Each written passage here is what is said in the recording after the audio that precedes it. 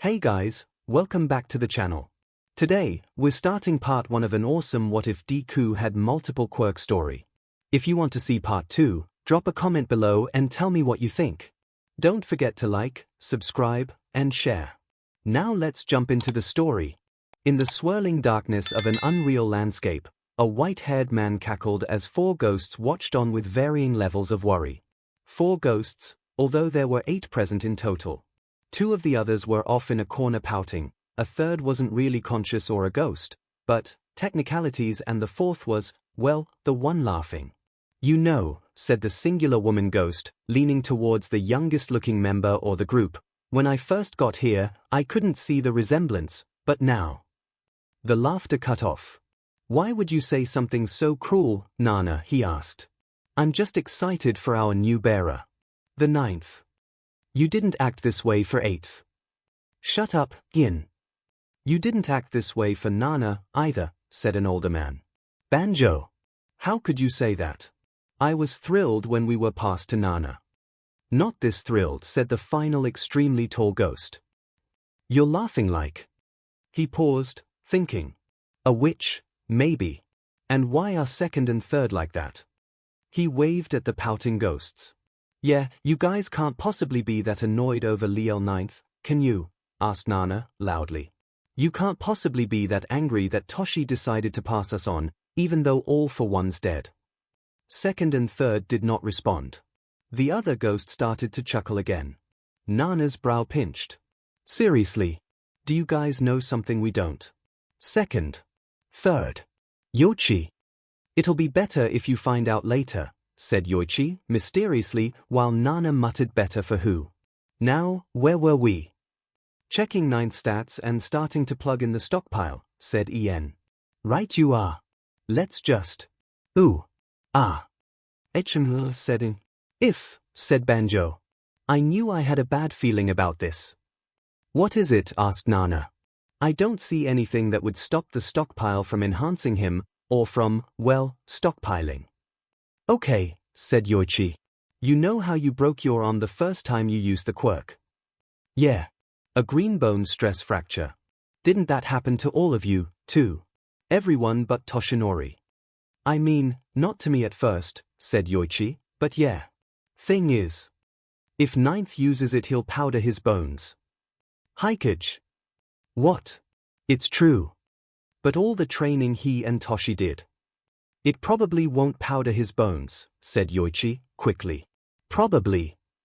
But it'll break them, and badly, if he can't regulate the flow, and he doesn't have that thing that'll let him do it right off, like 8th. We'd have to ramp it up slowly, so his body gets used to it and starts to develop countermeasures, like we did for you." "And you still broke bones," added En. "And he's about to take the practical exam in, what, a few hours." Nana drew her hand down her face. "Damn it, Toshi, you couldn't have given it to him last week. Would a week really have made a difference?" "Not helping, Yin." The ghosts stared blankly at nothing. "So, either he takes the exam quirkless and probably fails, or we give him enough power to use, and he possibly cripples himself." Banjo slumped down in a chair that hadn't been there a second ago. "That 𝐒𝐭𝐴. Nana frowned at the quirk, trying to see what the others were seeing. "What if," she said, slowly, "we didn't give him the stockpile?" "That is what we're discussing," said Yoichi. "No, I mean, we have more quirks than just the stockpile. Look."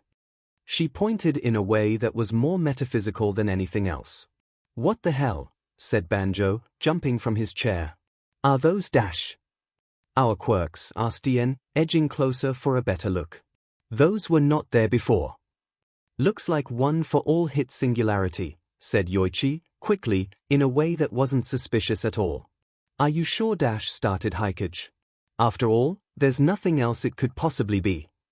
"We can't give him too many," said Nana, slowly, remembering some of All for One's victims, "but 2 should be fine. 1 of ours now, and the stockpile later. He and Toshi will probably just assume it's 9th's original quirk that just showed up late." "Wait," said Banjo, with dawning delight. "Does this mean I can give the kid Black Whip?" He started forward, only to be physically restrained by the others. No, they shouted in unified alarm. Don't you feel how much repressed rage Ninth has? Demanded Yoichi. That's why it'll be so good. It's like you want to kill him. Nana clapped her hands. Okay, people, we have until the end of the written exam to figure out which of our quirks is most likely to help Ninth pass without permanently scaring and possibly killing him.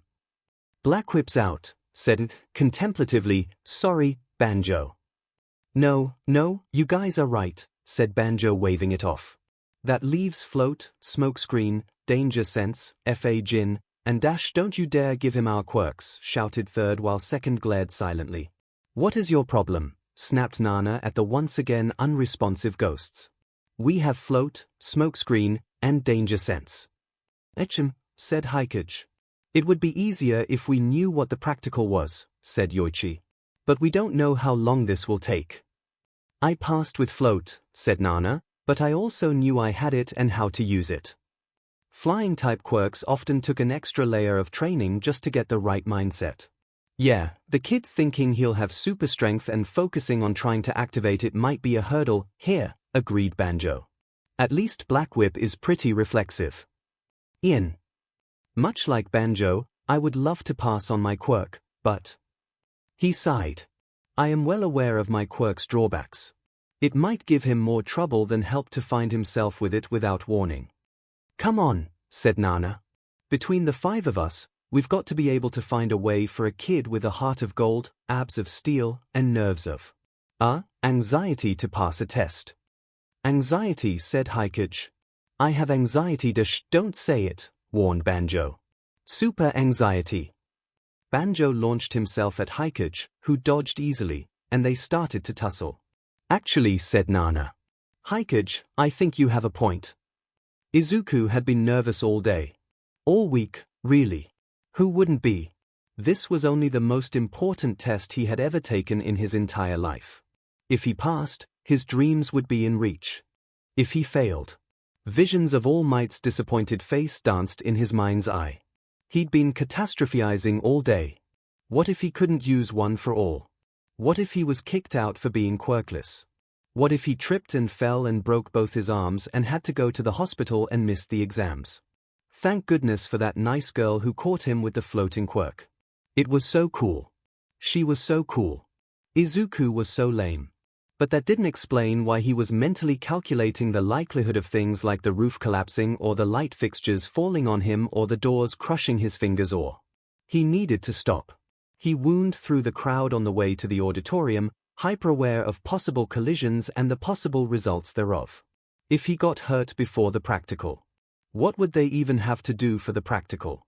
He'd done research online, but the information he found was conflicting enough for Izuku to suspect a misinformation campaign on Yue's part. Maybe there'd be robots, or they'd fight teachers, or they'd fight each other, or there would be a race, an obstacle course, a maze.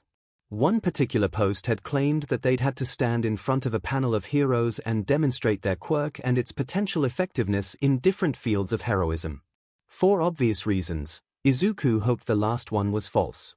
He finally reached the auditorium that the practical orientation was going to take place in, and slid into his assigned seat, only to be hit with a wave of fear and a sense of danger so intense it made him nauseous. Kaken sat down next to him. Maybe we shouldn't have given him a quirk that makes anxiety worse. Yeah. Izuku's nerves were so bad he could hardly read the handout in front of him. At least, he was able to absorb that the exam would involve fighting robots. Which was terrifying. But somehow not as terrifying as a hypothetical panel of judges. Present MIC's exuberant arrival and continued presence made Izuku feel a little safer, enough to let his thoughts linger on something that wasn't Kaken right there, because surely even Kaken wouldn't do anything to him with a pro-hero right there. Of course, Izuku's relative relaxation meant he was called out in front of literally everyone for mumbling, and he spent the rest of the time between then and arriving at the test stewing in mortification. And sweat. He could admit to himself there was a lot of sweat involved.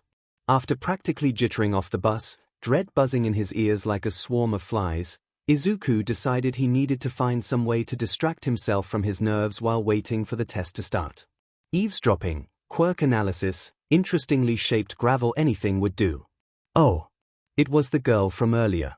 He narrowly dodged a large hand and twisted to see the scary boy from earlier, the one who had called him out in the auditorium.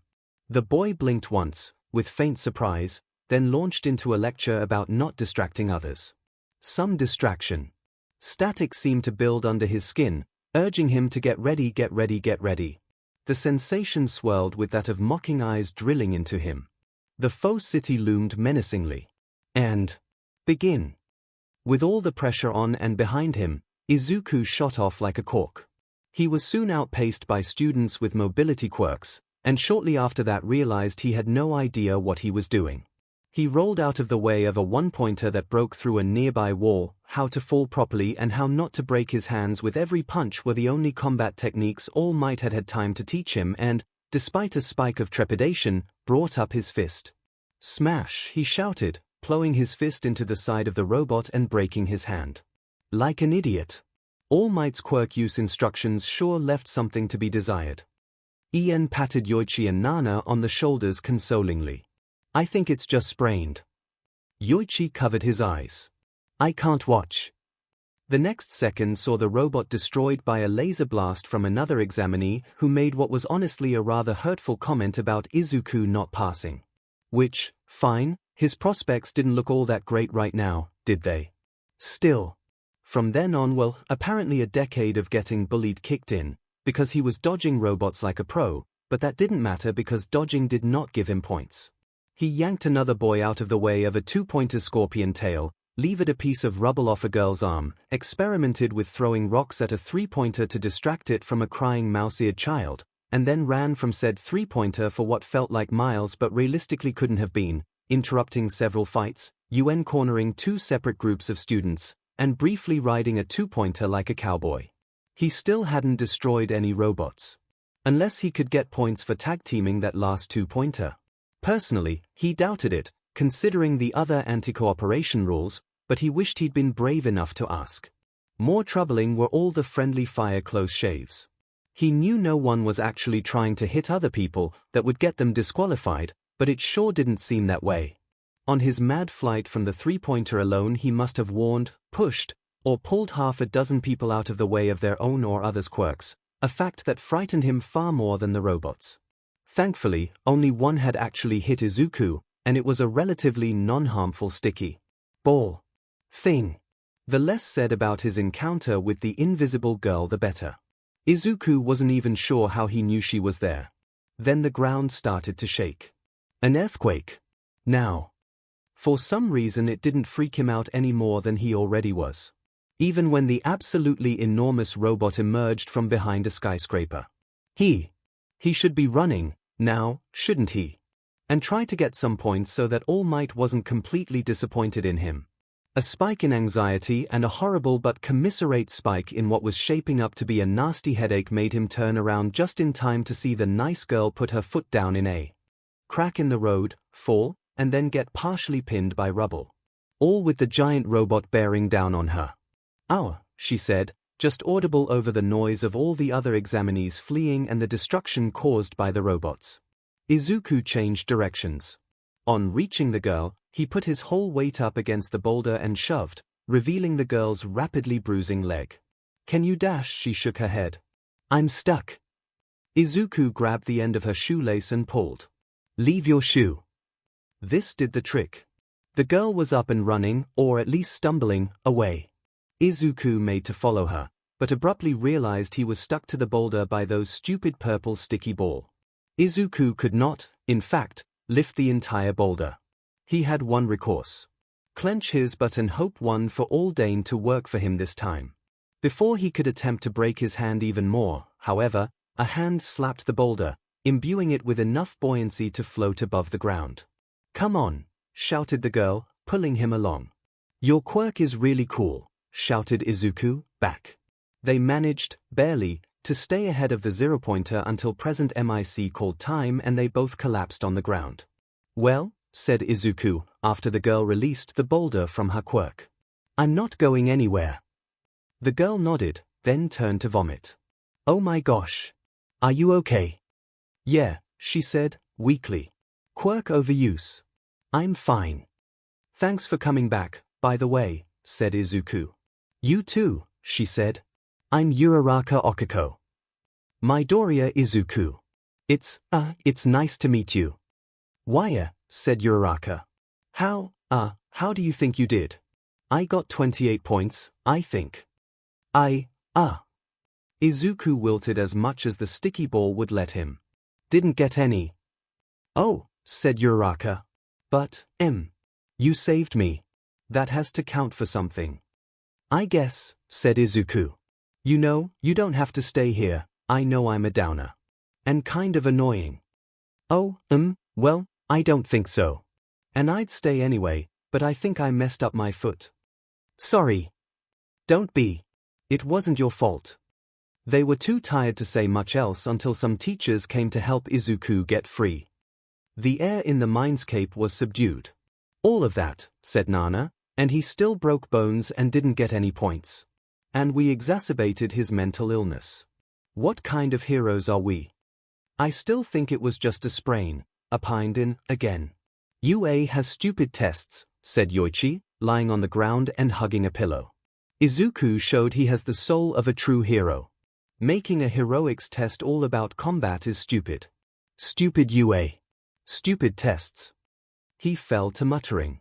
Wow, said Nana, there are some pretty nasty threats in there. Also, why are you calling 9th 𝐒𝐿?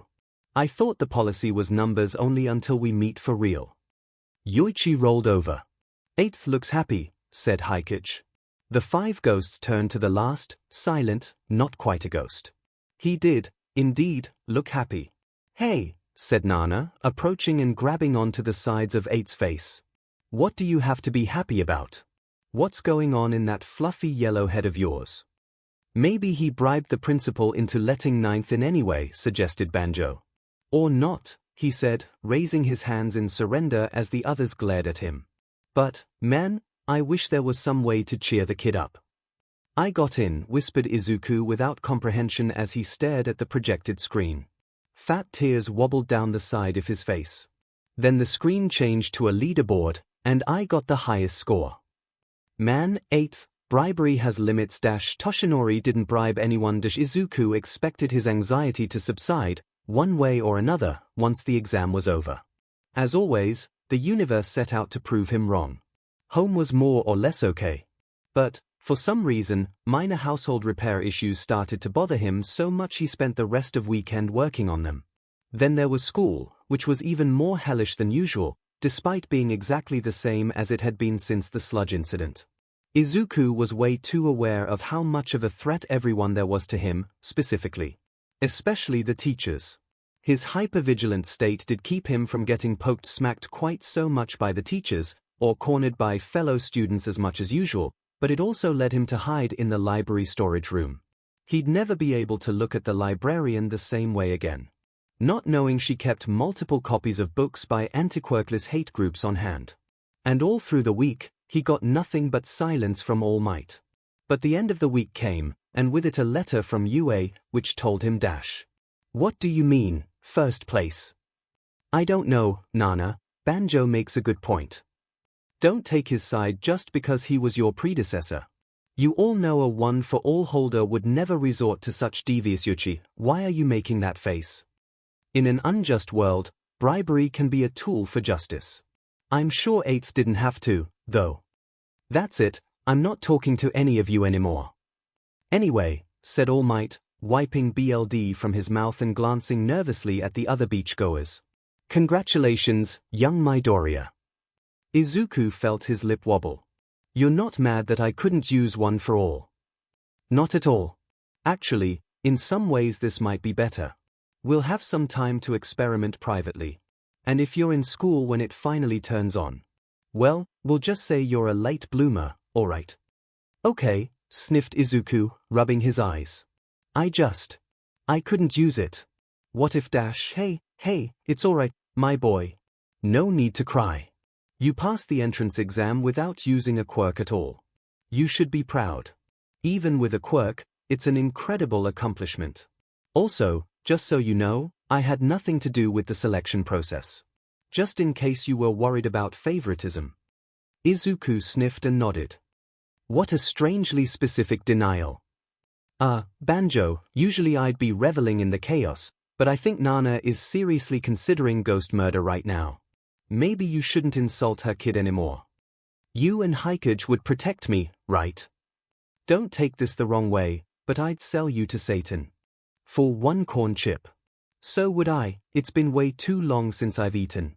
As long as it is Satan and not all for one, you've got my blessing. You certainly proved this old man wrong. You aren't old, protested Izuku. We'll have to agree to disagree on that, said All Might. Here, sit down with me, he said, settling on the sand. Izuku hurried to follow suit, and for a while, they both just watched the ocean. It was nice, today. I owe you an apology, young Midoriya. Here. For what I said on that roof, said All Might, and for what I implied later. You already apologized for the roof, though, said Izuku, confused. I mean, that day. That's what I'm talking about, said All Might. I shouldn't have the way I apologized when I offered you one for all. It was like saying that you couldn't do it without a quirk, that you needed a quirk to fix yourself and… Well, obviously I was wrong. Quirk or not, you're going to be an amazing hero. Oh, said Banjo, I can already tell this is going to be a problem once he finds out about Danger Sense. Gonna blow a hole right through his confidence. Maybe he won't find out, suggested Nana, who'd wrestled her murderous impulses into SBMSN. Temporarily. Danger Sense is pretty low-key. I feel like I should be offended, said 𝐒𝐭𝐻. But if I got offended, that would be offensive to people who don't have quirks. I don't know, said In. If someone insulted your legs by saying they were so skinny it was like they weren't even there, would you being offended be offensive to people who don't have legs? Or would the original statement be the offensive one? Somehow, I feel more offended after that. Oh, said Izuku. He felt himself crying again. Are you, You're not going to, are you? Do you want it back? He whispered. One for all. No, of course not. You. There's no one I'd rather have it. I'm just. Even if you didn't, you could be a hero. But I'm hoping you'll keep it. Izuku swallowed and nodded. All Might awkwardly raised his arm. Do you mind if I? Sure, said Izuku, not entirely sure what he was asking. All Might put his arm around Izuku and gave him a sort of sideways hug. Izuku leaned into it. It was the safest he'd felt since the entrance exam. Because, surprise, that anxiety hadn't gone away. What did you say? Oh. It isn't important, it's nothing. It didn't sound like nothing, said All Might, concerned. Ever since the entrance exam. Maybe even a little bit before. I've been really jumpy about everything. I think it's just because I'm a wreck, but… Here. Well, that could be a facet of one for all. Really? After I got one for all, it seemed like it was easier for me to tell when people were in danger and needed help, said All Might. A friend who knew about one for all used to joke it was my original quirk. But it was subtle and intermittent, not constant. Said Izuku. So, it might have been one for all along. Trying to get me to help people. He picked at his lower lip. Maybe. I noticed a bunch of stuff I usually don't. I'm not sure I would have seen all the people in trouble during the exam. So much for not noticing his confidence. Let him have it for at least a little while. He seems to be taking it all right, said Yoichi, hopefully. I'm sure you would have helped them if you did notice, regardless, said All Might, and that's what was really being measured, so my earlier point still stands. Izuku nodded. It would be really strange for a quirk to have two completely different applications like that. Yes, but one for all is a rather strange quirk, and I've seen odder split quirks. He fell silent for a moment. I can't think of a way to test for it, though. Speaking of which, we should find some time to try and work on one for all before the school year starts. How do you feel about coming to UA after school? Thank you for helping us with this, Recovery Girl. It's no trouble, dear, said Recovery Girl. I'd be here at this time, anyway. You wouldn't believe the amount of paperwork I have to go through. Just try not to break too many bones. Izuku nodded vigorously, still somewhat in awe of being in the presence of not one but two incredible pro-heroes. And at UA, it was like living in a dream. Except for the highly suspicious, mostly hidden wall panels and the very intense feeling of being watched through camera by an incredibly threatening being. It was fine. All right, young Midoriya. Are you ready? Why, yeah. Then come at me, 𝐒𝐬𝐺T. Nana stared at her former student in despair. Toshi. Why? Out of all the people. So, you admit he can make bad decisions - bad and immoral are two different things. I think calling people zygotes is pretty immoral, actually. Silently, Nana agreed. Izuku blinked at All Might, not because of the 𝐒𝐬𝐺T thing. Okay, partially because of the 𝐒𝐬𝐺T thing. But mostly because he was still in his skinny, prone to coughing up BLD form. Are you sure? Izuku asked. What if he trailed off, blushing. What he was about to say sounded so stupid, and more than a little conceited, but... Hey, even like this, I'm much tougher than I look, young Midoriya, I mean, 𝐒𝐺T. Toshinori, don't you think role-playing as Gran Torino is a little much? Asked Recovery Girl. Ah, do you think so? Recovery Girl shot All Might a truly terrifying look, but Izuku's mind was on something completely different. Is Toshinori your name? He asked, awed. BLD drained out of All Might's face, making him look more skeletal than usual. Should Izuku not have asked?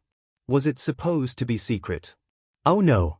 Please tell me you haven't been training this boy for most of a year without him even knowing your name. Oops, said All Might, faintly.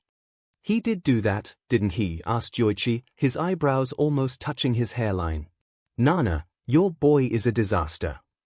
All of us were disasters. We're still disasters. I'm not. 𝐒𝐽𝐽, you spent most of your adult life living in the woods, completely isolated from humanity. I know, it was great. Unbelievable. Back to what we were talking about before, said Mr. Yagi. Izuku knew All Might's name. And had permission to use it. After Recovery Girl was done scolding him. Focus on actually hitting me before worrying about accidentally hurting me. Today, I just want to get a baseline. Next time, we can work on basic punches and throws. So, do I just dash? Yep, just come right at me. The next hour consisted mainly of Izuku being thrown bodily into various padded surfaces. Despite this, according to Mr. Yagi, he was much better at dodging than expected. As a bonus, although he certainly felt sore and bruised, he didn't break any bones. He also didn't manage to activate one for all. Not even a little bit. Nor did he on any of the other days leading up to his first day as a student at UA. Aizawa Shouter, down 2 nights of sleep and dreading the new batch of bright-eyed hero hopefuls he'd be teaching and crushing the dreams of next week, glared blearily at a computer screen. Currently, it displayed a student's name, a quirk name, and the single least helpful quirk description he'd ever seen. Which was saying something, because he'd seen Hisaashi's original quirk description. Midoriya Izuku quirk. Undetermined description, none. I am either too tired or too sober to deal with this, decided Shouter. However, sleep simply wasn't on the table, and getting drunk was illogical. In that case, simply not dealing with it was the only option. Nevertheless, he picked up his phone and called Nezu. Good evening, Aizawa, said the infernally chipper Maybe rodent. Or should I say good morning? Midoriya Izuku. Ah, you're browsing your class list, I see. Any thoughts about their potential? Illogical. It would be, to make a call about a student's potential without meeting them first. Quite so. Midoriya. Quirk, grunted Shouter, reminding him why he was calling. Ah, yes, he is a strange case. He's listed as quirkless in the registry. That woke Shouter up, just a little. He'd seen a handful of documents for the quirkless over the years. If Midoriya was quirkless, his file should read not applicable, not undetermined. What?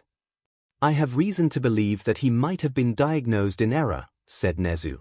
I am still investigating. In the meantime, I would appreciate it if you kept an eye on him. Assuming, of course, that he isn't expelled. 𝐤𝐻𝐻 grunted and hung up. He minimized the window on his computer and poured through his files until he found the entrance exam video for Midoriya. A kid who passed the UA Hero Course practical entrance exam either entirely quirkless or with a subtle, stubborn, or invisible quirk on rescue points alone. A kid who seemed to run straight for danger on purpose, mostly on purpose, 𝐤𝐻𝐻 amended after seeing him collide with the invisible girl, coincidentally pushing her out of the way of some sort of water pressure quirk. There was just no way he could have known she was there.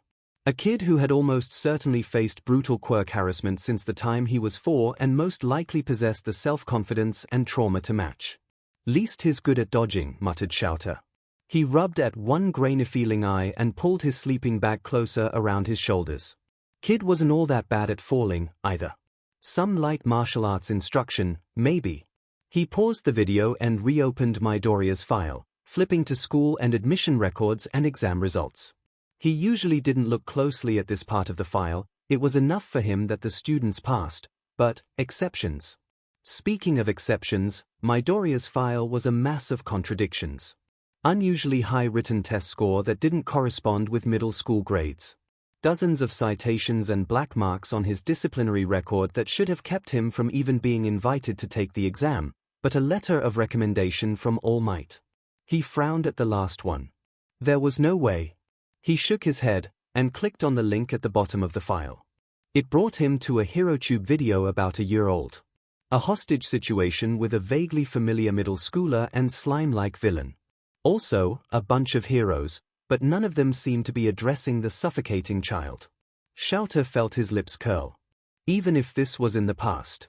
Then Midoriya Izuku ran into the frame and tried to pull the other boy free, just seconds before All Might arrived and punched the villain so hard it started to rain. Then the video ended. All right, then. 𝐤𝐻𝐻's admittedly currently less than razor-sharp mind presented him with two possibilities. 1. Midoriya was All Might's secret child and All Might had bribed Nezu into letting him take the exams despite his less than stellar records. 2. This child had, with bloody fingernails, managed to claw a single spark of luck out of an otherwise bleak existence by impressing All Might enough that he got Nezu to ignore the otherwise deeming records. If the first, well, he had still passed the practical without use of any obvious quirk. He probably had some potential. If the second, 𝐤𝐻𝐻 had been a hero long enough to recognize the circumstances that drove people to desperate, and sometimes unforgivable, acts. Dangling a single hope in front of someone only to snatch it away at the last minute. Forget the maybe quirk. This was the real conundrum of Midoriya Izuku. The rat knew he wouldn't expel Midoriya with these stakes. It would be the height of irrationality. Even if he did turn out to be All Might's kid. What a pain. He flipped through a few more profiles, quickly reviewing 1B as well, before hitting redial on his phone. Calling again so soon? Asked Nezu with a squeaky chuckle. I want Monoma. He paused. In my class, he elaborated. Oh. Whatever for. If I'm going to have to figure out Midoriya's mystery quirk, I want to make it as easy for myself as possible. There was silence on the other end of the line, and 𝐤𝐻𝐻 checked to see whether or not he'd hung up accidentally. He hadn't. I must say, said Nezu, finally, I had not considered that solution. Depending on the mechanics of Monoma's quirk. I cannot think of any reason to deny your request. That was a strange way of phrasing it. We'll exchange him with Bakugo, in that case. Not that I'm complaining, said 𝐤𝐻𝐻, but why him? Why not? He racked his memory. Mineta. He's got one of those body part quirks Khan likes. Nezu chuckled again.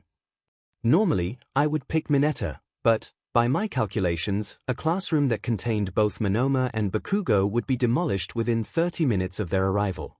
𝐤𝐻𝐻 groaned. Why did they even let people like that in? No, wait, he had an answer to that, actually. Forget a mouse, a dog, or a bear, said 𝐤𝐻𝐻. You're a SDST. Some certainly think so. But one thing's for sure. I'm the principal. The door to Class 1A sure was big. And intimidating. And radiating a faint sense of malaise.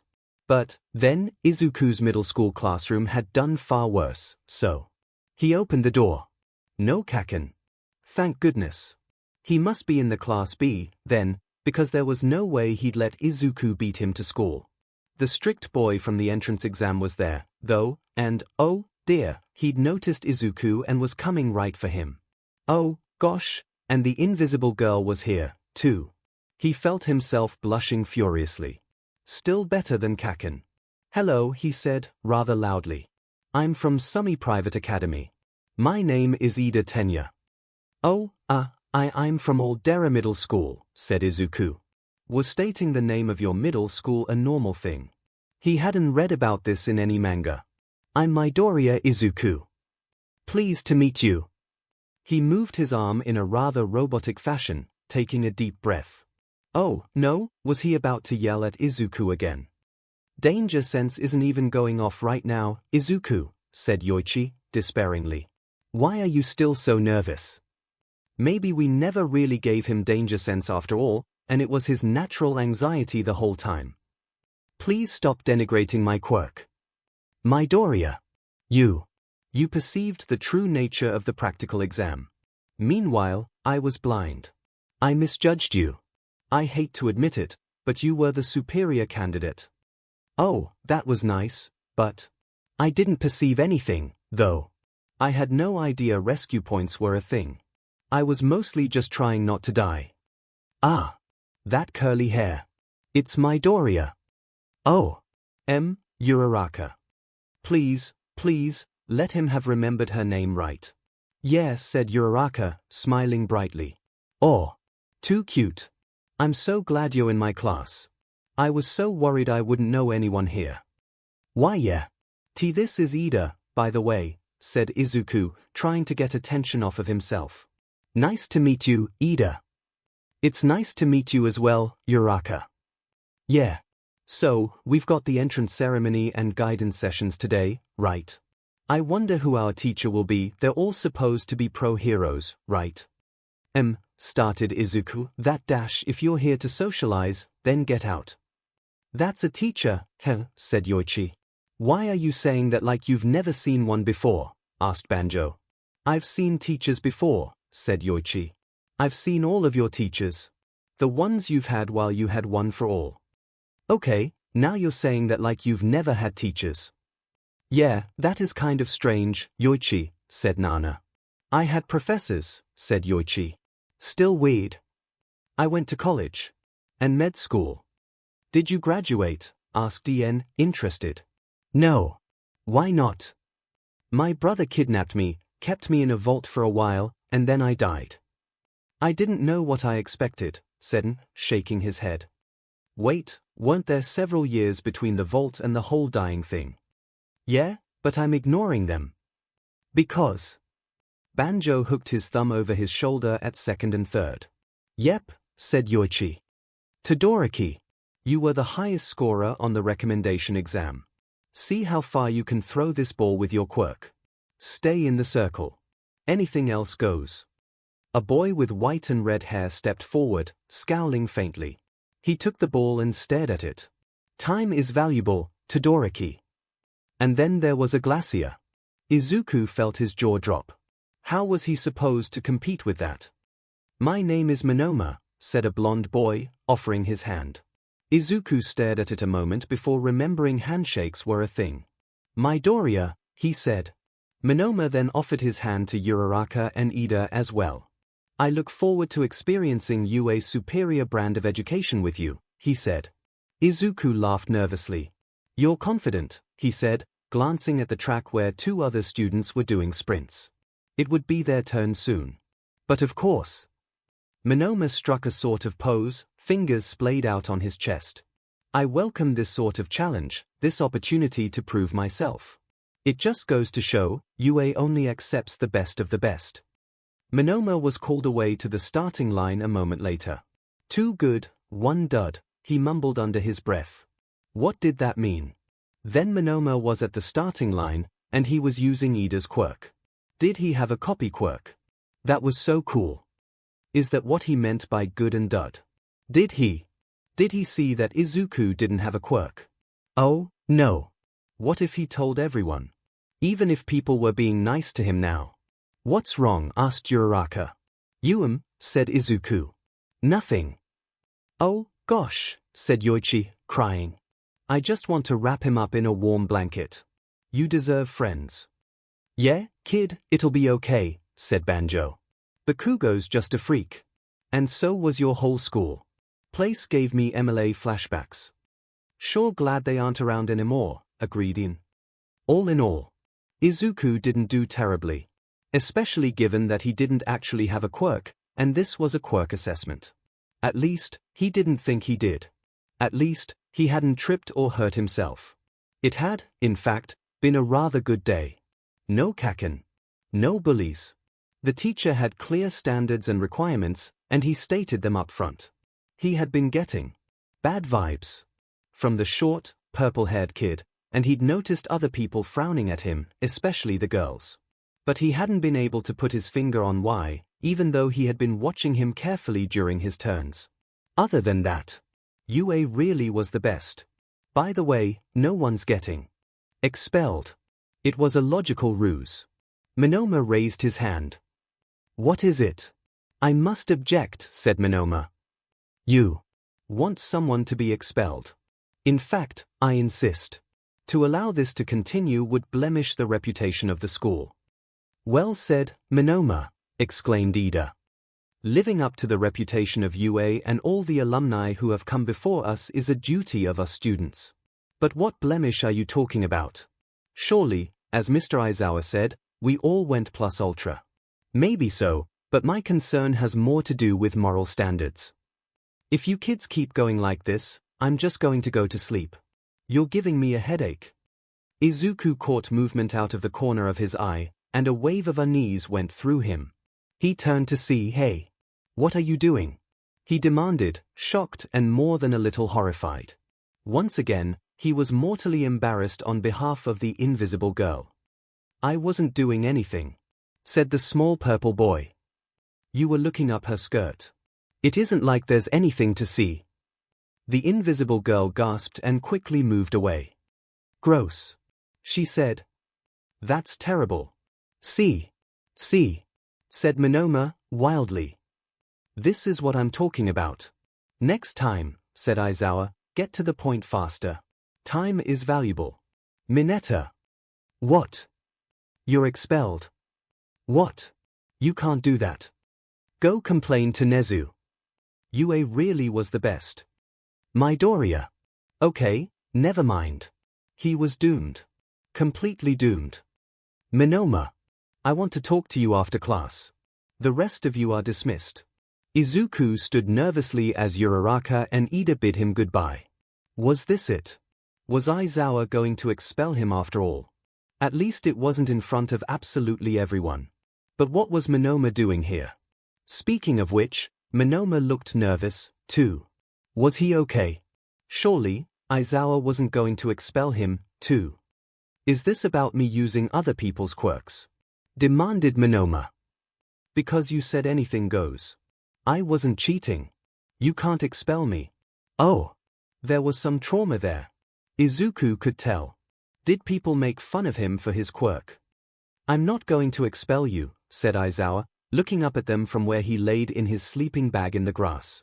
He almost looked like he was praying for patience. I need to ask you some questions about your quirk. For future reference and to better serve your needs as a student. I know how tricky meta quirks can be. Oh, said Monoma, slightly deflating. Then he sent a curious glance at Midoriya. Is he dash? His matter is slightly more sensitive. If you would like me to send him away while we talk, I can do that. No, it's fine. Monoma sniffed, his eyes suspiciously wet. What's the question? You copy quirks through DNA contact. Do you decide when to activate passive quirks you copy, or can you choose? I can choose, as long as it's within my time limit. When you first make contact, can you tell what quirk a person has? Monoma shook his head. No, sir, I have to activate it to do that, so I can get 𝐷𝐷𝐻, that is to say, quirks I can't use because I don't have the proper activation conditions, like Midoriya's. He's got some kind of stockpile. I can get 𝐷𝐷𝐻s without realizing it. But I can tell whether or not someone has a quirk. Were you able to test all your classmates' quirks today? Not everyone, yet, said Monoma. I usually try to avoid more extreme mutation quirks outside of controlled conditions. Aizawa's head bobbed up and down minutely. Great. That should be enough for now. You're dismissed. Yes, sir. I look forward to seeing your superior lesson plans tomorrow. He paused. Midoriya. Have a good day, Monoma. Monoma had felt one for all. What a relief. Izuku had been half worried he'd lost it somehow. But why did Aizawa want him? Sir, he asked. Sort of asked. Sir alone wasn't a question, even if it was said in an inquisitive tone. Aizawa's eyes turned red, and his hair started floating. Izuku felt. Here. Calmer, somehow. He was no longer vaguely aware of how the light post over there could fall on him, or any of the other many minor dangers surround him, and oh, gosh, he was no longer aware of the dangers. How was he supposed to stay safe like this, when he felt like he'd been bone fled? Aizawa blinked. Everything came back. Wow, said Izuku. That was so cool. Was that your quirk? Is it an emotional quirk? It made me feel calm at first, but then I don't know, too calm, and it made me anxious, but then problem child, said Aizawa, and Izuku froze at the reprimand. What I just did was erase your quirk. Erase. His quirk. Oh my gosh. You're Eraserhead. I'm a huge fan. Aizawa closed his eyes. Was he counting? No. Did he fall asleep? You do know you're listed as quirkless, right? Yes. But you just had a reaction to my quirk that a quirkless person definitely should not have. Oh. Combined with Monoma's ability to sense your quirk, I'd say you are not, in fact, quirkless. But I have the toe joint. Izuku wasn't sure why he'd said that. He shouldn't be arguing against this, because, as Aizawa had said, he did have a quirk. It just wasn't exactly his. Yeah, that's an old wives' tale. Really? As real as my quirk counselor license. Whoever diagnosed you was a quack. Oh. My initial impression from your entrance exam video is that you might have a sensory quirk of some kind. On the other hand, we should take Monoma's assessment into account and consider stockpiles. Either way, I would like to schedule some time to test things out with you. You'd do that? For me? I mean, I don't want to be a bother dash, this is literally my job. Yeah, I guess so. His previous teachers would have considered it a bother. Except Mr. Yagi, but Mr. Yagi wasn't really a teacher. He was more of a mentor. Or a dad. Oh, no, he did not just think that. Bad brain. Bad brain that read too much All Might RPF as a preteen. Besides, even if your quirk doesn't have many applications in hero work, it will be useful for you to know what it is and how it affects you. Aizawa yawned. Also, don't tell your class that I'm Eraserhead. Oh okay, said Izuku. Of course, sir, but why? I have 2 full-time jobs. I get my entertainment where I can. You can go now. We'll schedule tomorrow. Izuku nodded, and Aizawa just zipped his sleeping bag the rest of the way closed and rolled over. Was he just going to go to sleep here? In the middle of the field? Mr. Aizawa. A grunt came from the sleeping bag. Isn't this kind of a dangerous place to sleep? Go home, problem child. Okay. Wait, shouted Nana abruptly, as Izuku was talking to his weirdo teacher. I know who that is. Quick, get ready to turn everything off. Turn what off? Asked In. We live in a formless mental void. We don't even have electricity. The quirk. That's Eraserhead. Oh, yeah, said Yoichi, while everyone else and second and third scrambled to grab onto the quirk. I remember meeting him, now. So, he's a teacher, here. How do all of you forget the one person who might be capable of one-shotting all for one? Demanded Nana. Doesn't his quirk not work on mutations? Stop daydreaming and get over here, Yoichi. The quirk space began to glow faintly, ominously red, and the ghosts pulled HD on the quirk, holding it temporarily out of Izuku's reach. Then, the red glow abated and they dropped it back into place. Well, that was exhausting, said Banjo. So, we'll have to be constantly ready for that, here. As long as he's around, yeah, said Nana.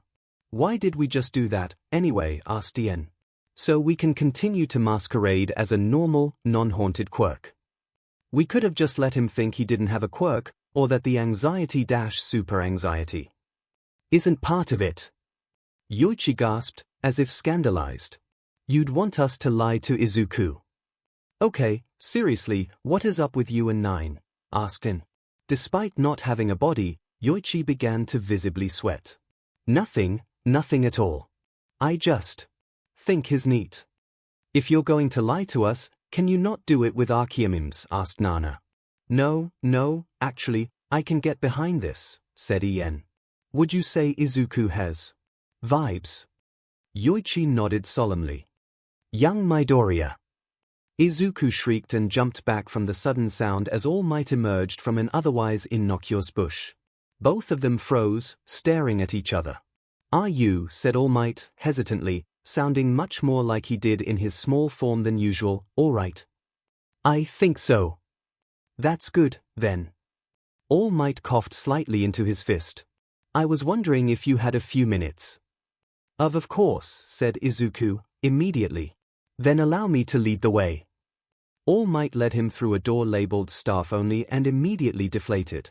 All the staff know about my condition, explained Mr. Yagi. Izuku nodded. Then a thought occurred to him. Mr. Yagi. Yes, my boy. Why don't you teach, as Mr. Yagi? Instead of as All Might? Wouldn't it save your time?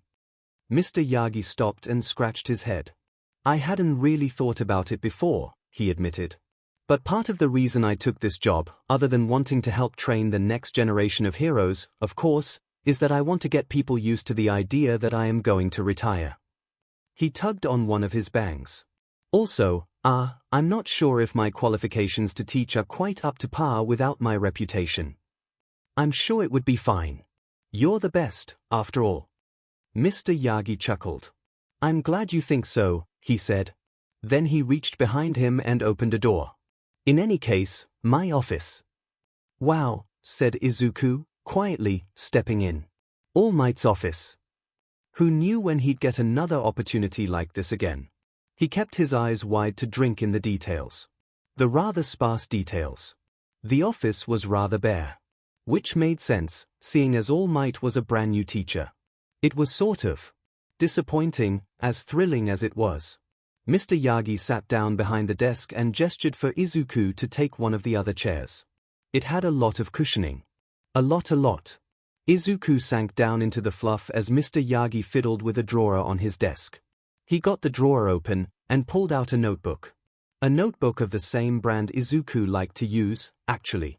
Since your experiences with One for All are so different from mine, I thought it might be a good idea to do some research into past holders and take a leaf out of your notebook, as it were. He passed the notebook over to Izuku, who took it with shaking hands and a slightly open mouth. I'll treasure it, he declared, voice wobbling. Not so much that you don't use it, I hope, said Mr. Yagi. As it is, it's only an overview. The earlier holders, especially, don't have many records associated with them. Consider it a starting point. I haven't had much time to work on it. I can't believe you found the time to write this at all, said Izuku, flipping through the pages. The information was sparse, but each holder had a basic profile, all the way back to the fourth. I mean, between being a hero, training me, and preparing to be a teacher, I'm stunned nothing fell by the wayside. Mr. Yagi proceeded to turn a very interesting color. Nothing fell by the wayside, right? Why don't you take a few minutes to skim through? If anything jumps out at you right away, we can talk about it. And then I'll let you go get changed and go home, and we can discuss more later, after you've had more time with it.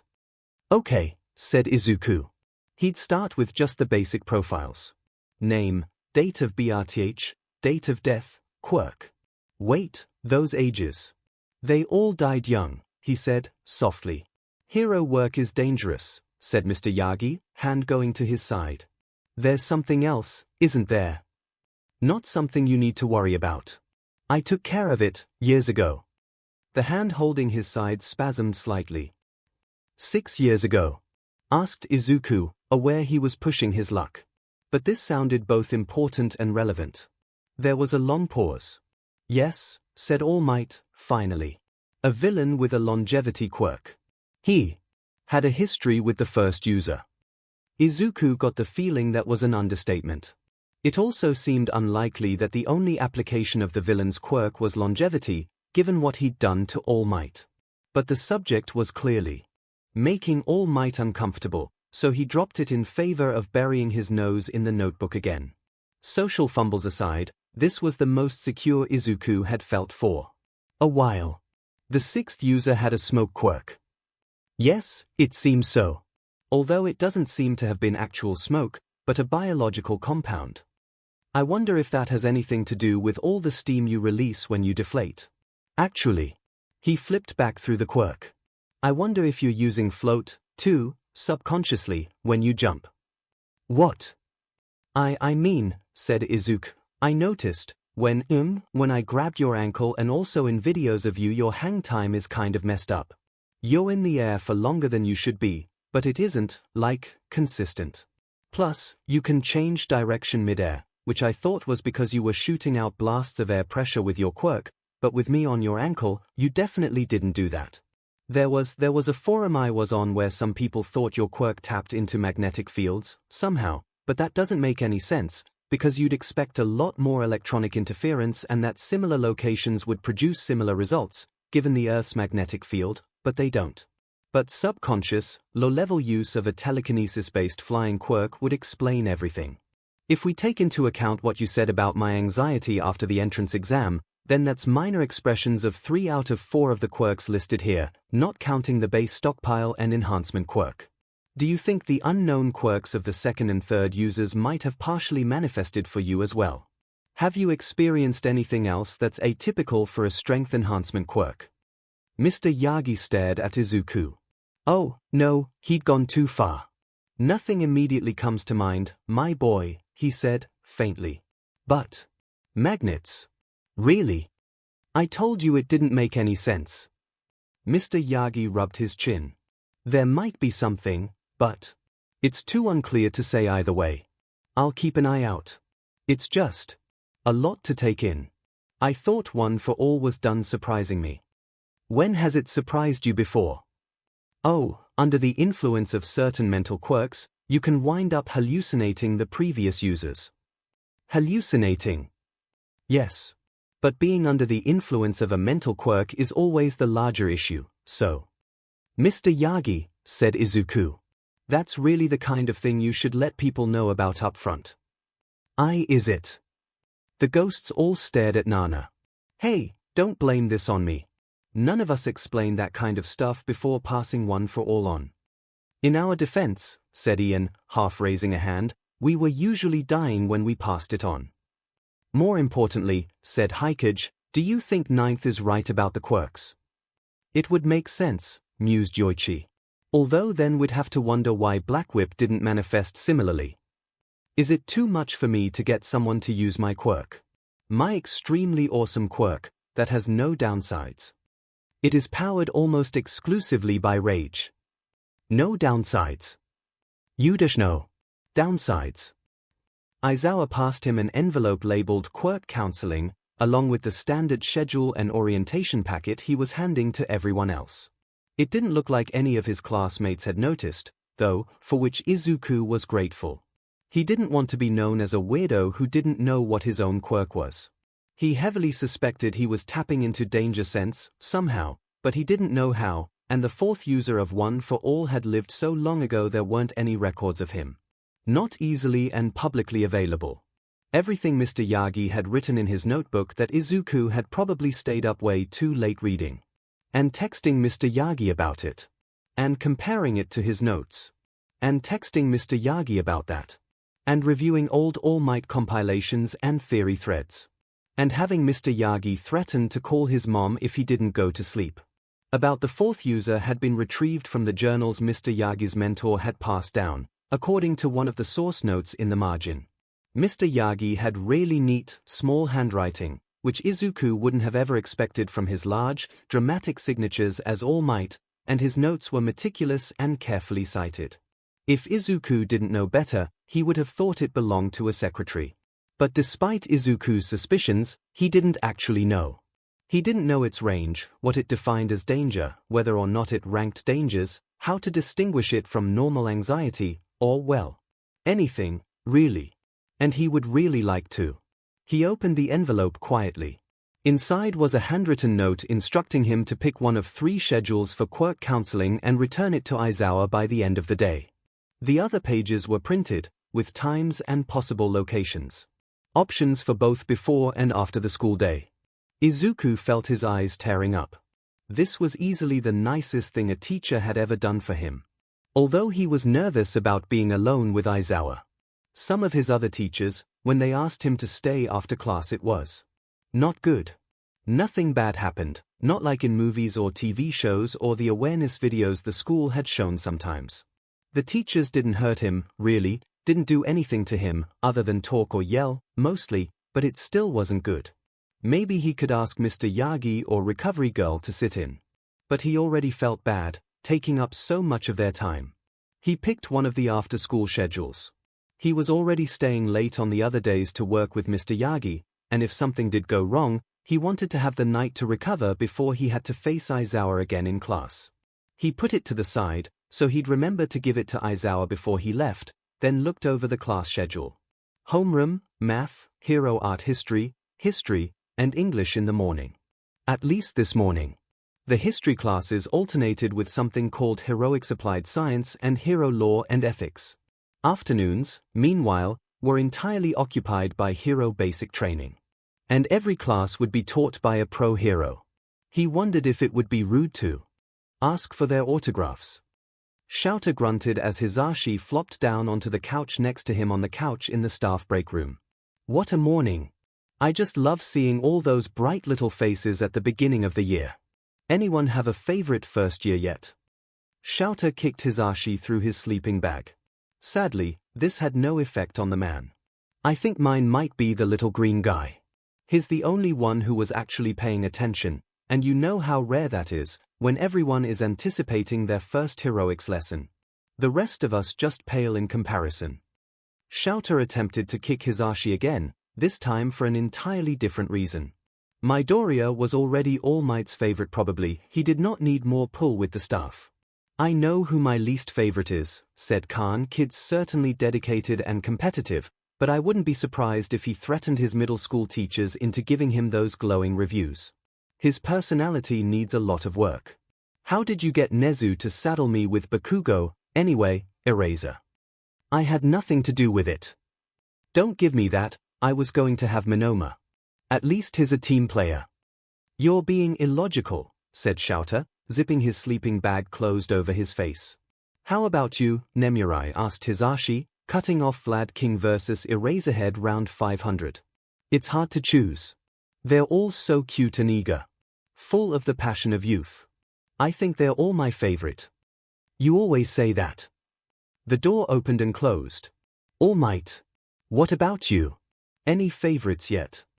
Yagi coughed. I've only had the one class of third year so far. Don't you think that's rather premature? What an incredible non-answer. How did that first class of yours go, anyway?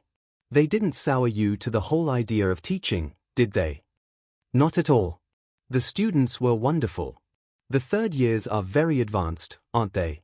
For some of them, I wouldn't be shocked to see that skill level on an active sidekick. What can I say? We start them off right, crowed Hisashi.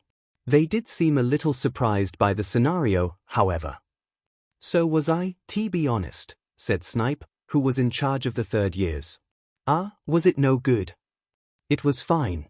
Lesson plan was a bit rough around the edges, but you and Nez'll be going over that later. But quirk trafficking doesn't quite seem like your thing. Well, set pieces, he said, using the slightly derisive underground slang for large-scale spotlight hero battles, may be what I'm known for, but before my injury, the majority of my battles and investigations weren't publicized. Shield laws? Asked Nemurai. Generally, yes, but some of the investigations were tied to others, so we were using the organized crime secrecy laws to keep those under wraps. Simply put, my popularity isn't the only reason I keep the #1 spot despite Endeavor having more completed cases than me on paper. 𝐲𝐸 had known there was more to All Might than punchy, over-the-top, eye-strain-causing, bombastic muscle guy. But part of his stupid, illogical brain was annoyed at Yagi for pummeling that image into imaginary dust, anyway. It seemed like the man's only two flaws were horrible interpersonal skills when not using his public persona, and his vast suite of health issues, the latter of which all heroes who operated long enough picked up. Oh, and a possible inclination towards bribery. Made it hard to dislike him, which 𝐲𝐸 wanted to do, because he was loud, flashy, and gave him headaches, literal and metaphorical. He ignored the fact that Hisashi was the same way, and had forcibly become 𝐲𝐸's best friend. Clearly, there was no connection here. By the way, why is young Aizawa completely zipped in like that? Nap time, said Hisashi, solemnly. Sir, said Ida, raising his hand. Yes, young man, boomed All Might. There are 19 of us. How are we handling the odd person out? Excellent question. In other exercises, we may handle it differently, but for today, one of you will be working alone. Occasionally, a hero may find themselves isolated when they originally expected help. However, for better balance, I have also arranged it so the odd hero out will be taking part in the last battle, so you'll have more time to strategize. But the other team would also have more time to strategize, Izuku noted. He really hoped it wouldn't be him. Not that he wanted to force it on any of his classmates. He just didn't want yet another handicap on the first day of training. All Might walked around with the box of ballots, pausing for each student to take one. He reached Izuku and held the box out to him with a wink. Izuku smiled back, reached in, and grabbed one. A chill ran up his back and he froze, fingers wrapped tightly around the little ball. Something told him this was definitely the cursed, single-person ballot. Could he let it go? Would it be considered cheating if he picked a new one? But All Might was already walking away. Every part of his body tense, Izuku turned his hand over and forced his fingers apart. J, the 10th character of the Latin alphabet. For the 10th, last, team. He watched as everyone else started to pair up, and All Might looked at him apologetically. Izuku approximated a smile. Plus ultra, right. While the other ghosts watched poor Izuku sweat more and more, Yoichi gathered a pile of pillows and beanbags, and a small container of popcorn, then dropped unceremoniously onto the pile, ready to watch a bunch of teens beat the tar out of each other. Ian noticed this, glanced at him, and did a double take. Since when do you have popcorn? How do you have popcorn? Where did you get it? Have you been holding out on me? Can I have some? I'll fight you. It isn't real, said Yoichi. Neither are we. No, I mean, you can't taste it. Or smell it. It's just a construct. For the aesthetic. Something none of them really bothered with lately, but Yoichi wanted to put the effort in for Izuku. Even if Izuku probably would never be aware of it. But popcorn. Shish. It's starting. The first round was Kuda and Seitu versus Yozu and Kirishima. If he had to guess, he'd say Yorozu and Kirishima would win. Yorozu's quirk was perfect for setting up quick and simple barriers and traps, and Kirishima's was good for defense as well. That wasn't to say Kuda and Seitu couldn't win as well. Seitu had what seemed to be a fairly powerful strength enhancer, perfect for ripping through hastily constructed defenses, and Izuku didn't know if Kirishima would be able to completely counter him. Izuku also wasn't entirely sure what Kuda's quirk was. His first guess would have been a physical mutation, given his appearance, but thinking back, it didn't seem like he'd used anything like that during the quirk assessment, so those features were most likely vestigial, like Izuku's hair color, which suggested a less physical quirk. It had to be something that could be applied in combat against robots, though. Izuku was the only one who'd passed without villain points. So, it could go either way. He could continue to analyze, but his attention was drawn back to the team he'd be facing. Hagekyu and Monoma. A blush rose up in his cheeks. It had to be Hagekyu. He still hadn't apologized for running into her during the entrance exam. Hand-to-hand against her was going to be tough. He could only hope the support department had given her an invisible costume, and she wasn't. Well, uncostumed. Again. But, beyond that, not being able to see her would be a problem. She could get to the fake bomb without him even noticing. Monoma would be a challenge, too. Given the number of pocket watches on his costume, Izuku suspected he had a time limit for how long he could copy a quirk. But he had no idea how long that could be, and it could be misdirection, too. Izuku certainly wouldn't want to telegraph a weakness like that if he had that kind of quirk. Another option could be that he could only hold one quirk copy at a time. That'd be trickier for Izuku to deal with. Either way, he doubted Monoma could permanently hold an unlimited number of quirk copies. Monoma's personality was all wrong for that, and he didn't have Ida's engines anymore unless he could choose to dump quirks. But why would he do that? Izuku's formerly quirkless sensibilities rebelled against the very thought. He was overthinking this. He'd have to assume that Monoma could come at him with any quirk in the class. So, what would be the most inconvenient? All Mights, except Izuku had All Mights, and Monoma wasn't able to use it.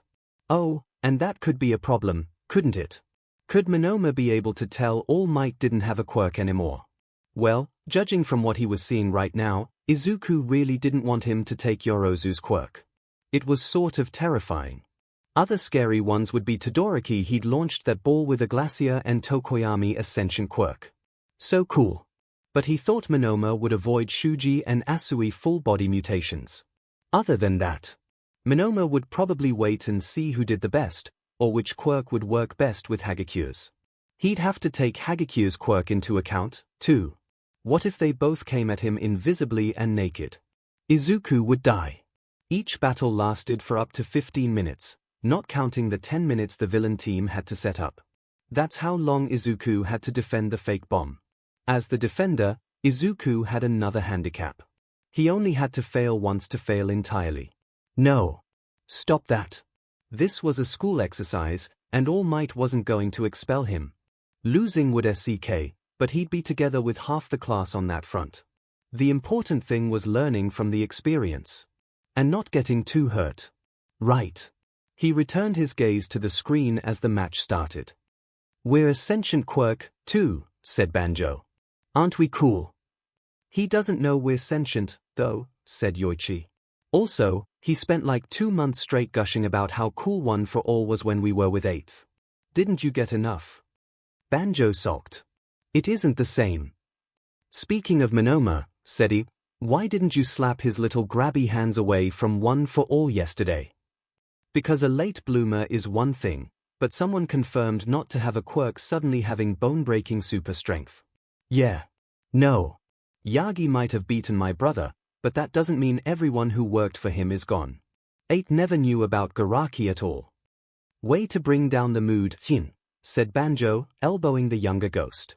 The mood was already brought down by the fake popcorn. Izuku wrote furiously in his notebook, trying to record every detail of the match. He pulled one of his gloves off with his teeth to get a better grip on his pencil. He'd need to practice writing with gloves on. He was missing important notes. Speaking of which, can we get copies of these recordings? You should be able to access them through your Ultra account on the school website. Izuku nodded and continued writing. As expected, Kirishima and Sato had gotten into a one-on-one fight down the hallway from the bomb room. Unexpectedly, however, they had seemed rather hesitant to hit each other. At least, until Sato dumped a packet of white powder sugar according to All Might into his mouth and started smacking at Kirishima indiscriminately. Kuda, meanwhile, had sent a small army of mice animal control. Very cool at Yorozu, who had responded with mousetraps. The clock ran out, to the villain's victory. "It was surprisingly hard to hit someone," admitted Kirishima in the debrief. "We've been socialized to avoid violence," said All Might, nodding. "Overcoming that hesitation is part of our training. As is when not to use force." Next up were Kaminari and Zero versus Emma and Juru. Kaminari entered the building first, quickly engaging Emma, who had been directed towards Kaminari by Juru. That fight got loud quickly. Zero, meanwhile, scaled the outside of the building with his tape. Kaminari ultimately defeated himself with his own quirk that was a pretty severe drawback. Maybe Kaminari should consider other fighting styles. Which allowed Giru to hear 𝐂𝐿 climbing up the wall. But 𝐼𝐼 couldn't get back fast enough to prevent Giru from being captured by 𝐂𝐿. I think Kaminari was the MVP, said Izuku. He did hurt himself, which was bad, but his sacrifice allowed his teammate to safely reach the objective. If he hadn't, shorted out. It would have been better, of course, but… Yorozu shook her head. 𝐂𝐿 managed to capture one of the villains and safely reach the bomb. Additionally, he's the one who came up with the plan of attack. Ah, said Izuku, that's true. Regardless, it is a plan that only bore fruit due to teamwork. Excellent work. Giru, your division of LBR was also a good plan, but don't forget the enemies you don't see. Time for our next match. This time, Asui and Tokoyami were defending against Todoroki and Uraraka. Good luck, Izuku said, waving slightly to Uraraka. Thanks. She gave him 2 thumbs up as she trailed slightly behind Todoroki. So, she said, as they walked out through the door, how are we doing dash? The door closed. Izuku winced. Surely, they had strategized beforehand. Young Todoroki, said All Might, somewhat sternly, you. That was certainly an impressive display, but even when dealing with real villains, a hero has to be conscious of the damage they may do. A large number of villains are only minor criminals, or even otherwise ordinary citizens having a bad day.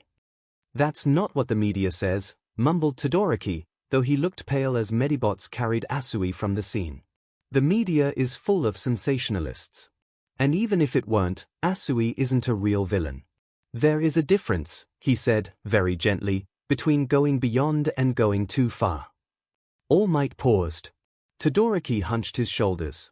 There was something familiar about his posture, something that made Izuku's stomach knot. All Might continued. It was a good strategy. Against another team, or against real villains, it would have been a more than appropriate strategy.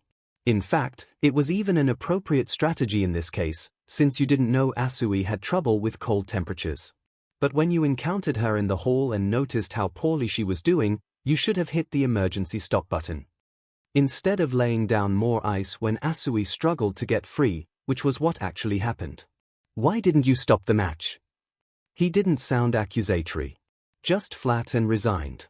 All Might made a face and gestured to the screens on the wall. About half of them showed static and the rest blurry shades of white and gray. Like the rest of the building, they had been iced over. Todoroki sighed. How much trouble am I in? You aren't, replied All Might. In trouble, that is. As your teacher, this is entirely my responsibility. I shouldn't have set you against Asui or should have gone over safety concerns more clearly. All Might paused, his face that of someone who knew they weren't getting their point across but didn't quite know what the problem was. Injuries are inevitable in heroics and hero training, but you don't want to maim your classmates. Or minor villains, really, if you can help it. So, consider this a learning moment. But it was just ice, said Kaminari. Cold kills people frequently, said All Might. People lose fingers and toes to frostbite regularly. Again, for anyone but Asui, this level of ice for such a short time period wouldn't have caused lasting damage, but it is something to be mindful of. Does that make sense, young Todoroki? Yes, said Todoroki, head bowed. All right. Young Uraraka, thank you for hitting the emergency stop button. It showed good thinking and good awareness. Young Tokoyami, your decision to hide the bomb in the basement was a good one, complimentary to your quirk. Izuku glanced over at Monoma. He had a sinking suspicion he knew what quirk he would copy. After moving to a new building, Ida and Ashido managed to pull a win as heroes from Ojiro and Shuji by melting a hole in the ceiling above the bomb and then jumping through to tag it after Ida confirmed its location with a scouting run. The general consensus of the class was that it was surprisingly clever and out of the box, but that it probably wouldn't have been feasible in real life. Ashido had then sheepishly admitted that she'd come up with the idea after hearing Izuku mumble about it. This, of course, made Izuku blush. Strawberry would probably be his nickname from now on. Better than Deku. It was his turn to go set up, now. He was unlikely to be able to beat 𝐒𝐻𝐿 and 𝐵𝐵 at the same time, even if 𝐵𝐵 didn't copy any quirks at all. Assuming they didn't split up, a ridiculous course of action, he'd have to find a way to protect the bomb other than physically defending it. This was the problem that had been plaguing him all afternoon. He had to hide it. Then, he either had to hide himself or use his location to steer them away from where the bomb really was. His capture would also lose him the match, so he had to be careful. He carried the bomb to the top floor. Uraraka's quirk could get them up there, but Izuku didn't think 𝐵𝐵 could handle the nausea. And if he did have a time limit, he wouldn't want to be airborne when it ran out. 𝐒𝐿 had demonstrated his quirk could get him up the side of the building, but that had clearly also required a lot of skill in climbing, not just the quirk itself. Iida's quirk would get 𝐵𝐵 to the top of the building fast, but since he'd have to go room by room. Either way, the top floor would slow them down the most, buy Izuku the most time. The room he picked was full of prop boxes. Izuku had to rearrange them to completely hide the bomb, and there was a chance 𝐵𝐵 and 𝐒𝐻𝐿 would remember what it looked like before, from the camera feeds, but he hoped they'd overlook it. He still had time. Next. The second floor had office equipment in it. Clearly old junk the school didn't mind losing. Izuku pulled as much of it out into the hallway as he could, his experience from the beach helping him maneuver quickly. He dumped a lot of it into the stairwell. The rest he left in the hallways. How much time did he have? Not long. He ran up the stairs, to the fourth floor, where Ashido had melted a hole in the floor. Here, he had multiple egress points. It would be harder for them to corner him. Also, he randomly closed half the doors on the floor. He could pretend to be guarding one of them. Delay them. How much longer? No time at all. Right on schedule, the air went dry and cold. Izuku, having planned for this, leapt for one of the door frames and held on. A thin layer of ice, not as thick as the one on the floor, crusted over his gloved fingers. Izuku counted to 5, then let his hands slip out of his gloves and drop to the floor. Then he reached up and tugged his now empty gloves out of the ice. He inspected the ice momentarily, and tested his ability to move on it. It wasn't as even or as thick as it had been when Todoroki used it, and the surface was a difficult and unpredictable mixture of smooth and rough. But it would become slicker as it melted. Good. Izuku had predicted this. It made his closed doors and stacked boxes much more formidable obstacles. The ice wouldn't allow doors to open easily, and the boxes would also be reinforced and hard to move. Izuku was glad for the conversation All Might had with Todoroki. Although it probably hadn't been his intention, the way he had phrased his commentary on Todoroki's freezing strategy had made it seem like an automatic win, given that it wasn't used against someone who'd be seriously injured by it. Izuku hadn't been sure they'd do it, since it would handicap 𝐒𝐻𝐿 so much. She couldn't walk around on ice barefoot. Unless she had a secondary mutation that made her skin tougher, or less sensitive to temperature, that would be so cool. No, focus, focus. 𝐵𝐵 wouldn't have Iida's quirk either, with this strategy. Even if he was unfamiliar with speed quirks, he would know that high speeds and ice didn't mix. Unless you were a speed skater, Izuku supposed. But 𝐵𝐵 didn't have ice skates unless he took Yorozu's quirk and made ice skates. But that would be horribly impractical with this uneven ice, and probably wouldn't work with Iida's quirk at all. So, he'd probably have Yorozu's quirk anyway. And after that, for this exercise, Jiru's would be the most valuable. With Jiru's quirk, 𝐵𝐵 would be able to locate Izuku quickly. Another reason to separate himself from the bomb. They were coming. He hid himself out of immediate sight, in the room with the hole, on the off chance that 𝐵𝐵 couldn't hold that many quirks. There was a clatter from the stairwell. They were coming. Muffled voices. A louder thump. Maybe if you hadn't frozen everything dash. A sort of whoosh brought an oddly warm breeze and Izuku hissed. Todoroki's quirk must be more than ice. Given his overall appearance. Fire. Izuku was screwed. Well. Hopefully his precautions would at least get him a good grade. There were more scrapes and clatters as 𝐒𝐻𝐿 and 𝐵𝐵 forced their way through the stairwell. Then, relative silence. They were coming. I thought you said he was on this floor, said 𝐒𝐻𝐿, plaintively. He must have gotten free, said 𝐵𝐵. Can't you listen for him again? There was a pause. Monoma must have responded non-verbally. "We'll just have to be careful checking everything out," said 𝐻𝐻𝐾. "The bomb must be on this floor, after all." Okay, great, this was good news for Izuku. He eyed the hole in the floor. Part of him really didn't want to jump through. His brain was supplying him with all the things that could go wrong with such a jump. Especially with the layer of ice. He should have dragged one of the office desks up underneath it. Too late now. Minding his visibility, Izuku crept over to the side of the hole and lowered himself until he was hanging by his fingertips. It was still a long fall. Monoma and 𝐻𝐻𝐾's footsteps were growing closer. He let go. He tried to hit the ground properly, but his roll turned into a slide, and he hit a wall at a higher speed than he would have liked. Reflexively he grabbed at his left arm. Oh! He knew this was going to happen. He's on the 3rd floor. What? He jumped through Ashido's hole. Izuku forced himself to his feet and sprinted towards the stairs. The 2nd floor had more hiding places than the 3rd. At the last minute, something twinged in the back of his mind, and he tried to stop. The ice made this difficult. His legs went out from underneath him, and he went skidding down the hallway on his back, taking a mercifully clothed 𝐻𝐻𝐾 out at the ankles. They slid together into the bottom of the stairs descending from the 4th floor, further battering Izuku's poor arm. He dodged 𝐻𝐻𝐾's capture tape and briefly considered pulling out his own, but there was Monoma, cautiously coming down the icy stairs. It seemed neither Izuku nor Monoma had fully considered the obstacles that would result from coating a building like this in ice. Todoroki's ability to maneuver easily on this terrain was, in retrospect, a keystone of the freeze-everything strategy, not incidental. He needed to get away. He pushed 𝐻𝐻𝐾 off of himself and noted that she was just as muscular as he was and slid on his knees to the banister. He pulled himself up and slid down the rail, using the ice to his benefit.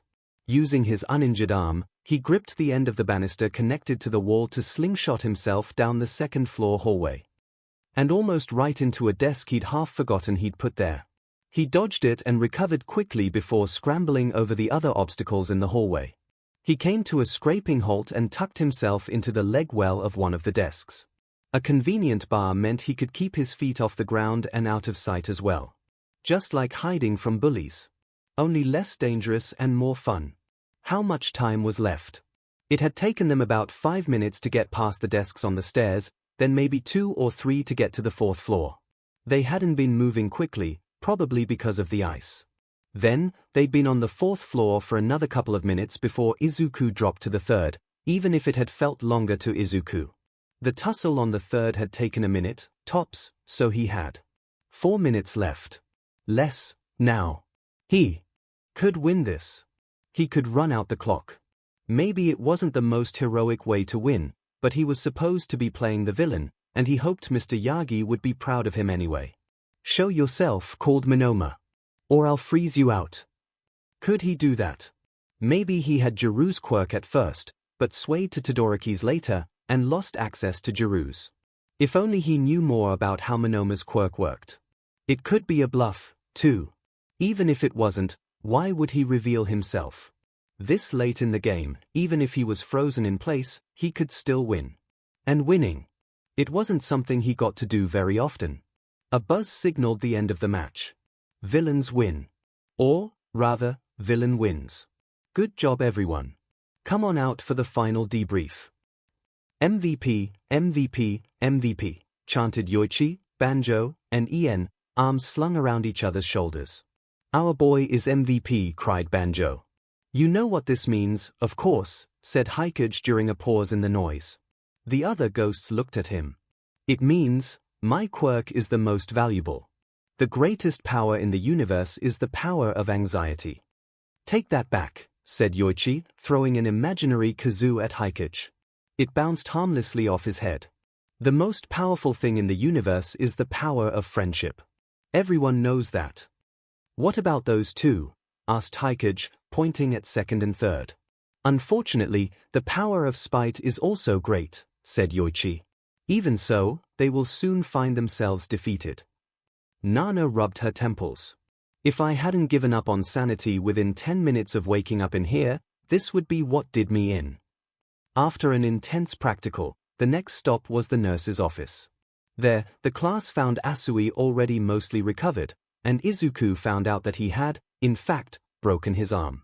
Are you sure it isn't just a sprain? It is broken. A fracture, and, yes, quite sure. But a sprain can actually be worse than a break. Many true sprains never quite heal correctly. Either way, with my quirk you don't have to worry about it. She pressed her lips to Izuku's forehead. He felt his energy ebb to a new low. You should talk to Mr. Aizawa about falling techniques. Your body type is more like his than your other mentors. I will, promised Izuku. Good. You can go get changed, now. Thanks, said Izuku, not quite wobbling out of the room. Midoriya. He almost jumped out of his skin. Uraraka. Sorry to startle you. No, it's fine. What is it? Oh, well, Ida and I were wondering if you'd like to come out with Yus to a cafe after school. It's nearby and apparently it has discounts for UA students. Indeed. My older brother talked about it frequently when he was a student here. WL, said Izuku. He looked at All Might, who was awkwardly supervising and directing other students in the hallway to the locker rooms. All Might caught his eye and nodded. Sure. That sounds like fun. This would be the last time Shouter would have to nap after school for a while. From tomorrow on, he'd be alternating quirk counseling with Midoriya with hero work. Why did he agree to do this again? Khan opened the door to the break room. With him came the acrid smell of smoke and hot dust. Which companies did the first-year costumes this year? He asked, voice dangerously soft enough to impress Aizawa. Why? Asked Hisashi. Because I want to. Talk to whoever thought it was a good idea to give a 15-year-old with no training in demolition not one, but two weapons that could level buildings at full charge. I just want to talk. Judging by the expression on Khan's face, Shouter seriously doubted that. Khan took a deep breath. What about your Hellions? Don't know. Yagi had them today. And you didn't watch? I was in court. What's wrong with Yagi, anyway? Shouter, Hisashi, and Khan all turned to where Yagi was splayed in a chair. If the scene were a painting, it could easily be titled Depression. I'm a failure as a teacher and a hero, he hummed. Heh, said Hisashi. Why? Young Asui nearly became hypothermic, and young Midoriya fractured his arm. There was a beat of silence as the others waited for him to go on. What? Khan asked. Is that it? The day started off well. Really, it did. Izuku got up on time, still filled with warm fuzziness from the time he spent with his friends. The afternoon before, had a good breakfast, left early enough to catch an earlier train, saw an interesting hero fight, and then he was hit with a wave of nausea as he caught sight of the crowd outside UA's gates. Was it a mob? An attack? Terrorists? Reporters? Yeah, those were cameras and microphones. But why was a crowd of reporters making him feel this way? Maybe they were terrorists disguised as reporters. Or, maybe Izuku had picked up some paranoia to go with his anxiety. How fun. If they were real reporters, they were probably here about All Might. Him cutting back on active hero work to teach had been big news. What should he do? Whoever they weren't likely to leave. He didn't want to walk through them, though. What if they were dangerous?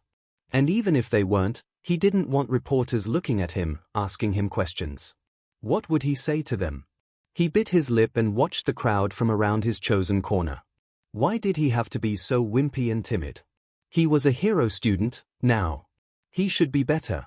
Braver. Oh. There was Ida. He scuttled over to his friend. Midoriya. You're early today. Few people arrive at school at the same time I do. Why yeah. I managed to catch the earlier train today, so. He looked back at the crowd of reporters. Maybe reporters. Maybe terrorists.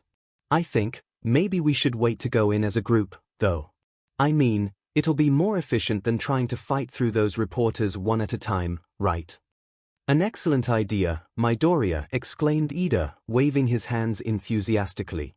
It's very admirable of you to always be thinking about how to help others. WL, said Izuku, blushing. It wasn't untrue, but it also wasn't the whole story. I mean, I don't. It's more that they kind of freak me out a bit. The reporters. Ida nodded sagely. There are heroes like that, too. Are you planning on going underground, then? There was a certain amount of appeal to underground heroics, but he was supposed to be All Might's successor. Then again, if One for All never worked properly for him and Mr. Yagi asked for it back.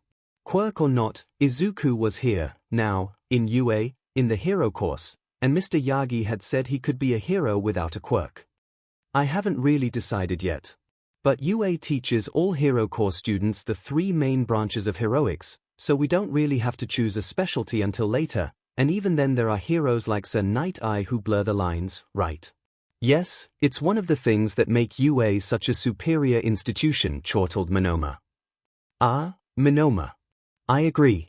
It is important for all heroes to be aware of the work their colleagues do, and to be well-rounded individuals. Monoma. Said Izuku. When did you get here? Just a minute ago, said Monoma. I was looking for a way around these savages when I overheard your conversation. Really, it's a shame that UA allows such rabble to prevent students from entering. If only there was something they could do. I'm afraid I must disagree, said Ida. Freedom of the press is exceedingly important for the function of society. Monoma looked slightly alarmed. I don't mean to say it isn't, it's just he gestured at the gates. We can't get in. The other entrances are like this, too. It's aggravating. There. Might be another way in, said Ida, after a moment. Oh. Yes, my brother told me about a hidden entrance that was here when he attended UA. I suppose these would be the right circumstances to use it. Lead the way, then, Ida, said Monoma. Ida nodded stiffly. We should wait and see if any of our classmates would like to come with us. Several of their classmates did want to come with them, including Uraraka, Asui who was still a little under the weather, Tokoyami Dark Shadow was not a fan of flashing lights, and Hagekyu. They were also joined by a couple of 1B students, a cadre of business course kids, and a pink-haired support course girl who seemed very interested in Ida's legs, much to his flustered confusion. Kaken did not join them, much to Izuku's dismay, instead choosing to bulldoze his way through the ranks of reporters, nearly giving Izuku a heart attack when he body-checked a man with blue-white hair. At this point, their group was becoming rather large and noticeable, and Ida was getting antsy about the time, so off they went. Ida led them to what appeared to be an entirely unnoteworthy piece of wall and knocked. There was a pause just long enough to make Ida start to sweat, and then the wall opened, revealing Midnight Ms. Kiyama. Oh, she said, clearly delighted. Chibi-Ida using the top-secret teacher's entrance. Has high school done what we couldn't? Are you finally loosening up? Chibi-Ida. Chibi-Ida. Chibi-Ida. Firstly, how? Why? Ida was over 10 centimeters taller than Izuku. Secondly, Ida was never going to recover from this. That's not it. At all. I am simply attempting to help my fellow students enter the school without being harassed by reporters, Ms. Kiyama. You can still call me Big Sis Nemurai, you know. I refuse. It would be inappropriate of me as a student. Ms. Kiyama sighed. Well, you aren't wrong about those reporters. They can be a pain. So, just this once, let me welcome you kids to the forbidden environs of the staff area. She made a grandiose gesture with her arm. And it's all thanks to Chibi-Ida here. Ida started muttering about propriety and rules. Izuku had the feeling it would be a long day. All right, 𝐒𝐭𝐻𝐲, in your professional opinion, what does building inspecting have to do with anything? What, said Nana. I didn't say anything about building inspecting. You asked for my professional opinion. Yes, said Nana, already dreading where this would go. I was a vigilante. For the purposes of money, I was a professional, licensed building inspector. I thought you were a professional hermit, said In. I was an amateur hermit. You don't get paid for that. En blinked. I can't believe people let you into their buildings. There were a few times Nana decided to table the question of how neither she nor Ian had known 𝐒𝐭𝐻 was a building inspector. Okay, fine. Forget the professional part. In your opinion, what was going on with that one reporter guy? Oh, said 𝐒𝐭𝐻. He's definitely planning a murder. A murder, exclaimed Yoichi. Yes, and probably of someone close to ninth. Why didn't you say something? Demanded Yoichi, attempting to lift the taller man up by the front of his shirt and failing. Because there's not much we can do about it. Just because you're right doesn't mean I have to like it. He spun on his heel and stalked up to the silent and incomplete ghost of Toshinori. It had better not be you, do you hear me? Don't you dare pull an obwN on poor, sweet Izuku. Does anyone know what he's talking about? Asked Nana. Not really, admitted Banjo. Today, said Mr. Aizawa, after he finished passing out feedback from the battle trial, you'll pick a class president. All around Izuku, his classmates threw their hands into the air, eager for the chance to show off their leadership skills. Izuku kept his hand down. It wasn't that he didn't want to stand out or do the work. It was just, between training after school with Mr. Yagi and Aizawa and trying to get his anxiety under control, he didn't think he'd do a very good job. Yoichi started disappearing his Izuku for president banners. Ida, though. Ida would do well, Izuku thought. Look at him, organizing everyone into a vote. You're not running, Midori asked Hagekyu. No, haha, I have too many other commitments to do a good job, I think. That's too bad. I would have voted for you. There was a smattering of agreement, mostly from Ida and Uraraka. Izuku started blushing. Ah really? Why? Strawberry, someone whispered. Well, you helped me out during the entrance exam, and you were pretty cool during training yesterday. More agreement. But if you're not running, I guess I'll pick Monoma. He did get rid of the purple creep. Aha, yes, I am clearly the superior candidate, crowed Monoma, standing up and putting his foot on his chair to pose. But his personality's really weird, which is why you would have been my first choice, Midoriya. I think Ida would be a good choice, said Uraraka, raising her hand. He's super organized and he helped a bunch of us get past the reporters this morning. More general agreement. Then Todoroki cleared his throat. Everyone looked at him. Yorozu, he said. That was it. Good point, agreed Jiru. A tie. As the only one who hadn't voted for one of the three in the tie, 𝐼𝐺 was forced to be the tiebreaker. This was done as dramatically as humanly possible. Yorozu was now president of Class 1A. This led to a ferocious battle between Monoma and Ida that Ida won by a single vote. Monoma was promptly chosen as class treasurer. Just in time for their other classes. Those who possess forbidden knowledge should stay together, said Tokoyami gravely as he sat down with Uraraka, Ida, and Izuku. Are you talking about the staff area? Asked Asui, who slid in after him.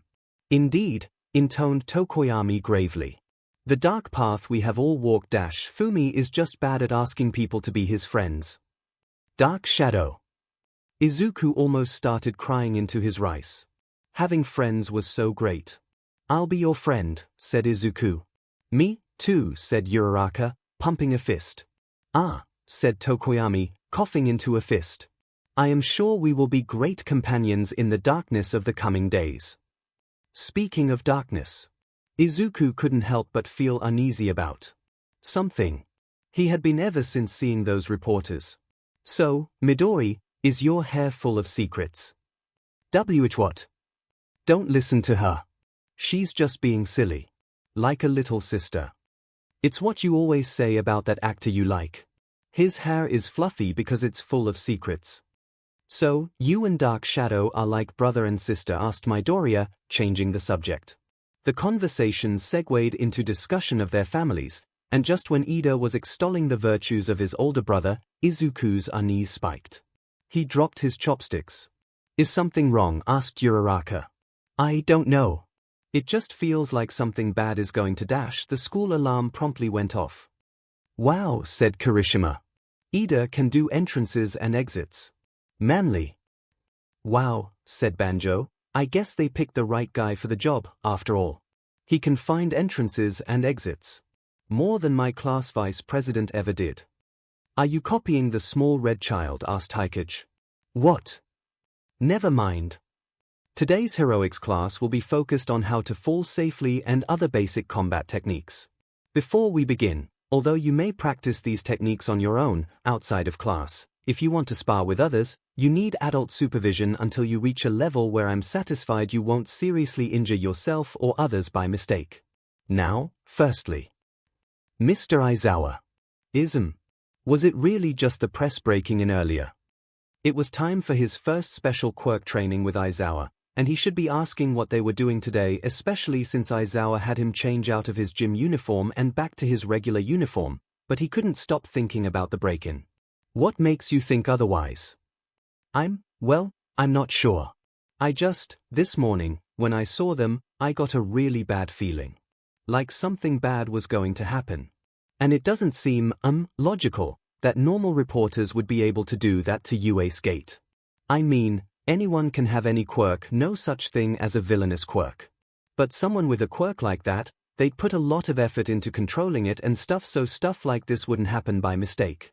I guess a reporter could have done it on purpose, though, but then it'd be really easy for 𝐂𝐬𝐽 to find out it was them, wouldn't it? Or the police. Since heroes and police have access to the National Quirk Registry, so you just have to cross-reference reporters with the registry to find quirks that could fit. But would they know that? Anyway, it seems more logical for a third party to have used the press as cover to infiltrate the school. But why? If nothing is missing and no one is hurt, which would be grounds for school being cancelled, the next conclusion would be information gathering. But that still leaves the question of the ultimate ends. Mr. 𝐒𝐬𝐽𝐽. Are you okay? His teacher had been glaring at a camera mounted in the corner of the classroom and mouthing things at it. I'm fine, said 𝐒𝐬𝐽𝐽. He sighed. You are right that we haven't located the person who destroyed the gates, but please be assured that we are investigating the incident thoroughly. Especially Principal 𝐒𝐻𝐿𝐽. He shot another glare at the camera, as if to say he'd better be. Regardless, it isn't something you need to worry about as a student. We're adding more safety protocols to make sure it doesn't happen again. Oh, okay. So, what are we doing today? Sensory deprivation. Electric shocks. Stress positions. Beanbag barrage for dodging. High-stakes hell exam. He was ready for anything and very excited. 𝐒𝐬𝐽𝐽 stared at him flatly. We're doing quirk counseling. Yes. Kid. Except for maybe the last one. What exactly gave you the idea that any of those things had anything to do with quirk counseling? Izuku started to get the feeling he'd seriously messed up. Except he didn't feel particularly anxious about it.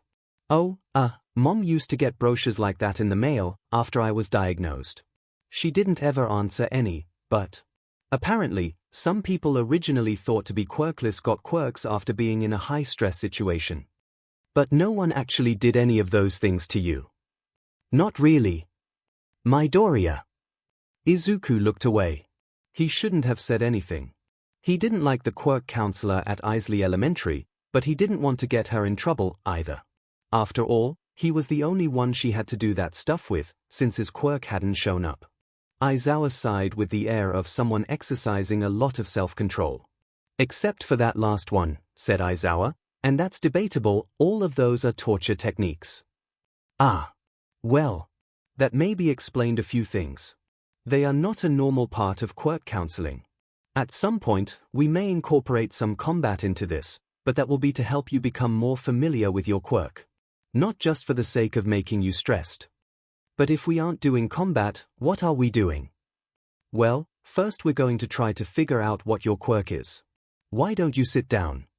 He took out some papers as Izuku made his way to his desk. All right. I'm going to go through these questions and write down your answers. Then we're going to go through them again while I'm cancelling your quirk. He paused. Actually, first, what did you mean when you said you had a bad feeling about the reporters? If I were alive, said Yoichi, I would be committing so much murder right now. I thought we left this behind when 9th graduated, said Nana. I thought you said you were going to forgive them because they were stupid kids and 9th forgave them. Well, first off, I lied. Secondly, teachers aren't kids. If we ever get hit by a quirk that brings us back to life, the quirk counselor at his old school will be my first victim. Nana sighed. That isn't going to happen. Who's going to stop me? Lesser who, and more the fact that there has never been a quirk that could revive the dead. Meaningless, exclaimed Yoichi. Death cannot stop me. Think he's finally lost it after all this time? Asked In, leaning towards Nana. No, I think he's just messing with us, hoped Nana. All right, kid, said Aizawa, exhaustion evident in his tone. Between your answers, your exam results, the battle trial results, how you react when I use my quirk on you, and Minoma's assessment. Your quirk is at least partially sensory. Izuku tried not to feel disappointed, but that seemed rather incomplete as a conclusion. Even though he knew about danger sense, and this probably was danger sense. Yeah, I know, it's underwhelming, but remember this is the first session. Whatever your quirk actually does, though, you seem to be using it to detect threats. Okay, that was more in line with expectations. I mean, maybe. I think so. That feels right. We also need to figure out what it's stockpiling. Have you ever felt any particular draw to certain situations? More than your peers? I watch a lot of hero fights. You're a fight chaser. A little bit, admitted Izuku, squirming a little. Aizawa sighed heavily. I seriously hope your quirk doesn't stockpile danger, don't test that. He wasn't going to. Probably. Speaking of, though, what did One for All actually stockpile? Power was a very vague description. He'd just gone along with it because a quirk can be all might, but it would probably be good to know. Next time we meet, I'll be running you through the basic quirk assessment battery. That's a series of tests usually given to 5-year-olds to help their pediatric quirk doctors and quirk counselors identify difficult or stubborn quirks. You should have gone through it when you were younger. Izuku shook his head. All I remember is the X-ray. Why would you get an X-ray? For the toe joint. To tell whether or not I was quirkless. Why was he insisting on this? He was going to blow his cover and his secret out of the water. This was so dumb. But he did say it. Maybe it was his guilty conscience from lying to and misleading Mr. Aizawa so much. That's a myth, said Aizawa. What? It isn't true. Aizawa began to slump down in his seat. It's an old wives' tale. Everyone quirkless has the double joint, but not everyone with the double joint is quirkless. I have the double joint, as do about 25% of people with meta quirks. By the time he finished, only the top half of his face was visible. Oh, said Izuku. He wasn't sure what else to say. At least the secret of One for All was completely intact. You did say something like that before. He'd been too upset and nervous about the test to really process it. I hate to say this, kid, but it sounds like everyone involved in your early quirk education was incredibly incompetent. You shouldn't have had to deal with that, even if you were truly quirkless. It takes just as much counseling to deal with that in today's day and age as something like, say, Ashido's quirk. Izuku had never heard it put like that before. Okay. Now, before I send you off for today, do you have any questions about anything we'll be doing? Any of the tests we'll be running, normal quirk counseling procedures, anything. It's important for you to feel comfortable about this. Izuku's eyes teared up. This had already been a very emotional day, and he wasn't sure a teacher had ever asked him that and meant it. Mr. Aizawa, he said, earnestly, you're the best teacher I've ever had.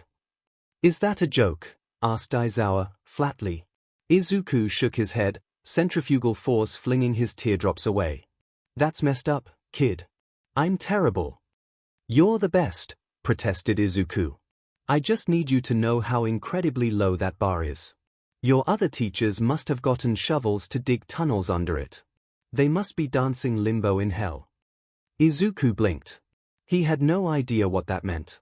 I think they're all still alive. Not for long, muttered Aizawa. Shouter trudged back to the staff break room. His counseling session with Midoriya had lasted a little over an hour, so while there were still teachers in the building, many of them had left. With the exception of semi-retired heroes like Recovery Girl, everyone working here had 2 full-time jobs. Hisashi, despite his carefree air, had a third in the form of his radio show. Hisashi had probably left with the students. But Hisashi wasn't either of the ones he wanted to talk to.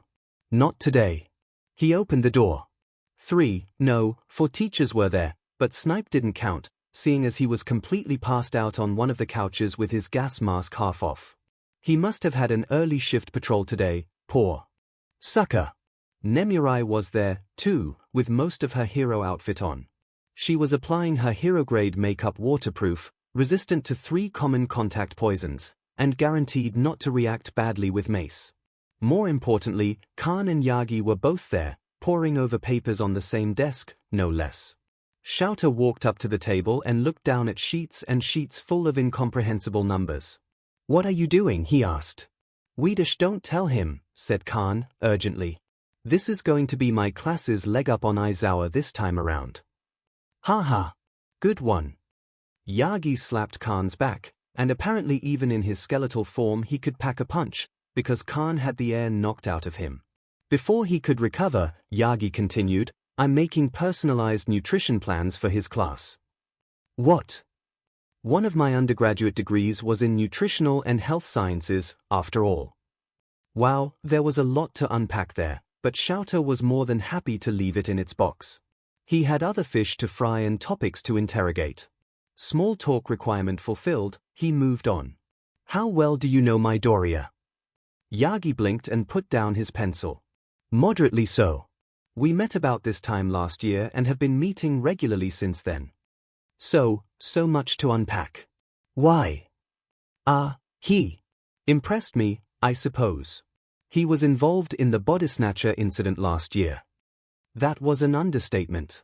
"He had a lot of heroic spirit," continued Yagi. "But not so much in the body category. I thought it would be a shame, a waste, really, if he wasn't able to pursue his dream, and a hero school prep course wasn't really in the cards for him, considering his quirk status and the timing. And I did have this degree." He waved his hands vaguely at the table. "I just gave him a little help." "What brought all this on, anyway?" asked Nemuri. "Midoriya is the little green-haired kid, right? One of Chibiuda's new friends. If you keep calling him that, I won't be held responsible for when he snaps and attempts murder. But, yes, that's Midoriya. So, he told me I was the best teacher he'd ever had." Nemuri started laughing. "Oh," said Yagi. "I'm glad the two of you are getting along so well." "I think he's pulling your leg, 𝐿𝐴𝐼," said Nemuri, coming over to pat him on his shoulder. "Man, I didn't think a friend of Chibiuda's would have it in him. Such youth. I cannot even begin to tell you how much he wasn't." Nemuri's laughter died off. "Judging from some comments he made today," said 𝐿𝐴𝐼, "not to mention the discrepancies between his record and his observed behavior in the classroom, I'd say he's been the target of severe quirkism in the past, particularly from his teachers. Did he ever mention anything like that to you?" Yagi's face darkened and the mood in the room grew much more somber. "Not in so many words, no. However, some of his comments about his teachers disturbed me enough to bring it to the attention of the Musutafu Educational Services District, but as an unrelated stranger without concrete proof." "You can use the acronym, you know," muttered Vlad. "You're telling me they ignored the number 1 hero?" Yagi made a face. "I didn't go to them as All Might. Can you imagine the media frenzy if I did that? I didn't want to paint that kind of target on young Midoriya's back." That was fair, actually. If largely anonymous 𝐿𝐴𝐼 had enemies, All Might had 10 times as many. Not to mention supposed fans. "Other avenues of inquiry were also fruitless," said All Might, countenance darkening. "I asked some of my police colleagues, but they don't have full discretion over the direction of their investigations, and, again, if I were to use my weight to move them, it would get out, and people would wonder why I was so concerned with an apparently normal middle school." "Did you try talking to Nezu about it?" "No. Why?" 𝐿𝐴𝐼 reminded himself that although Yagi was an alumnus, he was also very new as a teacher, and was as of yet unfamiliar with Nezu's more interesting traits. "I'm going to," said 𝐿𝐴𝐼, "and you're going to come with me." He turned to Khan. "Have you heard anything from Bakugo about quirk discrimination?" "All I've heard from him are explosions, threats, And some kind of complex. I don't have nearly enough psychiatric training to. They're from the same school, he realized. Yeah. Khan pinched his brow.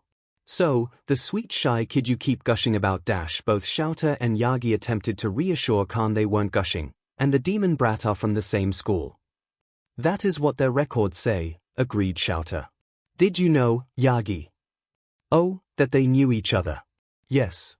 Actually, I was rather under the impression they were childhood friends, as Midoriya ran out to help him during the body snatcher incident. Xiaota grunted. It was possible. He hadn't seen the two of them interact, at any rate. I'm going to Nezu with you, said Khan, standing up. No matter what else this hell school did, they deserve to suffer for inflicting Bakugo Katsuki on me with those recommendations full of lies. Why don't you just expel him if he's that bad? Because he's talented, hardworking, and hasn't actually broken any rules except for the swearing. He's just a pain I wasn't prepared to deal with and will probably contribute more to my hearing loss than Yamada by the end of the year. Wait, said Yagi.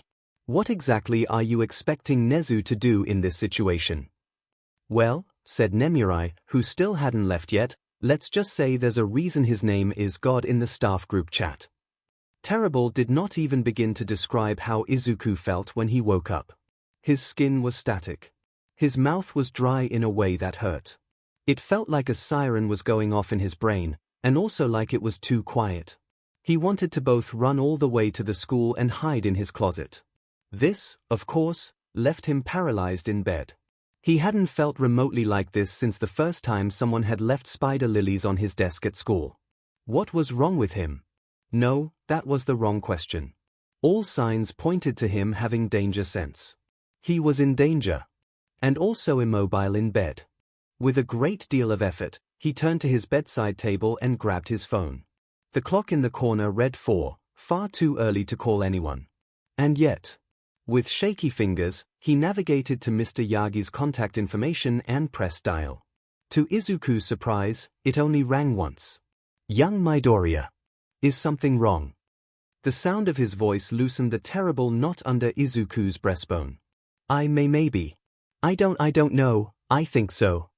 There were sounds of movement on the other side of the line. What happened?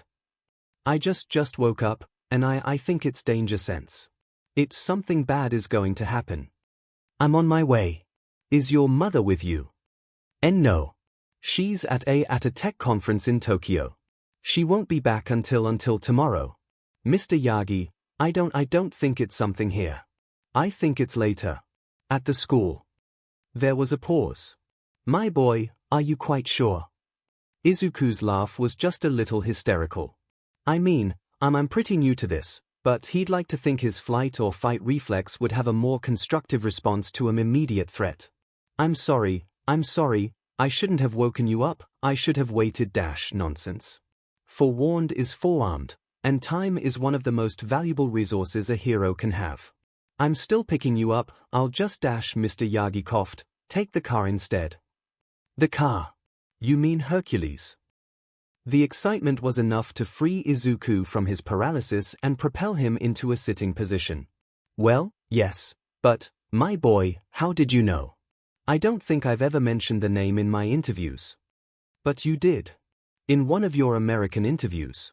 It was for a local station and you and Mr. Shield were on together. But those were in English. I know. When I found out about them, it really motivated me to work on my English. I think I could probably pass the level 2 fluency test. Young Midoriya, have I ever told you how glad I am that you aren't a villain? 𝐒𝐭𝐻, did danger sense ever make you feel this bad? Asked Nana as Yoichi fussed in the background. Super anxiety made me feel this bad all the time. Sometimes, it made me feel worse. I got used to it. Nana let out a sigh of relief. It's scared for 9th right now, but if it was normal for the quirk. That's good, then, said he. Not for 9th, obviously, but if that's just how the quirk works, he'll be able to figure it out. What did it usually mean, when you felt like this? Generally, that someone was planning on killing me in the next few hours. Deader than usual silence. Ah, said in. You know, said Nana, sometimes the kinds of lives we led slips my mind, but then the universe is always real happy to turn around and slap it back into me. Yoichi started screeching. Do you feel any worse now that we're here? Asked Mr. Yagi after shutting Hercules down. Not really, said Izuku. He slumped down in his seat and looked away. I'm sorry, I dragged you out of bed and this is probably just a stupid, pointless, meaningless panic attack. He felt tears begin to prick at the edges of his eyes. He was so stupid. And selfish. All Might could be out helping people right now. Or taking care of himself, which, according to Recovery Girl's comments during their training sessions, he didn't do nearly enough of. Hey, there's no need to cry, it's alright. Because you're here? Asked Izuku with a sniffle. Well, yes, but also, even if it was just a panic attack, I'd still want to be here for you. He reached across the central console to pat Izuku on the shoulder. Then his face twisted into something rather sheepish. But on the subject of panic attacks, something did occur to me on the way here. Izuku looked back down at his knees. What is it? This is the anniversary of the day we met. Izuku had known that, actually. Waking up as he had driven it from his mind, but the date was marked on his calendar. He'd even gotten All Might a gift, although he hadn't yet talked himself into being brave enough to give it to him, and with what happened today, it would most likely languish in his desk drawer for an indefinite period of time as the idea of giving it became progressively more awkward. My boy. I can't quite make out what you're saying. You're mumbling. Izuku clapped his hands over his mouth. Sorry. It's quite all right. I'm just an old man with hearing problems. You're not old. I just don't see how that's connected to this. He gestured at himself in all his vaguely trembling glory. Young Midoriya. You almost died 3 separate times that day. That's traumatic. And sometimes anniversaries are reminders. I only almost died once. The first time with the sludge villain, grabbing onto my leg, and I don't think I ever apologized for telling you to let go, I was just so surprised, and then the sludge villain again. But I only almost died the first time. He trailed off as Mr. Yagi gave him a look. He'd thought his mother was the only one who could give looks like that. Do you really think this is connected to that? I don't know, said Mr. Yagi. Do you feel like it might be? I don't know, said Izuku. He bent over and knotted his fingers in his hair. Do you think it might help to stay home today? No, yelped Izuku. No, he repeated, trying to calm his racing heart. All right. Never fear, my boy. Mr. Yagi gave him another steadying shoulder pat. In that case, let's go into this with the assumption that this is Danger Sense, and it is attempting to warn you of a real threat. Okay, said Izuku. He rubbed at his eyes. What do we do first? Mr. Yagi tensed and looked up at the top floors of UA. Well, said Nezu. That is something of a conundrum. The extent of your quirk is unclear, and it is not properly registered, so we cannot go through the official routes we normally would for a warning given through a precognitive or clairvoyant quirk, even given that we are aware of One for All and the probable nature of Danger Sense. Nezu knowing about One for All had been a bit of a surprise. In retrospect, maybe it shouldn't have been. All Might would have had to tell Nezu something so that Izuku was allowed on campus before he was really a student, and seeing as how All Might was originally teaching here to find a successor. Well, it made sense. Izuku just wished he'd been told. How many other people knew was a question for later, however. Your inexperience with the quirk and other circumstances further complicates the matter. Sorry, said Izuku. Whatever for. It isn't your fault. Nezu did not wait for an answer. Then there is yesterday's incident to consider. You say you felt something with the reporters. Weiss, sir. Yes. Toshinori, I do believe you have a contact who could clear this up much more efficiently. I know, said Mr. Yagi. He isn't picking up his phone. You don't think started Izuku. No, he just hasn't been speaking to me lately. Oh. I was under the impression you had been communicating with him regularly since returning to Musutafu. He thought I would change my mind about something I didn't change my mind about, apparently. It doesn't matter. What else can we do? A good number of things, luckily. Midoriya, I am going to make a series of phone calls. I would like you to tell me if the sensation you are experiencing changes at all while I make them. Yes, sir. Nezu began methodically going through Izuku's list of teachers, warning them that something like yesterday might happen and going over lesson plans and safety procedures. Nothing really changed. Until Nezu called 13. Oh, gosh, they were going to go to the unforeseen simulation joint on a field trip today. That was so cool. But after Nezu talked to 13 about checking safety systems, a little bit of the tension he'd been holding onto leaked away. Interesting, said Nezu. Perhaps we should reschedule rescue training until Izuku dove for Nezu's garbage bin. Or perhaps not, mused Nezu as Izuku expelled the meager contents of his stomach. It was a good thing he hadn't eaten breakfast. 𝐒𝐻𝐽, said Banjo. I'm sorry for calling you a dead-eyed emotionally stunted BSE with a warped sense of humor if this is what you had to put up with all the time. You called me a dead-eyed emotionally stunted BSTD. Not to your face, but yes. Well, it isn't as if those things aren't all true. I'm okay, said Izuku. That just felt bad. No cancellations in that case, said Nezu as Mr. Yagi hovered. Why yeah. Oh gosh, now I know how Uraraka feels. Perhaps you should stay home. No. I can't. That would be. Nezu held up his hands paws. It was merely a suggestion. Can I offer you some tea? Yes, please, said Izuku, voice catching uncomfortably on his raw throat. I do have a few more calls to make.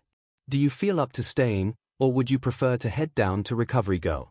Or perhaps even the cafeteria? I imagine you haven't eaten breakfast. I'd like to stay. Very well. Nezu picked up his phone again. Izuku could just make out the click on the other end when it was picked up.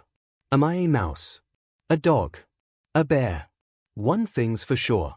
I'm the principal. There was laughter on the other end of the line. No, not at all. I am in fact calling for you, Tensai. Or should I say, Ingenium. I'm aware this is last minute, and you were planning on taking the day off. How do I know? It was quite simple, really, but between the break-in yesterday and a tip I received this morning regarding a threat to the school, I would like a few more hands on deck than usual. Why, yes, you can stay with your brother's class. Do try not to tease Shouter too much.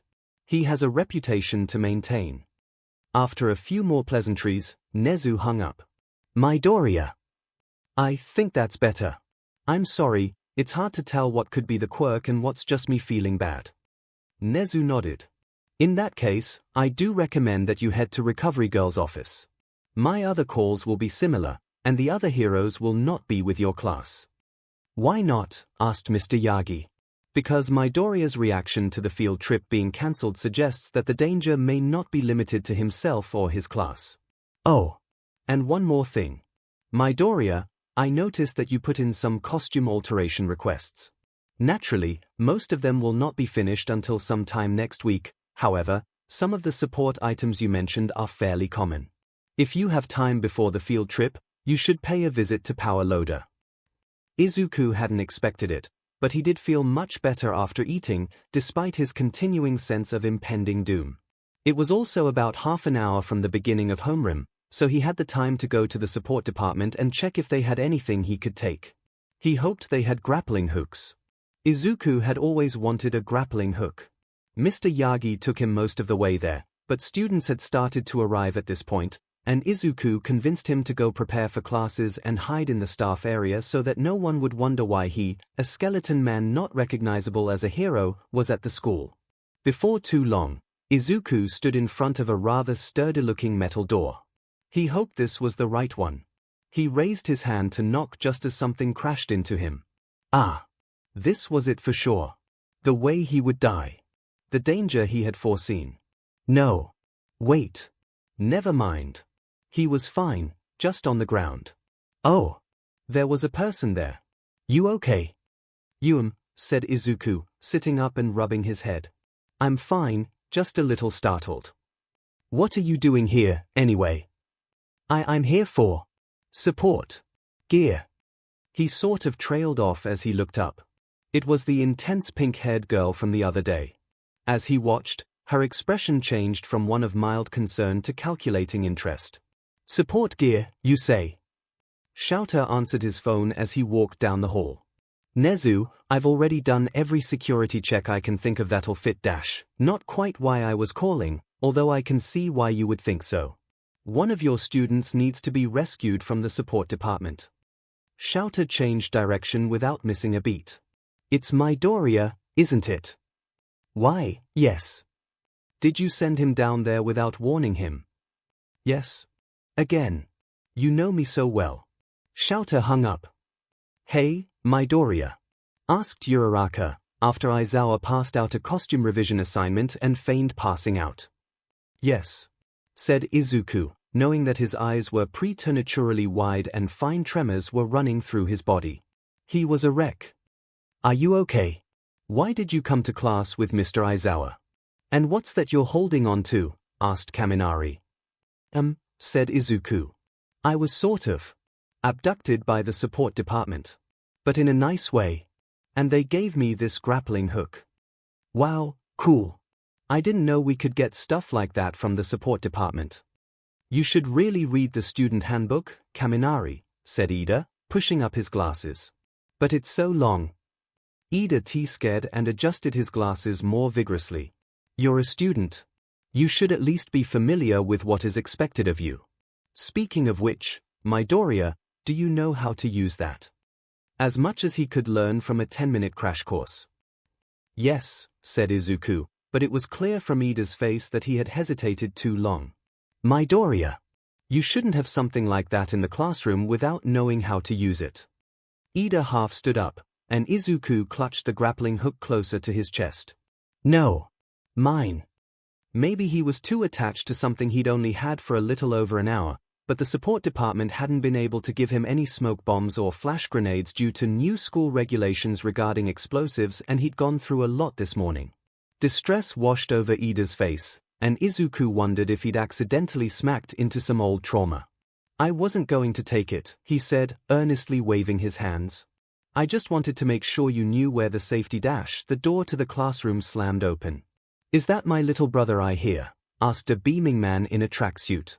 Without waiting for an answer, he bounded over to where Ida was sitting and clapped him on the back. "I have come to embarrass you horribly." From the expression on Ida's face, this venture was doomed to failure. "I thought you were joking when you said you'd see me today," exclaimed Ida, beaming. "Why? Why would I joke about that?" "You joke about a lot of things. Like knowing Vigila dash, okay?" "Yes, haha, funny jokester, that's me. Now why don't you introduce me to your classmates?" "Of course. I have been remiss in my duties as vice president." He stood and executed a 90-degree bow. "Forgive me. This is my brother, Ida Tensai. Also known as the pro-hero Ingenium." Izuku could almost see his classmates start to put together the puzzle pieces of Chibi-Ida, an extremely tall older brother. He was more concerned about whether or not it would be rude to ask Ingenium for his autograph. And to check his analysis page on Ingenium. "That's me. And I'll be your special guest TA today. Now, where's Aizawa? You're supposed to have him for homeroom, right?" As one, the class pointed to the giant yellow caterpillar in the corner of the room. "Oh my gosh, 𝐂𝐤𝐵, I thought you were joking dash." Ingenium was, to put it in a single word, cool. To put it in 2 words, he was unbelievably cool.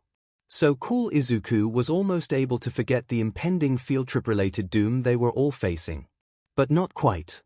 So Izuku slogged through his classes, still thrilled to be there and wanting to do his best, but unable to truly focus past the crushing weight of what might happen. His classmates and maybe friends hovered at the periphery of his suffering, clearly wanting to help, but just as clearly unsure how, or what lines they could or couldn't cross, leading them to resort to painfully awkward normal small talk. Until they sat down for lunch, that is, by which time Monoma and Ida had gotten into a conversational spiral about how amazing UA was, how awesome Ingenium was, and how UA was truly superior for being able to have pro-heroes like Ingenium come in as TARs on such short notice. "Midoriya," said Uraraka, startling him out of his 4th or 5th Kakken sweep. It was still possible that his bad feeling was related to Kaken hunting him down and blowing him up. He'd be mortified about making such a big deal over it if that was the case, but it would be preferable to, say, a terrorist attack. Why did he keep coming back to terrorist attacks? Are you okay? You've just seemed really down today, and dash invisible hug, shouted 𝐔𝐸𝐽 before grabbing Izuku and lifting him over her head. There was a beat of whispering near silence. Then Uraraka stood up, slamming both hands on the table and inadvertently making it float. You have got to tell me your workout routine. Izuku agreed. Strawberry, someone whispered. I generally say what's on my mind, said Asui as the Idas had radically different reactions to the bus seating arrangement. Aha, said Izuku. The swaying of the bus plus the strain of probable danger sense was making him nauseous. What is it, Asui? Call me Tsuyu. The first time a person his age let him call them by name since kindergarten, and he couldn't properly appreciate it. Figured. I was watching the videos of the battle trials I missed last night, Tsuyu continued, and I realized I don't think any of us know what your quirk is. Izuku's first impulse was to lie or redirect the conversation. Years of quirklessness had left their mark. But on second consideration, was there really a reason to lie? He wasn't going to talk about one for all, obviously, but the rest of it was harmless and bound to come out eventually anyway. Well, said Izuku, adjusting the fit of his air filter self-consciously. That's a good question, actually. If you're keeping it a secret, I won't press. No, that isn't it. Yes, it was. It's just that, it's really subtle. As in, so subtle I thought I was quirkless until recently. Haha. Oh, wow, said Kirishima, that must have been hard. I mean, I got teased for having a boring quirk. I can't even imagine your quirk isn't boring. It's more than enough to be a pro. But what is your quirk? Asked Minoma. Said Izuku, well, we're not entirely sure, but we think it lets me sense things that are dangerous. But I've also got anxiety, so. Minoma was frowning, but before he could speak, one of 𝐔𝐸𝐽's gloves waved frantically in front of his face. Is that how you knew I was there? She asked. In the battle trial and the entrance exam. Maybe. I think so. You were kind of anxious this morning, said Uraraka, concerned. Did something bad happen to you? Not yet, said Izuku, weakly. We still don't really know how it works, so it could just be the anxiety. He trailed off. Everyone was kind of staring at him. He pressed back against his seat, wishing there was somewhere to hide. Well, said Uraraka, suddenly pumped up. We'll just have to keep an eye out. We're hero students, aren't we? There was a general cheer of consensus and Izuku managed a shaky smile. So, this was what it was like to have friends. Eventually, Mr. Aizawa told them to calm down, but there was no heat in the scolding. Maybe, Izuku thought, past the ever-increasing buzzing in his head, today would be okay after all. Yeah, said 𝐒𝐭𝐻𝐽, there's really no chance of that. The unforeseen simulation joint was an incredible space. Space Hero 13 was about 1,000 times cooler in person than on TV. All Might, in his Golden Age rescue specialized costume, looked like he'd just stepped off the pages of a comic book. But just like Tsuyu's name, Izuku didn't have the ability to appreciate it.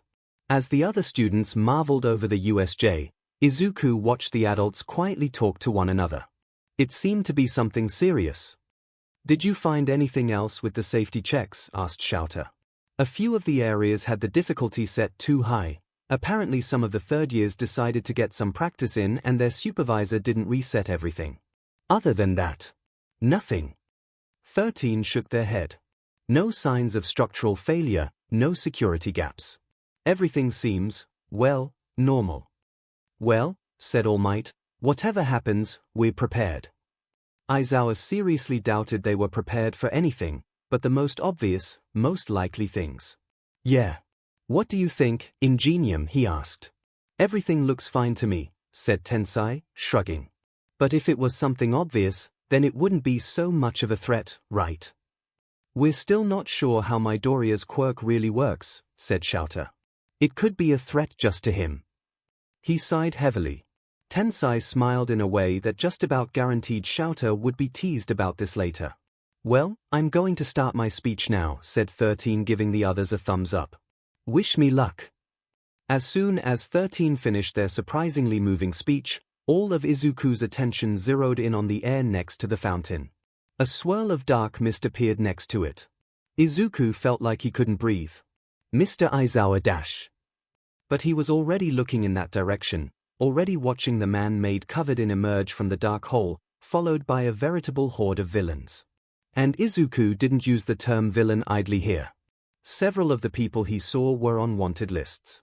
Ironically, now that he was faced with real danger, the panicked siren in his head eased off slightly.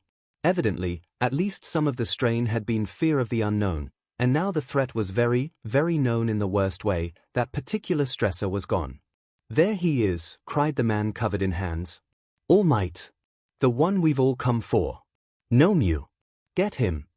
A large villain with an exposed brain who practically sang with danger charged All Might, who grabbed him by the wrist and flung him away, towards the landslide zone. Ha! That's not much of a challenge. You'll have to do better than that, villains. Maybe, said a villain made of the same mist as the portal that had brought the others.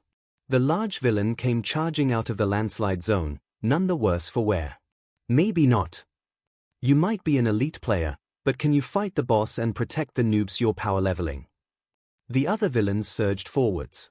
This is when Mr. Aizawa and Ingenium jumped into the fray, and everything immediately got more chaotic.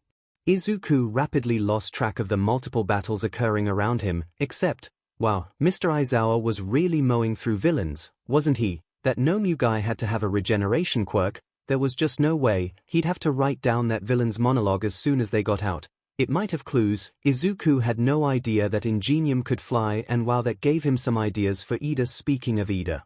This is no time for analysis. Hurry up and evacuate. Right.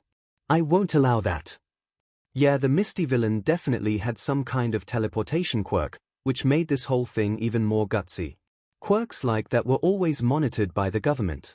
These guys must not care about their identities. Greetings, he said, a metal collar slipping into place around his neck. We are the League of Villains. Forgive our audacity, but today we've come to dash. A gust of air from All Might's fight pushed the mist villain back. But the move had left him partially unguarded, and Izuku watched helplessly as 𝐻𝐸𝐽 pounded a fist into his exposed side. 𝐻𝐸𝐽 knew about All Might's injury. Oh, no. Izuku didn't have time to process that, however, as Kirishima and Monoma jumped forward, attacking the mist villain. The feeling of danger spiked, and Izuku barely registered Monoma's bewildered expression. Only students. But the best of the best. Yes, he was right to say you'd be a threat. Darkness spread like an ink stain from the villain's body. Darkness. And portals. Izuku slammed into Tsuyu and Kaminari, pushing them out of the way of forming portals. He wasn't able to do the same for himself. Begone, intoned the mist villain, his voice echoing all around Izuku. Writhe in torment until you breathe your last. The next thing Izuku knew, he was in clear light and falling. From at least 2 stories up, over the flood zone. And then he stopped. The ghosts whipped their heads around to stare at Nana. She was sitting on a stool, hiding her face in her hands, though whether it was out of embarrassment or fear. For Izuku was unclear. Nana, said Yoichi, softly. I know, I'm sorry I saw him falling and Pony Dash. What did you do that for? Exclaimed Banjo. He was only 15, 20 meters up.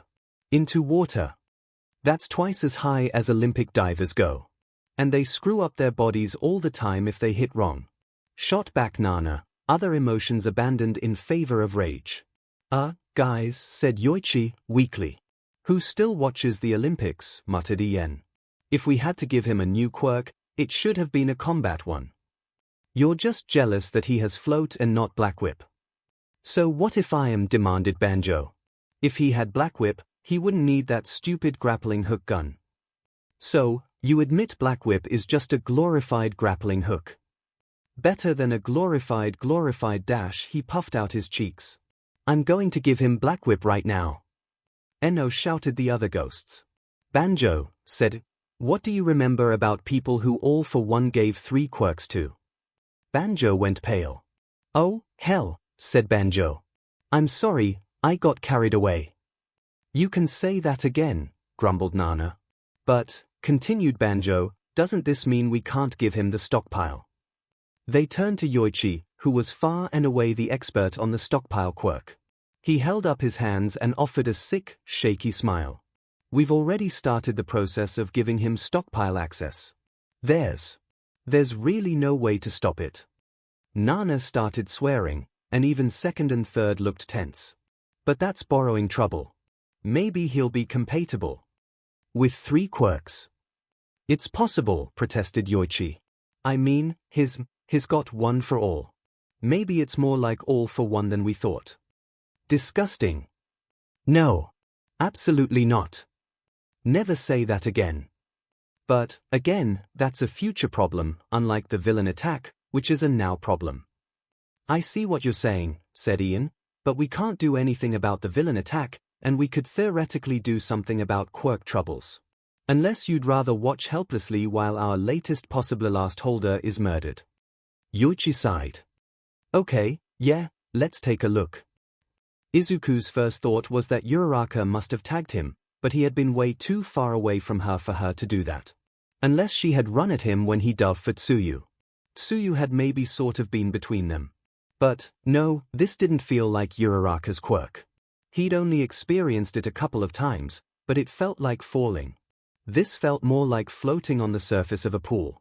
This was, he realized as he drifted helplessly upwards and slightly sideways, Shimura Nana's quirk. It would be really, really cool if the circumstances were different or if he had any control over the quirk whatsoever. As it was, he didn't appreciate the way he was getting progressively higher. Hitting the water at his previous height would have scared, but he probably would have survived. Now, not so much. So, if the quirk decided to stop as suddenly as it had started, he was doomed. Beyond doomed. He'd be dead. Wait. The grappling hook. He pulled it carefully out of its holster, making sure to wrap the loop around his wrist. He could get back to the ground with the grappling hook, anchor himself at a decent height and make use of this, or even attack, but if he dropped it, well, doom and all that. His best bet was the top of the downpour zone. It was the closest structure by far. He lined up his sights, fired, and watched as the hook fell several meters short. That was less than ideal. He rolled over and looked up. He wasn't that far from the ceiling. Danger sense screamed at him, and he was falling, just in time to miss getting hit by a jet of water from below. Izuku, naturally, started screaming as well and fired the grappling hook blindly. He rejoiced as a metallic thunk told him it had hit something and immediately hit the stop button, almost wrenching his shoulders out of their sockets. However, his joy quickly turned to horror as he realized he was now headed toward the hard, unforgiving side of the downpour zone at a dangerously high speed. He squeezed his eyes shut. Float turned back on. Izuku let out a somewhat pathetic whine in relief, and hit the retract button on the grappling hook gun, letting it pull him up to the roof.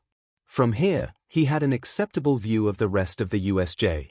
He shaded his eyes to look back at the main plaza and entrance. He could see Eraserhead and Ingenium fighting back-to-back in the central plaza. All Might and Nomu were tearing up trees in one of the forested areas, and near the entrance he could see 13, Ida, Uraraka, Shuji, Soto, Zero, and Ashido facing down the mist villain. Hopefully, with those numbers, they'd be able to get past him. Looking elsewhere, Izuku had to assume Todoroki was in the landslide zone, with the spiky ring of ice in the middle of it. He must be holding back. He could make out a fight happening in the mountain zone, but couldn't tell who was involved. That was more than half the class unaccounted for, including Tsuyu and Kaminari, who he'd thought he'd pushed away from portals.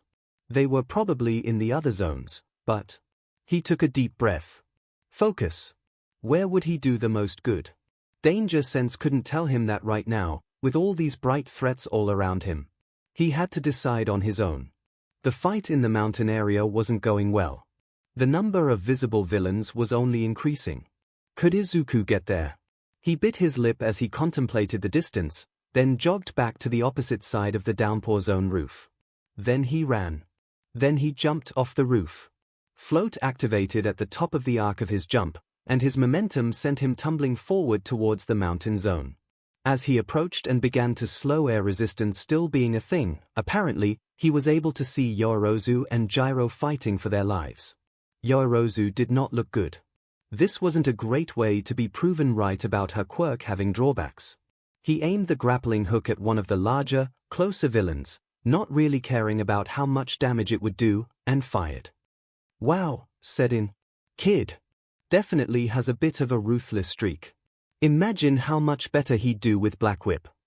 He wouldn't have been able to get there in the first place without Float. Honestly," continued In, "I don't get why second and third don't like him. They never shut up about Nana and eighth being too soft, after all." "What? They said that stuff about me, too." "Yeah, I think they are just unsatisfiable at this point. It's annoying. I was much more violent and ruthless than Toshi, though." "I know." "Yoichi," said 𝐒𝐭𝐽𝐻. "I'm not seeing any sign of additional stress on Ninth's body. That's because Izuku is the best." "Or," said Ian, "it's because he's only had Nana's quirk for, like, 5-10 minutes, tops. Or because he's the best. Just look at how he's helped his friends defeat all those villains." "Compelling argument," said 𝐒𝐭𝐽𝐻. What now?" asked Yorozu, holding herself up with one of her staffs. The mountain zone was littered with various weapons and shrapnel from Yorozu's quirk use. This included a cannon, which was really cool, but seemed a bit over the top. And maybe not the most efficient thing to make, considering Yorozu's limitations. "I don't know," admitted Izuku. He'd been flung around the field as a makeshift flail bowler by the girls a few times, and was a little dizzy. He looked back out at the battles still taking place in the plaza. "I think maybe we should go down and make our way around the edge to the entrance. We could pick up Todoroki and see if there's anyone in the ruins zone who needs help." Then he saw the hand villain step forward, facing down Eraserhead as Ingenium was lured away in defense of Tsuyu and Kaminari, who had just run out of the wooded area, trailing villains. Danger flared in his mind's eye, and, for the second time in his life, his body moved by itself. As much of a disaster as this was, it would have been about 1,000 times worse without Tensai there. The Nomu guy had All Might pinned down, and as terrifying as that was, it was only made worse by how little he reacted to Shouter erasing his quirk whenever he caught sight of him. No wonder Midoriya had been a wreck this morning. If nothing else, this confirmed his quirk was some kind of precognitive danger detection, and Shouter fully intended to get it registered as such the minute they got out of this mess, so that the next time Midoriya showed up shaking in his red shoes, they could hit the problem with an army. The hand-covered villain started reciting numbers. What was he doing? Counting something. Time. Shouter blinked. The villain said a new number.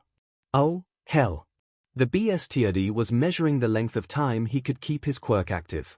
Distantly, because he was currently fighting about a dozen villains and really needed to keep his attention on not dying, Shouter registered an approaching young scream. Then something thunked into the fountain, and a carbon fiber cable, appeared between Shouter and the hand villain, giving them both pause.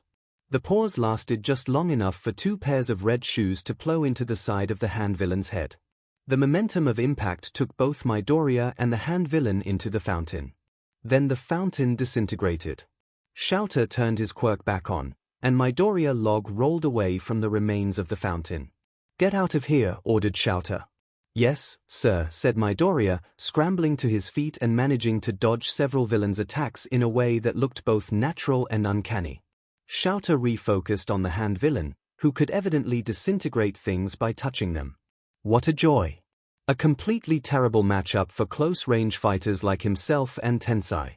Or All Might, for that matter. As Shouter strategized, part of his brain filed the question of how Midoriya had gotten there for later. It would be best to restrain him while he was still disoriented. Then the portal villain was there, between him and the disintegration villain. Shouter found himself falling. Izuku did not reach Ingenium in time to stop him from being pinned by the tree. Not that he'd known Nomu would throw a tree that way, but he'd been more than aware that something bad was going to happen. From what Izuku had seen so far, All Might had been trying to keep his fight with 𝐼𝐽 away from others while still occasionally throwing an assist. But 𝐼𝐽 was strong. If Izuku didn't know better, he'd say the villain had multiple quirks, except maybe he didn't know better. Here was Izuku with 2 quirks, after all. Who was to say there couldn't be another quirk like One for All? That could be bad. Judging by the way All Might's direct attacks and punches barely moved 𝐼𝐽 but throws seemed to work normally, in addition to a regeneration quirk, Izuku would say he had something else that absorbed impact. And then possibly a strength quirk. All Might and 𝐼𝐽 rolled out of the trees. All Might was ever so slightly blooded. 𝐼𝐽 looked unscathed. It would be a gamble, All Might probably had already realized it, but knowledge was power. Izuku cupped his hands around his mouth and shouted, "All Might. I think he has more than one quirk." Black bled into the air. "You certainly are a golden egg, aren't you?" The mist villain and the hand villain were there. The hand villain, who bore a strong resemblance to a drowned rat, cackled. "You've been trying to seal his movements, haven't you?" he said, voice scratchy. "But it's no good, he's just as powerful as you." 𝐼𝐽, our specially made multi-quirked anti-all might weapon. Kurogiri. Yes, Shigaraki Tomura. More portals started to form, and Izuku started to get a better, horrible idea of what the villain's goal here was. He needed Ingenium and Kaminari. He edged away, then turned to run. He couldn't directly help All Might right now, but if All Might could just hold out a little longer, he grabbed Kaminari and Tsuyu's hands. "Help me get Ingenium free. I have a plan." "You have a plan, Midoriya?" asked Ingenium. "Why?" said Midoriya. We have to get this off of you for it to work. Explain to me as you go." "Well, multiple quirks," said Ien. Quietly. "No. Toshinori killed him." "Never thought he was human enough to die. Started Banjo. "Please tell me you aren't quoting pre-quirk literature at us right now," said Ien. Yoichi asked Hikage. The ghosts shifted their attention to their first member. "You don't seem very surprised," observed Nana. "I guess it's like Banjo said," said Yoichi with a pained smile. "I just never really felt like it was over. Even if I didn't think he'd attack Izuku of all people." "Well, he isn't. Clearly he sent his goons after Toshinori. But why wouldn't you think he'd go after Ninth as soon as he realized Toshi passed on One for All?"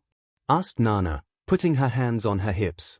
"Probably because it doesn't look like he has One for All," suggested Ien.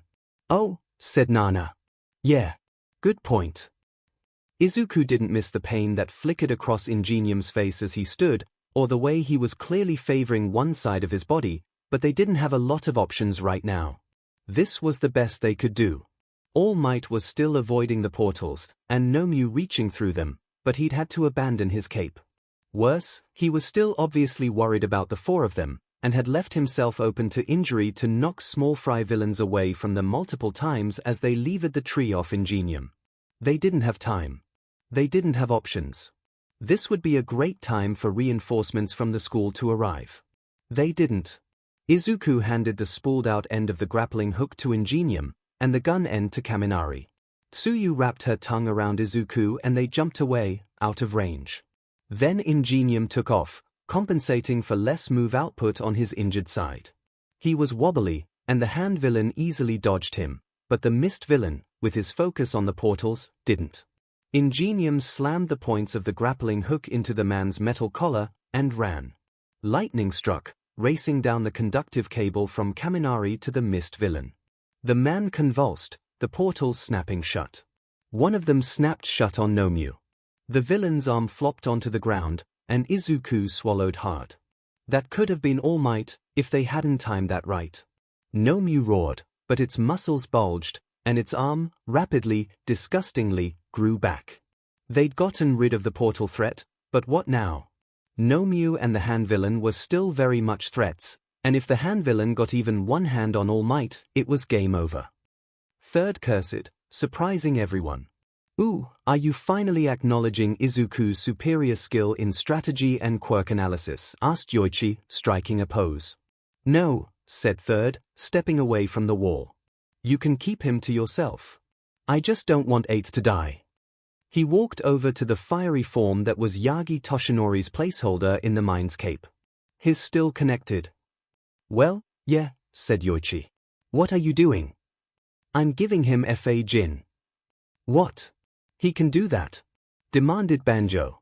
What about Black Whip? How the hell would Toshinori explain Black Whip? Give it a rest already. Third put his hands on Eight's shoulders. Midoriya. Monoma. Izuku staggered as Monoma dropped both hands on his shoulders. What? The portal villain, said Monoma, eyes wide. He has multiple quirks. It's true, said Kirishima, running up behind him. After we were zapped to the ruined zone, Monoma was able to do all sorts of stuff. So, he's like Nomu. That thing has multiple quirks, too.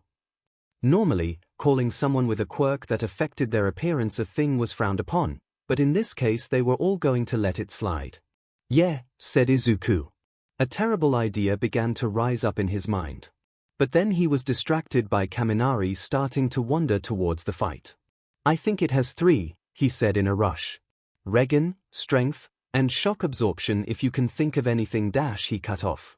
We need to get Kaminari. I've got him, said Kirishima quickly, I can take a hit. Izuku nodded. Midoriya, Ingenium, said Tsuyu with a gasp. Ingenium had collapsed, clutching one of his legs. Tears pricked at Izuku's eyes. There was too much going on. A wave of ice crusted over Nomu. Todoroki. All Might took advantage of his opponent's temporary incapacitation and leaped back to where Izuku and the others were, grabbing Kirishima, Kaminari, and Ingenium on the way. You kids need to get out of here. But the shock absorption dash. Geez, plain kid, what are you, some kind of exposition dump? Asked the hand villain, scratching his neck. A secret gimmick boss. He laughed. Yeah, Nomu has shock absorption. Like I said, Nomu ripped itself free of the ice, his especially made living sandbag, a damage sponge just 4 the hand villain cut off as a floating tree branch hit him over the back of the head, knocking free one of his costume hands. He staggered but didn't fall, swiping behind him with one hand. One of his own hands, that was. 𝐔𝐬𝐽 yelped. Not really thinking, Izuku picked up a rock and threw it at the hand villain, who caught and disintegrated it. That's it, you hero brats.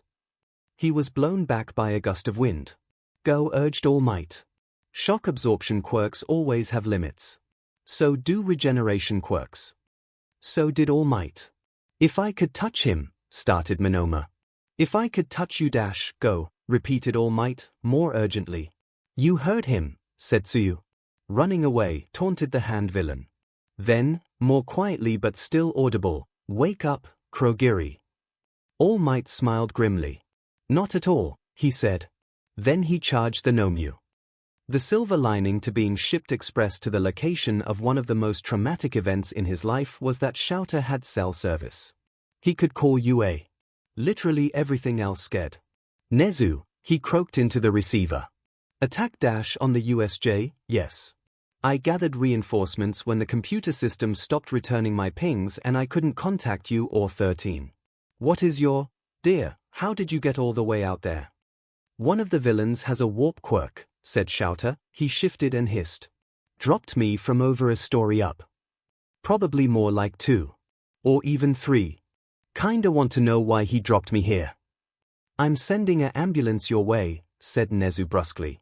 There's also a guy who can turn stuff to dust with a touch, got me a couple times, but only got my skin, and really. Muscly guy. Fighting All Might. Lots of cannon fodder. My kids you've done everything you can. Focus on not dying. You were always one of my favorite students. I'd hate to lose you. I'm a teacher. And, that's Ida tenure on the road. Is he okay? Somewhat winded, but unharmed. Anything else we should know?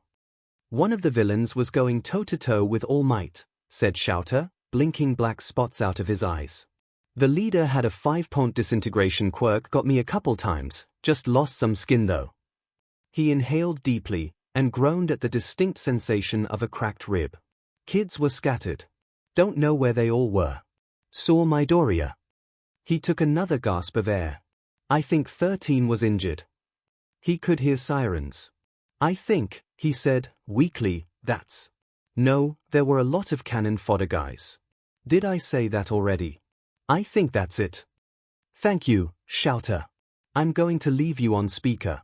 If you can think of anything else, let us know. We need to debrief Ida, now.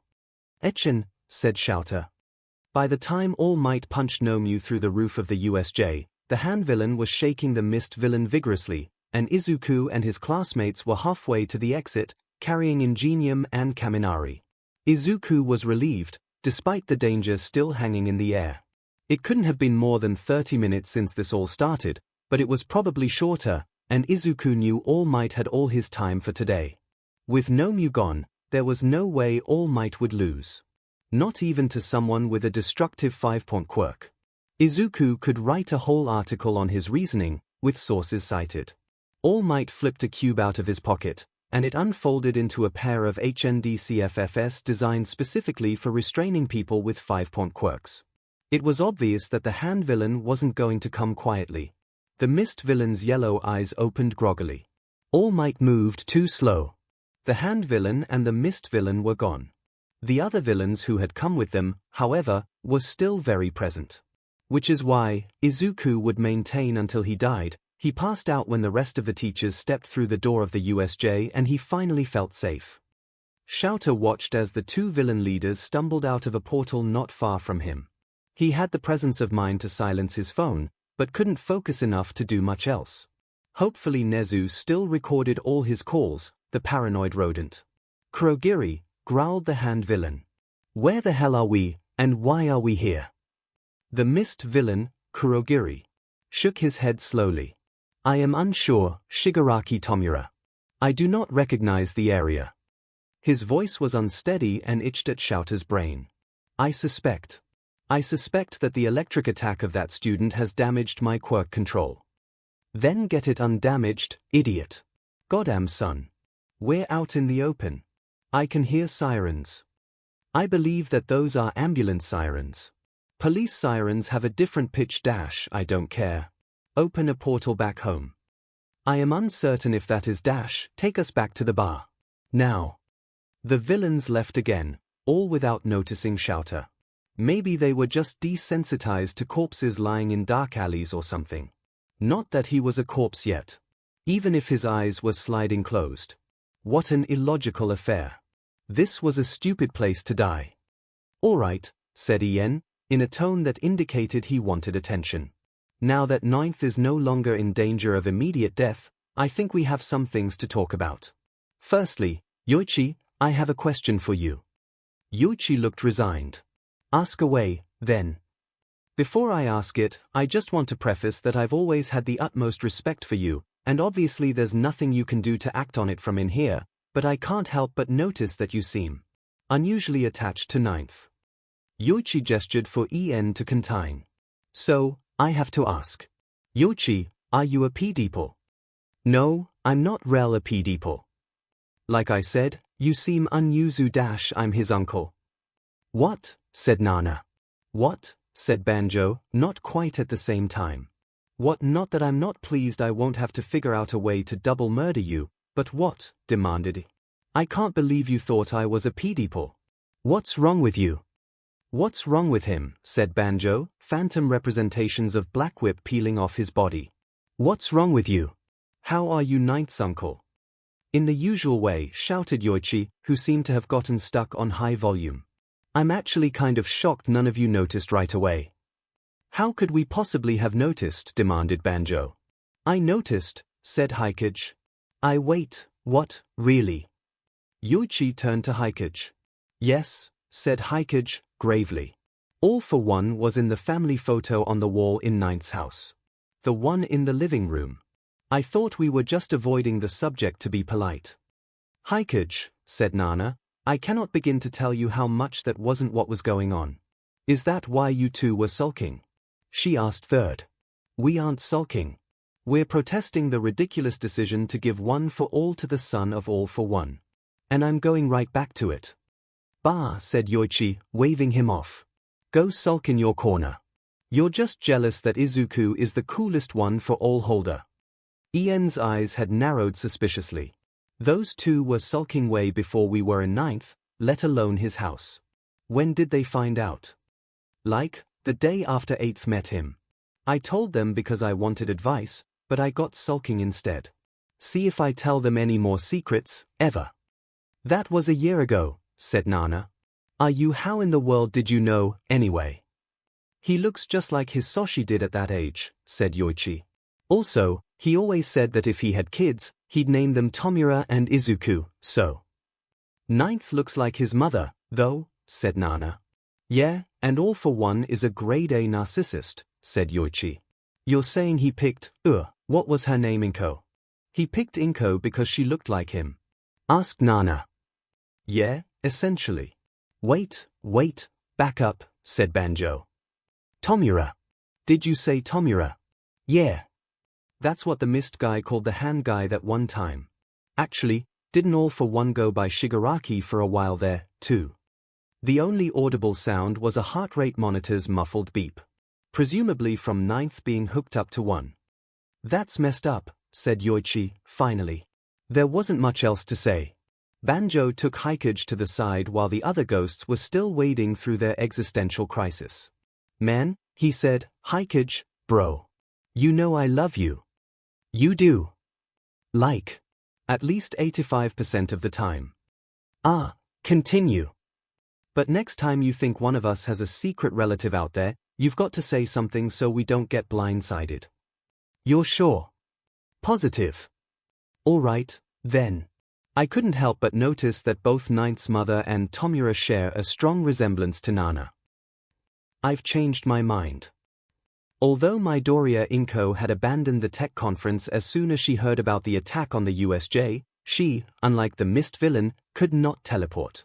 Therefore, Izuku was stuck in the nurse's office even after he had woken up and paramedics had confirmed that his injuries began and ended at bruises and quirk exhaustion. And a potentially fractured bone in his foot, but that wasn't worth mentioning. Sitting next to the police officer with nothing to do was awkward. Very awkward. His hands itched for his notebooks, but everything they brought to the USJ was evidence, and he hadn't been allowed to go back to the classroom. He wanted to know what happened to his classmates and Mr. Aizawa, who he hadn't seen since he ran away from the plaza and left him with the hand villain, and Mr. Yagi, who had really taken a beating from Nomu. Danger Sense was quiet, relatively speaking, but Float was just waiting to be used and tested. Plus, he really had to talk to Mr. Yagi about that. Loads of his classmates had seen him use Float. How was he supposed to explain having Float right after telling them he probably had a sensory quirk?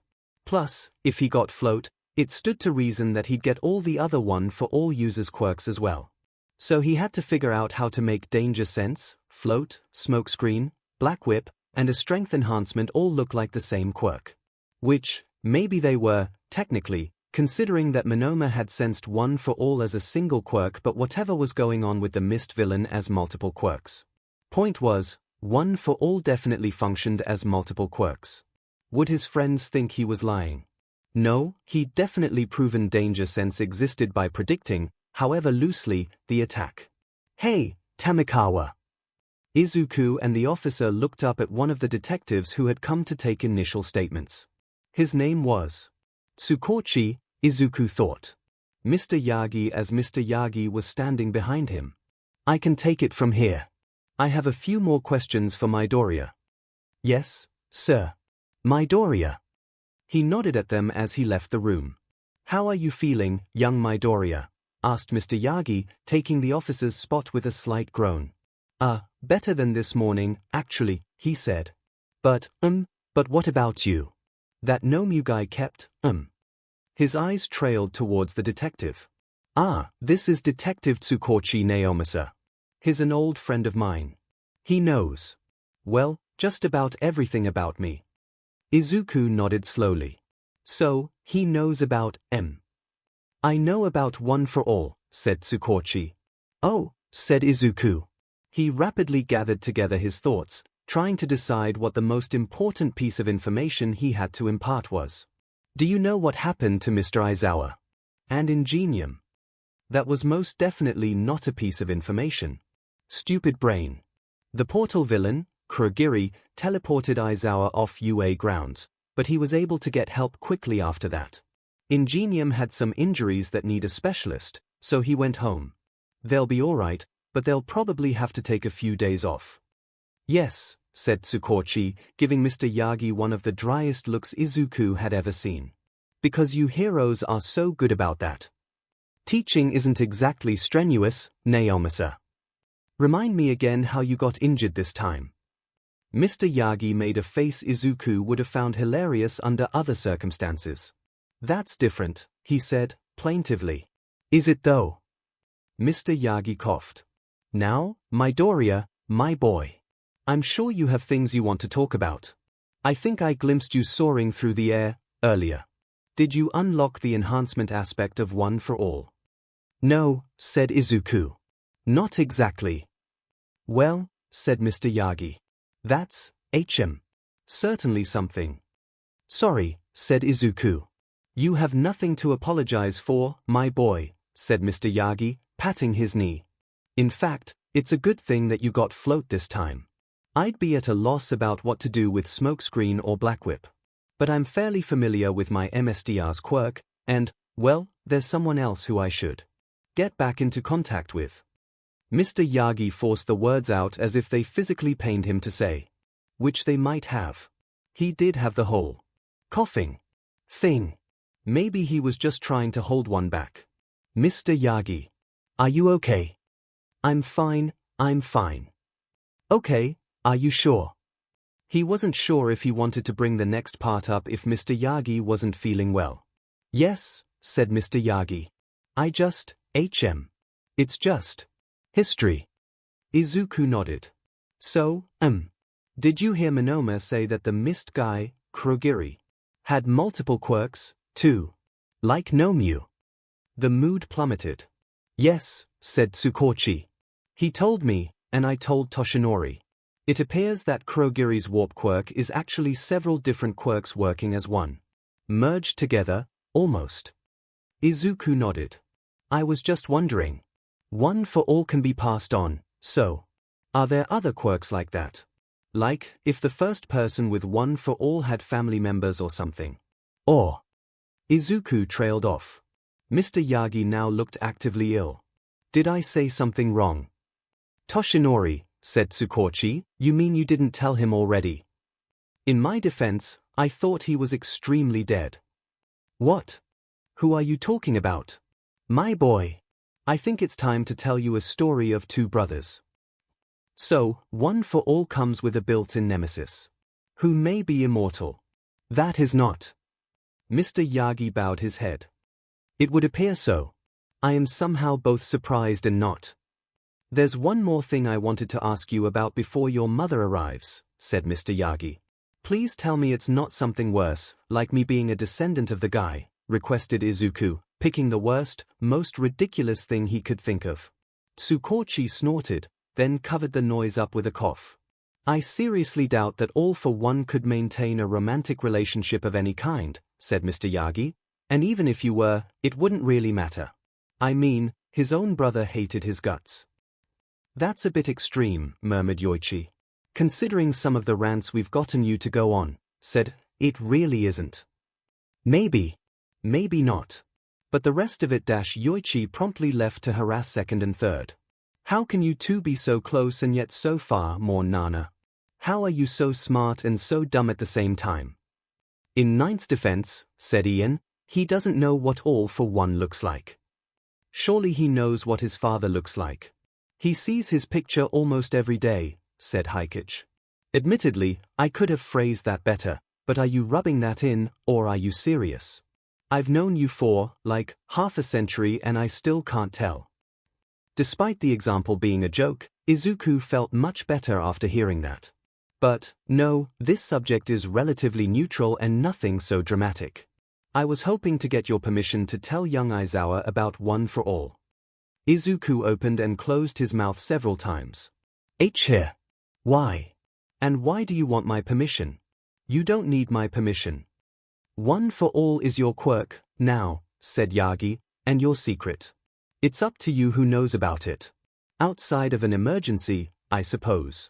As for why in general, Mr. Yagi sighed. There are things young Aizawa needs to know about the villains with multiple quirks and all for one. I can't tell you the details right now, but with how one for all is manifesting in you, if he only knows about all for one, it would be very easy for him to make incorrect assumptions. Oh, said Izuku. He could certainly see how that could be dangerous. He didn't want his teacher to associate him with a villain like that. Also, if he knows what's happening, it will be easier for him to help you, finished Mr. Yagi hopefully. Izuku thought about it. I guess that would be alright. But he's not the only person who'll know about my quirk being weird and all for one, right? I mean, the Hero Commission, at least. To be entirely honest with you, I tell the HPSC as little as possible about all for one and one for all. What? Why? Asked Izuku. Well, Izuku. Mom. I'll explain later, said All Might quickly. Kurogiri passed a damp washcloth over the burns on his neck. The metal of his collar was a conductor, and the charge the young man with the electricity quirk had sent through it had been significant. It was only natural for it to get hot, for it to burn. He should go to the doctor. Some of the collar's functionality seemed to be damaged. He brushed his mist-covered fingers over the cool metal. Tomura wouldn't tell the doctor. Kurogiri cared deeply for Tomura, but the young man was certainly shallow and unlikely to realize the extent of Kurogiri's injuries. He was more likely to focus on his own, not insignificant, wounds. In contrast to those, Kurogiri's paled. He wasn't nearly as important as Tomura, after all. It should be fine to let his wounds and the collar be. It would do what it was supposed to and protect the vulnerable areas of his body, internal damage or no. He just had to be careful of the burns becoming infected, especially since he couldn't see them. Sometimes, he wished his body was like it was before. Kurogiri frowned at the thought even as it faded from his consciousness. He had been created by all for one fully formed. His body had always been like this. Hadn't it? 𝐬𝐽 had been in and out of consciousness the past few hours. Apparently he'd never been in serious danger of dying, except from shock, which was just his body being dramatic and didn't count. All his major organs were free of serious damage. He just had to regain his stamina so that Recovery Girl could heal him up, and then he'd be fine. Unlike Tensai, apparently, who had cracked one of his engines, which needed specialist help and surgery to realign the pieces. Or All Might, who had taken hits to his old injury, and needed to take time off or lose more time from his hero form. Or his students, who hadn't been seriously injured but who were probably traumatized. The last time he had woken up, though, Hisashi had been there. Now, All Might, Nezu, and Detective Tsukochi were there. Thought I already gave my statement, said 𝐬𝐽. You did, said Tsukochi. We're here to give you more information about the attack, I'm afraid, said Nezu. Information I won't like. It can wait until you feel better, of course. That's illogical, said 𝐬𝐽. The sooner I get the information, the more time I have to process it. All Might, Yagi, sighed. No Mew and the portal-using villain both had multiple quirks. 𝐬𝐽 frowned. You mean, they had quirks with multiple aspects? No, said Nezu. As Yagi said, they had multiple quirks. This was confirmed by both the villain's comments and by Monoma, who made contact with the portal villain and was able to copy multiple quirks. Kurogiri, said 𝐬𝐽. That's what the other one called him. Shigaraki. Nezu nodded. Indeed. We weren't sure you had heard that. He tapped his paws together. What we are about to tell you is classified. We are only sharing it with you because of your unique position and history. In the wrong hands, it could cause a lot of damage, said Yagi. Only two things kept 𝐬𝐽 from leaping out the window and escaping: the fact that he was basically immobilized in plaster casts and the fact that his students were already involved in whatever this was. Great. What is it? To begin, said Tsukochi, Monoma said he was able to copy 3 quirks from Kurogiri. That's up from what he could do before, observed 𝐬𝐽. Stress did push quirks to improve, sometimes, although 𝐬𝐽 hated for the improvement to be associated with trauma. Tsukochi nodded. He made note of that as well. He said he picked up a quirk that allowed him to turn his body parts into portals that led to other body parts. A quirk allowed him to temporarily teleport his body parts, and he trailed off. And a quirk that at the very least bears a strong resemblance to Shirakumo Oboro's cloud. What are you saying? Asked 𝐿𝐿, ignoring the way his heart had almost stopped. At the moment. Only that it is very strange that Kurogiri had a quirk like that, and sent you to the place where Shirakumo Oboro died. Oboro would never dash. We're not saying that, interrupted Yagi. He coughed into his hand. There's more context. Have you ever heard of the quirk bogeyman? I can't wait to never sleep again my entire life, said 𝐿𝐿. Wait, said Tsukochi, it gets worse. How could it get worse? Naomisa, you're supposed to be on my side, complained Yagi. I am. That's why I'll stop Eraserhead here from trying to kill you after you finish explaining. Well, it has to do with young Midoriya's quirk. Let me get this straight, you gave the quirk with an immortal supervillain archenemy attached to a child. And didn't tell him that the supervillain existed. When you say it like that, it sounds really bad dash. It is really bad dash. If I'd known he was still alive dash, what part of immortal do you not understand? 𝐿𝐿, I, too, believe that all for one dash. Shut up, Nezu. I don't have the energy to be mad at both of you right now. Yagi, Tsukochi, and Nezu were all shown out by an irate nurse while a different but equally irate nurse replaced the plaster cast on 𝐿𝐿's arm. It had definitely been worth it. Just because school was cancelled, that didn't mean training was cancelled.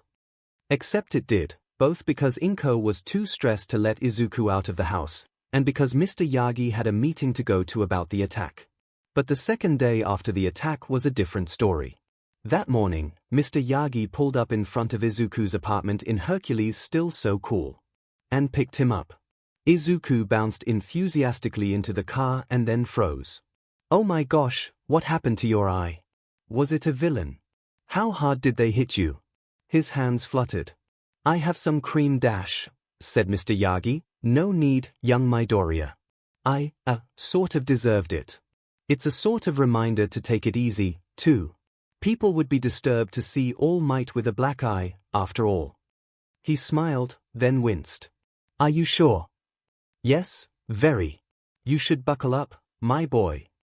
Oh, right, said Izuku. So, where are we going? You said there was someone you wanted to introduce me to. Yes, said Mr. Yagi.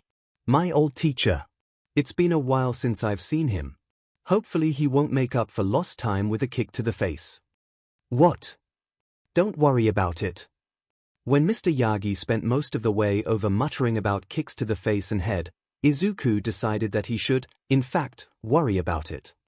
The broken-down building was not what Izuku had been expecting. Are you sure this is the right place? Asked Izuku. Absolutely, said Mr. Yagi, who was shaking somewhat. This Pavlovian response only confirms it. The building looked condemned. Maybe he moved. One can only hope, said Mr. Yagi. Maybe you should know. I have to see this through.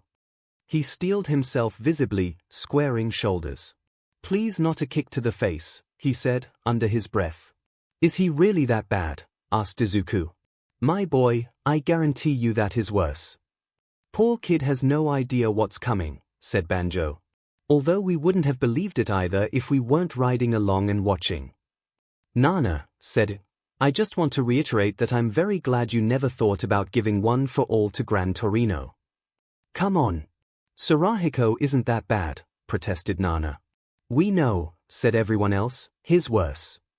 They walked up to the apartment building door. Mr. Yagi sighed heavily on seeing the door was hanging open, which was a radically different reaction than what Izuku would have expected. Is Danger Sense doing anything? I don't think so. Let me know if that changes. Alright, said Izuku. Mr. Yagi pushed the door in, and Izuku followed cautiously after him. They went down a few hallways, peeking in rooms. Then they got to the kitchen, and Izuku covered his mouth with both hands with a gasp at the grisly, bloody scene. Gran Torino laid on the floor in a pool of red liquid. Oh my gosh, his dash at the same time, Mr. Yagi said, At least it's not a kick dash. The supposedly dead hero was suddenly airborne, and flying towards Mr. Yagi, foot first. Specifically, at his face. "You thou dash danger sense spiked." It was a tiny spike, but still. Izuku reacted. Specifically, with nerves shot by the USJ attack, he reacted violently, lashing out with a fist, swatting 𝐺𝐻𝐿 out of the air and back into the puddle of what was, in retrospect, probably diluted ketchup. For a moment, everything was silent. "Oh my gosh," wailed Izuku. "I assaulted a senior citizen." 𝐺𝐻𝐿 bounced back to his feet. "I like this kid, Toshinori. I'm glad. Now show me what you've 𝐺-Gran. Please, we're only here for quirk help, not battle training." "What's the difference? You're going to want to use it in battle eventually, right?" "I mean," said Izuku, hesitantly, feeling like he had whiplash several times over, "yes. See. Just help with controlling float. Please." Mr. Yagi pressed his hands together. "Please do not pick a quirk fight with a civilian teenager. Please. We are on private property. Assault is still illegal on private property. He's the one who hit me." "I know. I'm so sorry," said Izuku, doing his best to bow in the cramped space. "It was a reflex. After you attacked me." "Yeah, but you knew I was going to do that." "That doesn't make it better." 𝐺𝐻𝐿 turned to Izuku. "Kid, I don't know how you did it, but it looks like you made this big softy grow a backbone. Next step is to see if you can get him to do this with Mirai, too." Said Izuku. "I think he already had a backbone. He's all might, after all. Nah, he's just a giant spindly amoeba who needs to take better care of himself." Mr. Yagi slumped. "But back on topic," said 𝐺𝐻𝐿, eyes much sharper than before. "Do you really have Nana's quirk, kid?" "Why yeah. I think so. It was only a little bit, during the attack, but yeah. Let's see what you can do with it, then." Said Izuku. "Gran, maybe you should get cleaned up first. Young Midoriya and I can take care of the kitchen. You don't know how to turn it on, do you?" "Not really, no," said Izuku. "We've got our work for today cut out for us, then, don't we, you zygotes?" Wow. 𝐺𝐻𝐿 really did call people zygotes. Wild. One day, and not even a whole day, because of travel time and 𝐭 wanted Izuku home for dinner, simply wasn't enough time to master a quirk. Although he could turn float on and off, now. So, they made plans to come back next week, and the next, up until the sports festival. Which, wow, really was only 2 weeks away. Izuku had never realized how close it was to the beginning of the school year. He was going to die. "You're not going to die," said Mr. Yagi. "I'm not going to say the sports festival isn't important, because it is. It's one of the best ways to make professional connections for students, but not doing well isn't the end of the world, especially not in your first year. No one expects you to be perfectly polished." "But," said Izuku, "I'm supposed to be the next you. I've got to stand out, right?" Mr. Yagi looked very guilty. "I may have given you that impression when we were first training, yes. But, since then, with all my research into the past holders, few of them were popular, flashy heroes. If you want to walk the same path as me, that's great. But you don't have to. Even I didn't really start that chapter of my life until after college." Izuku looked down at his hands, letting silence fill the space between them as he contemplated Mr. Yagi's words. "This isn't about me manifesting one for all differently, is it?" "What? No, of course not, my boy. I mean, it certainly helped me come to this conclusion. I wouldn't have done so much research without it. But I certainly hope I would have come to the same conclusion eventually, even so." "Okay," said Izuku, still dubious. "I mean it," protested Mr. Yagi. "Most of my work is essentially underground, you know. There's a reason the battle trial was what it was." Here. You. Underground. But you're so recognizable." "Am I? I firmly believe in bringing all my resources to bear in the fight against evil." "Ha ha." His laugh devolved into a cough, and he fumbled for a handkerchief. But he recovered quickly enough.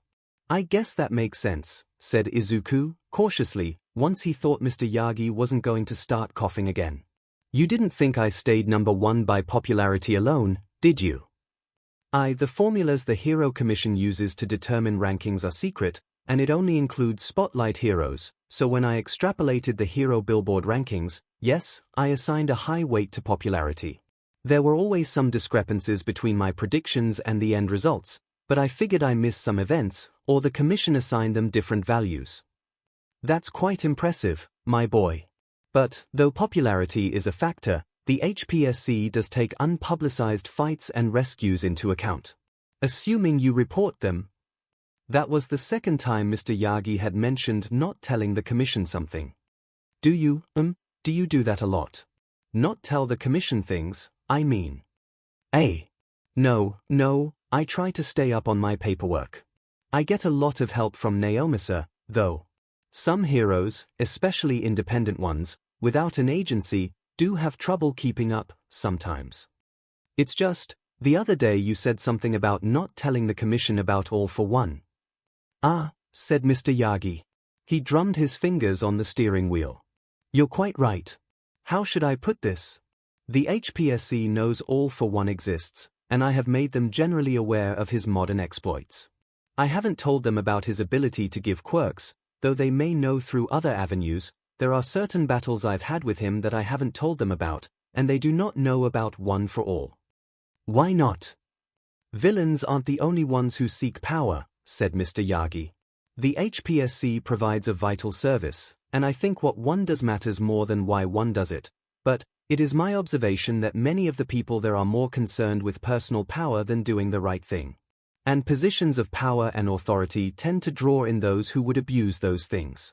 Even heroics. Especially heroics. The HPSC Ethics Review Board is supposed to stop that, but no system is perfect. He shook himself. But look at me. I was trying to give you a pep talk, not saddle you with doubts about the government. Izuku laughed, nervously. I mean, you've definitely distracted me from the sports festival. Yes. The sports festival. Don't worry about making a big spotlight combat debut. If you want to focus on rescue, or investigation, or the underground, I'll support you all the way. He paused. You do need combat, though, because of All for One. Yes, exactly. All for One. Way to kill the mood, guys, said Banjo. I think the mood was thoroughly dead already, said Yoichi. Unlike your brother, said Ian. Ninth's father. Come on, it was just a little omission of information. It wasn't even a lie. It was definitely a lie. You're so lucky that my relief about you not being a P-Deeple eclipsed my righteous fury regarding your mendacity. You know, the fact that you're delivering that completely deadpan gives me doubts about the fury part. I'm mad at you. You love me. Doesn't mean I can't be mad at you. Hey, wait a minute, said Nana, making a shape with her hands. Time out. Ninth's father is All for One. Yes, said Yoichi, hanging his head. I thought that had been established. So, are we? What Toshinori is saying is completely valid, by the way, but are we expecting this kid to fight his father? Is that a thing we're doing? Said Yoichi, in our defense, we did think he was dead. Maybe 8th will get him before 9th has to deal with it, suggested Banjo. He's got to have a better chance of that, now what with F.A. Jin and all. He paused. But, you know what would give 9th an even better chance, if he does have to fight his deadbeat dad. Is not a deadbeat, interrupted 𝐒𝐭𝐻𝐾. What? Calling him a deadbeat would imply that he is neither supporting the Midoriyas financially nor regularly in contact with them. He is on both counts. What? Squealed Bango. Did you miss his phone call with his father immediately following his return home after the USJ attack? Oh, said Yoichi. No, I was very aware of my brother's evil voice. It's just that these guys were too focused on scolding me to listen to anything I had to say. I still can't believe he sent someone like that to attack his own son's class. Didn't he, kill you, Austin? No, my death was largely unrelated. You've got to remember, I was a chronically ill fugitive from the law with no money. Who told you that he killed me? Everyone looked at their immediate predecessor. Yoichi tracked the path back to Third, who had gone very stiff. What the heck, Third? You were there when I died. Why would you tell 𝐒𝐭𝐻 that? Third did not answer. Actually, what did he tell you, 𝐒𝐭𝐻? Oh, it was very moving and heroic. It happened while you were saving a busload of metahuman orphans. You sacrificed yourself to let them get away from all for one. I even cried a little. Is it weird that I'm now disappointed in myself for not dying like that? Very, said Nana. What were we talking about before this? Asked Ien. I have no idea, said Banjo. Izuku delayed going to class, nervous about everyone's reactions to his quirk. It wasn't that he thought they'd reject him, but more that he had no answers for the inevitable questions. But he also didn't want to be late. Todoroki was so cool. Hagekyo exclaimed as he opened the classroom door. He was all like, blam, bam, swish. And he checked whether or not I was there first, before attacking, which was super cool of him. Todoroki's expression was halfway between statue and help, I've been hit by a truck. Cool. Very cool. You've grown since the first day, Kiro. Ah. Midoriya. All heads turned towards him. In the next second, he was hugged by several people, which was more friendly skin contact than he'd had since, ever, probably. Eep, he said. We were so worried about you, said Uraraka. We made a group chat, after, but since you were unconscious. Said Monoma, your quirk still is definitely a stockpile. Monoma, shouted Ida. Did you join this hug just to copy quirks? And what of it? But speaking of quirks, said Gyro, you can fly now. We kind of went along with it at the time, but that's kind of different from a sensory quirk. I know, said Izuku, and I have no explanation. Maybe your quirk stockpiles danger, said Monoma, contemplatively. He rubbed his chin with one finger. That could be why you can sense danger, you're stockpiling it. Then, when the danger gets over a certain threshold, you can release it as flight. Why are you all looking at me like that? Oh, nothing, drawled Kaminari. Just that you're more thoughtful than you look, pretty boy. I don't want to hear that from you. Thank you, Monoma. I'll have to mention it when I go to quirk counseling next. Which may or may not be this afternoon, depending on how Mr. Aizawa felt, and his head snapped to the door. Mr. Aizawa's coming. They all rushed to their seats. The door creaked open. Oh my gosh, here's a mummy. Ida. What is it, Midoriya? They were having a bit of a break during English while present MIC cycled them through for short sessions with Hound Dog. I didn't have a chance to ask you earlier, but how's your brother? He's all right. It's the first really major injury of his career, so he's going to take it easy for the rest of the month, to make sure his engines heal properly. He'd prefer not to, of course, but, there is a silver lining. That's good, said Izuku, encouragingly. I really shouldn't be happy about it, said Ida, rubbing the back of his neck, but he'll be able to come see me during the sports festival, and he probably would have been too busy if he were active. I think it's okay to be happy about good things, even if they happen because of bad things, said Izuku. It isn't like we can go back and make the bad things not happen, after all. That's very true, Midoriya. What a mature way of thinking about things. Izuku didn't know about that, but he was willing to take the compliment. Midoriya, said Shouter, who was absolutely and unquestionably recovered enough to teach. Even if he had zoned out in the corner of the room in his sleeping bag all morning rather than trekking back to the teacher's lounge, or teaching any of his other classes, shut up. What are you doing at the window? Oh, Mr. Aizawa. I didn't know you were awake. It was, maybe, a little unfair to single Midoriya out like that, since the entire class was standing by the window. But the way Uraraka, Zero, and Midoriya were closest to it, with Monoma a close fourth, was concerning, and Midoriya was the first one Shouter saw, and the one most likely to cave and tell him what was going on. Midoriya. Alright. Well, going out the door seems a little unpleasant today, so we thought we'd switch it up. What did that even mean? We were going to bring you with us, of course, continued Midoriya. What did that even mean? Out the window. Yes. What kind of unpleasant are we talking about?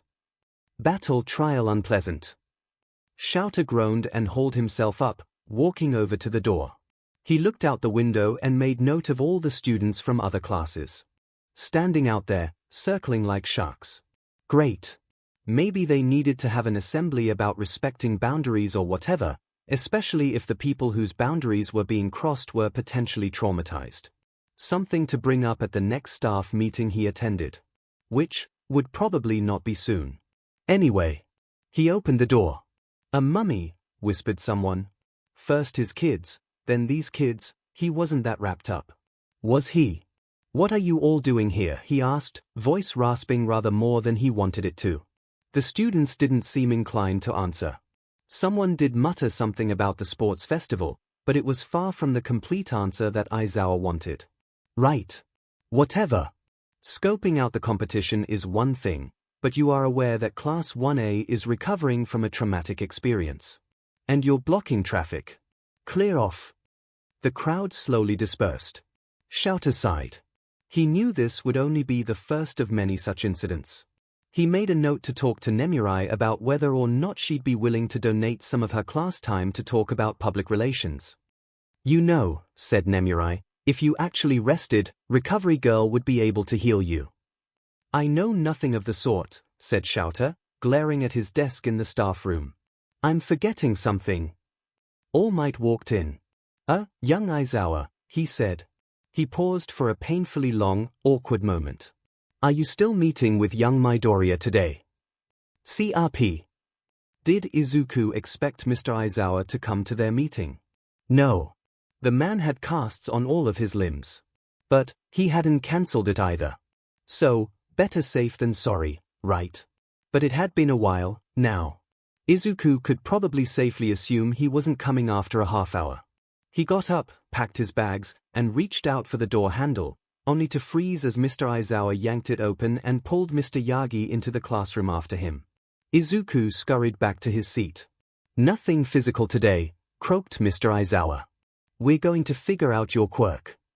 Oh okay, said Izuku. Aizawa collapsed into the seat behind the teacher's desk.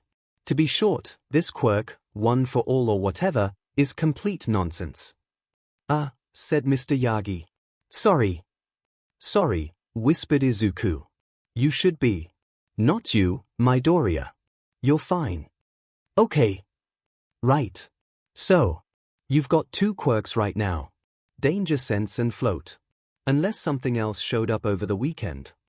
No, it is just those two right now. And you'll most likely get Smokescreen, Black Whip, and that strength enhancement eventually. Plus 2 mystery quirks. That is what I've been able to find out, said Mr. Yagi.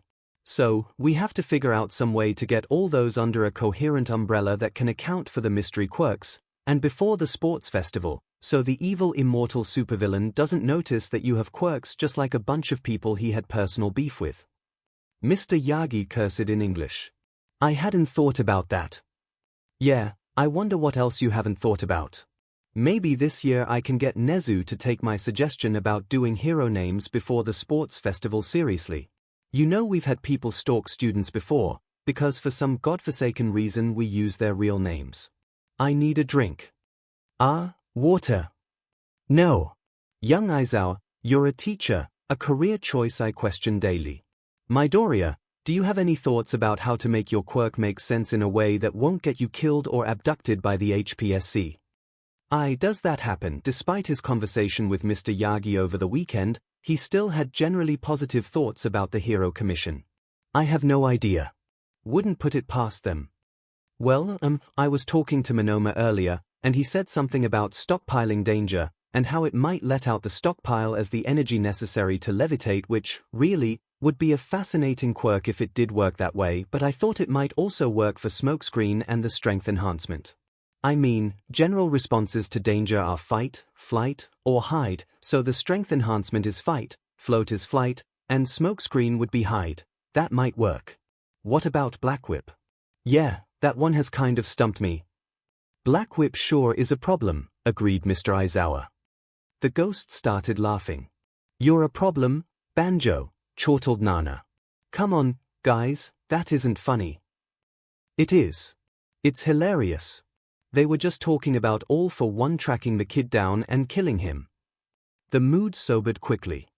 Considering that he is Ninth's father, said 𝐒𝐭𝐽𝐻, I suspect it's far too late for that. Yeah, said Yoichi.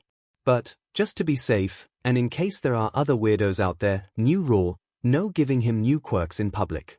Not that we can do anything about when he eventually manifests the stockpile.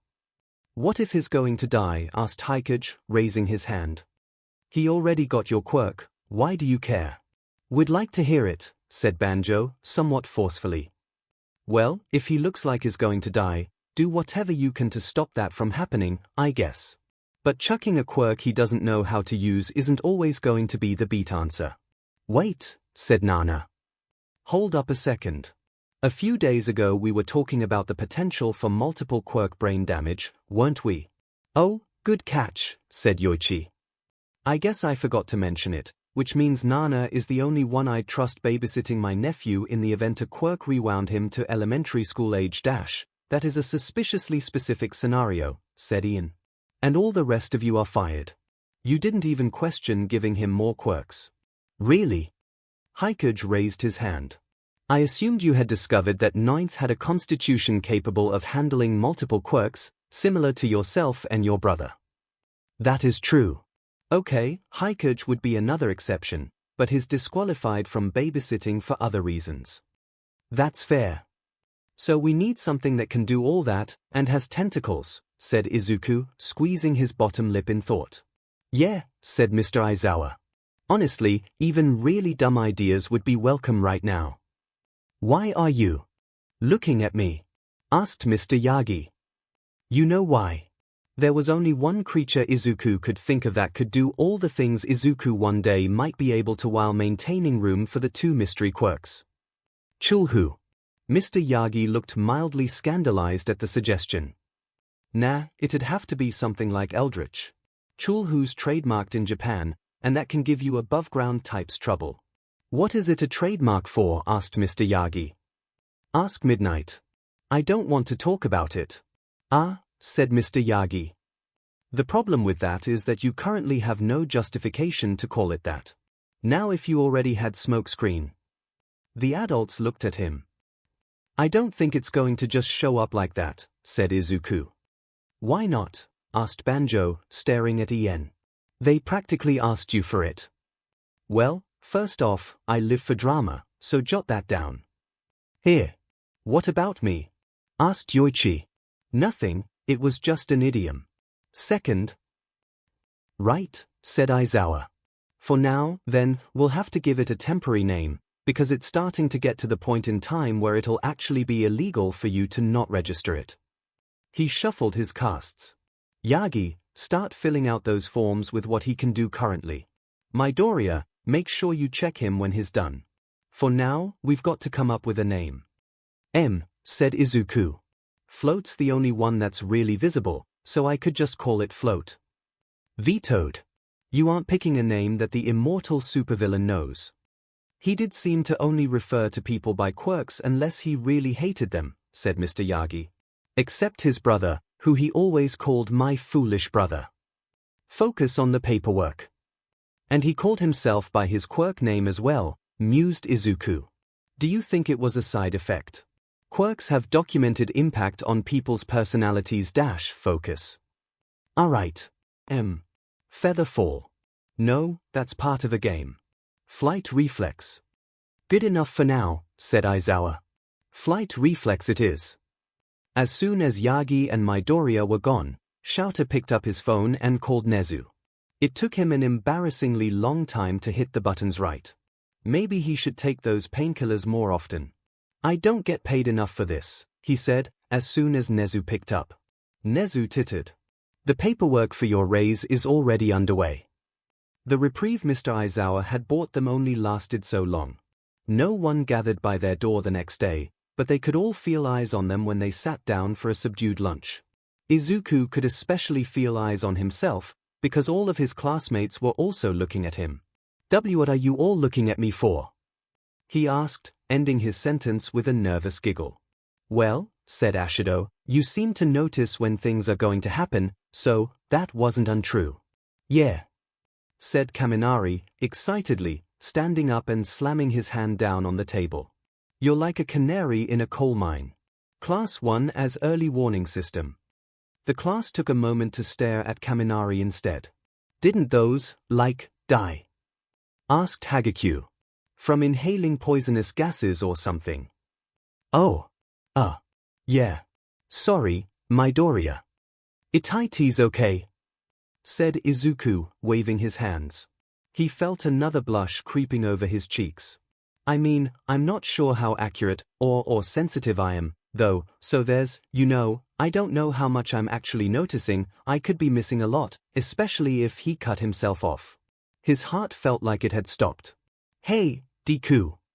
Oh, so it was only the usual threat to his life. Izuku looked over his shoulder to where, there was Kaken, pointing at him from the other side of the cafeteria. He turned back around and buried his face in his hands. The usual threat to his life, he says, muttered Ian. He did not say it out loud, he only thought it. Thanks, 𝐻𝐸𝐽. What's wrong with that boy? Asked Yoichi, frowning deeply. Anxiety. It's super anxiety. Thanks, 𝐻𝐸𝐽, but I wasn't talking about Izuku. Are you ignoring me, cannon fodder? He sure was going to die today, here. Who is he shouting at? Asked Uraraka around the spoon in her mouth. I am unsure, said Ida. It would appear he has mistaken us for someone he knows. Ashido made a face. Someone he knows that is calling Deku. That doesn't sound very nice. Ha! This is why 1A is the superior class. We would never have someone who behaved so uncouthly as to. Kirishima stood up. Hey, man, no one here is called that. I think you've got the wrong guy. He looked down. Or do you think Deku might be a girl? Sit down, you're embarrassing us, hissed Monoma. This, of course, cued Kaken to sprint across the cafeteria, vaulting the tables in between. He grabbed Izuku by the shoulder, dragged him out of his seat and spun him around. What do you think you're doing, Deku, going off and fighting villains like you think you're what? Uraraka had slapped Kaken across the face, and, because he had let go of Izuku in response, he was now floating in the vicinity of the light fixtures. Kaken's shocked expression transmuted into one of pure rage. His glare at Izuku promised a world of hurt. No, seriously, what's his problem? Didn't Izuku save his life? I don't know, but I do remember some tension at the school when we were still getting oriented in here, said Nana, propping her chin up with her fist. Maybe it's related to that. Maybe it's a Tsunda thing, suggested 𝐻𝐸𝐽. Seems sort of extreme for that, said Ian. I will get a teacher, said Ida, before a giant hand appeared in his way. Don't bother, said a new voice, belonging to the giant hand and a sporty-looking girl with a ponytail. Hey, Blasty, don't forget what Mr. Vlad said about not using your quirk. Does it look like I'm using my quirk, you big-handed, said Rozu, ignoring Kaken's rather crude response with enviable ease. Kendo. How are you? Doing great, said Kendo. Looking forward to seeing you guys pulling out all the stops to try and beat us. Try! Exclaimed Monoma. More like succeed. We have real experience now, after all. Shut up, Komova! Shouted Kaken. You're all gonna lose. I'm aiming for the top and I don't care about your crappy delusions. Komova, squawked Monomoa, hands coming up to cover his hair. You take that back. Oh, you have an aggressive blonde, too. Yoirozu sighed. I suppose we do. The awe Izuku felt at the situation Bakugo, stuck floating, was sadly eclipsed by the crowd of people they'd gathered. Said Kaminari, is it just me, or are they all looking at us? Of course they're looking at you, Morin, yelled Kaken from his place near the ceiling. They're wondering how someone so idiotic could survive a villain attack. I mean, said a voice from the crowd, that's true. A tall boy with purple hair shouldered his way to the front and tilted his head back to look at Kaken. We're here to take a look at the competition. But I've got to say, I'm disappointed if this is what kids in the hero course are like. He lowered his gaze to sweep across the 1A table. Those of us who didn't make it to the hero course are stuck in general studies and other tracks. There's quite a few of us, did you know that? Depending on the results of the sports festival, they might consider transferring us into the hero course. I understand the reverse is also possible. For a general studies kid like me, this is the perfect chance to interrupted Kaminari. That's great, man. We have an open seat. You'll be perfect. You're even purple. You can replace the rancid purple guy we got rid of. A much better purple than the last purple, said 𝐂𝐿. A manly purple, added Kirishima. A superior purple, sparkled Emma. Assuming he isn't secretly a perv, said Jiru. He's already had a longer clean conversation with us than the grape kid did, Mina pointed out. What? Said the purple boy, wisely backing away. What a mad banquet of darkness, mumbled Tokoyami. Ida strode to the purple boy in an alarming, robotic sort of way. As vice president of Class 1A, I would like to welcome you to the hero course. He punctuated his greeting with hand chops. That's kind of premature, said Nana, isn't it? It sounds like he has to do well in the competition, first. Ha, said Banjo. I think he'll do just fine. He's clearly primarily motivated by spite.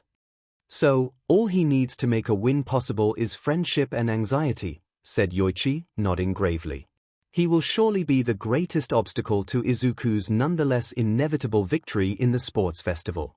Later, he will become an invaluable ally. Are you basing this off some manga you read, or off my observations of our lives? Ah. Continue, then. Gladly. Guys, said Uraraka. When Izuku turned to look at her, her face was slightly green. I'm not sure how much longer I can keep him up there. This was when Kaken reached the light fixture, put his feet against it, and shoved off, rocketing straight for Izuku. Izuku bolted. This was, apparently, the correct decision, because Kaken bolted right after him.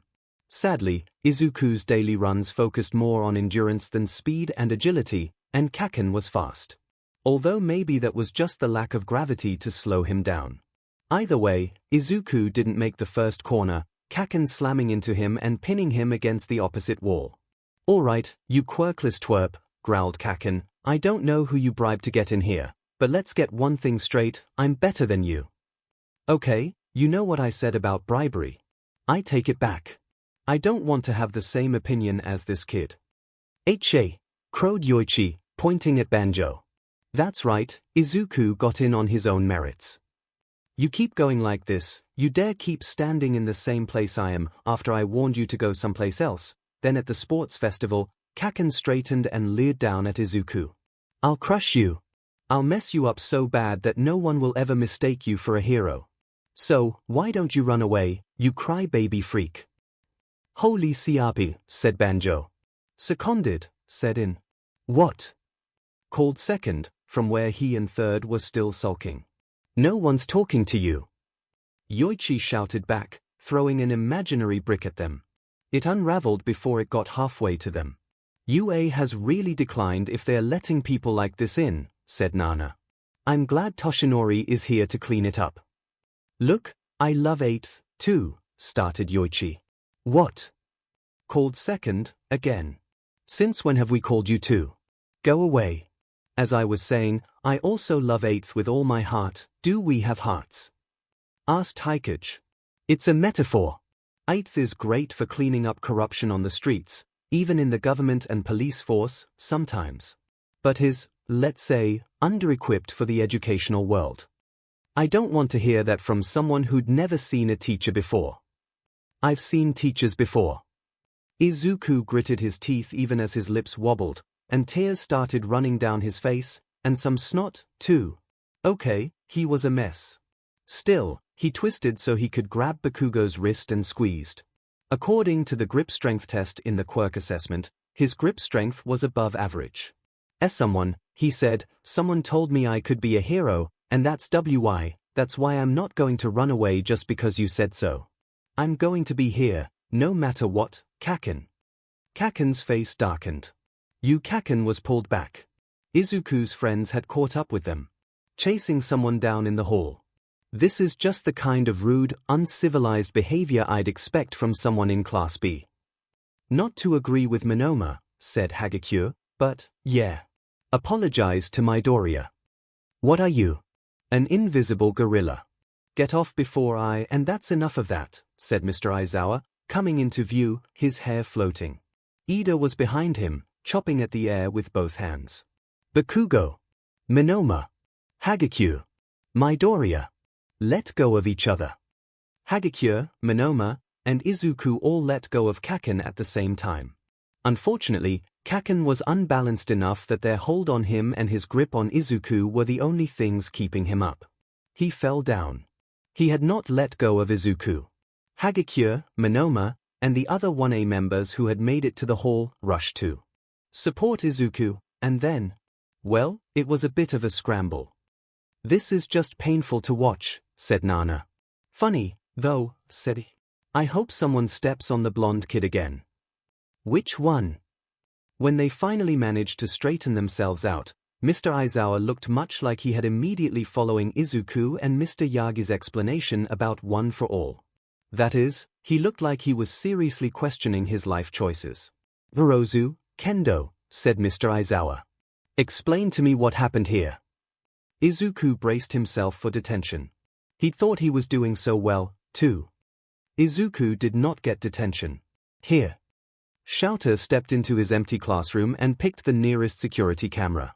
Forget the raise, I want an investigation into Aldera Middle School. He'd meant to look into it before now, but he also hadn't meant to get beaten to a pulp by a bunch of crazy villains, one of which may have had his dead best friend's quirk. You are allowed to have both, you realize, said Nezu over the intercom. But did he deserve both? That was the question. I know what you're thinking, said Nezu. If it helps, think of it as less of a raise, and more of a stipend for the therapy you will need. Why would that help? They filed onto the field for heroics several minutes before the class was due to start. Izuku hoped that those minutes would be enough for him to calm down. His heart was still going rabbit fast.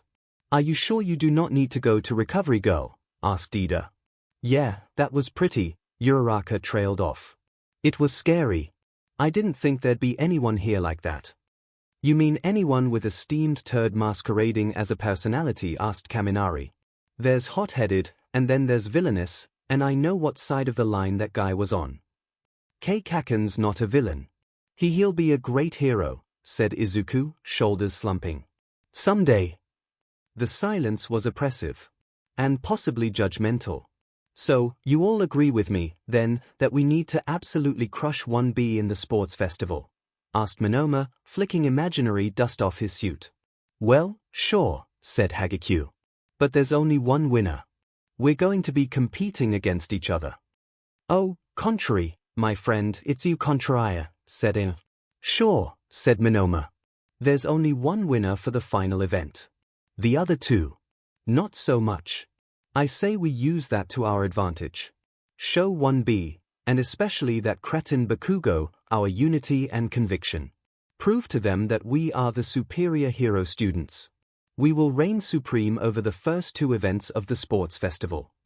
That's a freakishly hyper-competitive way to put it, said Kaminari, but he's got a point. Of course I do. We just need to make a plan and victory will be ours. How are we supposed to do that? Asked Zero, crossing his arms and tugging slightly at his elbows. The events are secret until the day of. If we don't know what we're going to be doing, we don't even know if we can cooperate. The events are random every year. We might not know what the events are exactly, but there's a pattern, said Izuku. He'd never really thought about the kinds of events too deeply, but he'd watched and analyzed the UA Sports Festival for years and years. The first event is always kind of a free-for-all, with everyone from our year. It's supposed to eliminate most of the competition, usually only the hero course and a few others get in. Then, the second event is usually something team-based, like a relay or a game. The final event is the only one where individuals go head-to-head, because that's when you need a clear winner and runners-up. Exactly, Midoriya, exactly. Who's with me? I'm in, said Kaminari. There was a smattering of other agreements. Izuku wanted to say yes, but he glanced over at Uraraka and Ida. He wasn't the only one. Uraraka caught his eye and elbowed Ida. His armor made a hollow clanging noise and Uraraka hissed and held her elbow. "Uraraka, are you?" She jerked her head at him. "What?" "You're kind of the rules guru, man," said Kaminari. "I think most of them are waiting to hear what you have to say." "Oh. Yes. Teamwork is an important part of heroism. I cannot imagine that they would ban us from cooperating to attain success." "I agree," said Yorozu. "Why yes," said Izuku. "Me, too." From there, everyone else agreed. Except for one student. Todoroki stood apart from the group, facing away from them. Todoroki called Minoma. "Will you join us?" Todoroki looked back at them, coldly. "I'm going to win myself, without anyone else's power." He turned away again, the wind picking up a few stray leaves and blowing them across the space in between them. "Wow," said Kirishima, manly. "I don't understand how that kid thinks." "I don't think you understand how anyone thinks." Yuichi frowned. "That's just unnecessary." "Isn't he just gay?" asked Ien. "That does seem to be the easiest explanation," agreed 𝐻𝐾𝐽. "That can't be it," said Yuichi. "I'm gay." "I thought you were bisexual," said Nana. "I thought he was ace," said Banjo. "I contain multitudes." Izuku hung back after school for extra training with Mr. Yagi. Working with 𝐵𝐺𝐴 had helped a lot, but float was still difficult for him to turn on and off at will. He could do it, but he was slow. He did like the grappling hook, though. He liked it a lot. He really needed to go talk to Hatsune and thank her for the literally life-saving piece of equipment. Especially with the sports festival coming up, he had some ideas. The gym they were in was designed with basic three-dimensional mobility quirk training in mind. High ceiling, lots of things to grab onto, various optional obstacles, but everything was padded. Quirks that needed a lot of space to reach their full potential rarely got a lot of practice. Private property was usually a confined space. Especially in a city. Even so, Izuku was feeling inadequate. "You're making wonderful progress, young Midoriya. You've had this quirk for less than a month. Give yourself time." "But I've seen videos of your teacher," said Izuku, trying to propel himself towards the wall. "She could fly." He managed to flip himself upside down, but did not move horizontally. Fast. Wasn't that just the stockpiled power? "Ha." "Yeah," said Nana. "I did love how it improved my quirk." "Wait a second," said In, rolling off the throne he'd constructed for himself. "If Nine doesn't have access to the enhanced versions of your quirks now, what's going to happen when he does get the stockpile? Will his head just explode from the anxiety? Super anxiety." "𝐻𝐾𝐽, if you don't have something productive to say," started Banjo, half jokingly, half threateningly. "I believe he does have the enhanced version of my quirk," said 𝐻𝐾𝐽. As for Float, he shrugged. "You'd better not be implying anything about my quirk," said Nana. She sighed. "It has only been about a week since he got it. Getting to the point where I could really move with it took a long time." "You can do it," Izuku cheered Yuichi. "I believe in you. Blow Nana's time out of the water." "And she had her quirk for a lifetime," said Mr. Yagi. "Try to get upright again, and then see if you can drop and catch yourself." I remember the first time I saw my teacher use something like that as a finishing move. An axe kick from a couple of stories up." He shook his head. "It was quite remarkable." "Ahem. Not that you should try that without more training. Or on your classmates at the festival. We don't need any maiming." "That guy had it coming," said Nana. Said Izuku. He turned Float off, and tried to switch it back on before he hit the ground. He wasn't quite able to reactivate it in time. He sighed and picked himself up. "At least this is good practice for falling." "So it is," said Mr. Yagi. He checked his clipboard, which contained a legal pad and a singular sheet of loose leaf covered in 𝐵𝐺𝐴's distinctive handwriting. "Perhaps we should try some time trials here on ground levels before we try that again. Just float on and off as quickly as possible." Izuku made a face. He wanted to go faster, get better. But he nodded easily enough and caught the timer Mr. Yagi threw at him.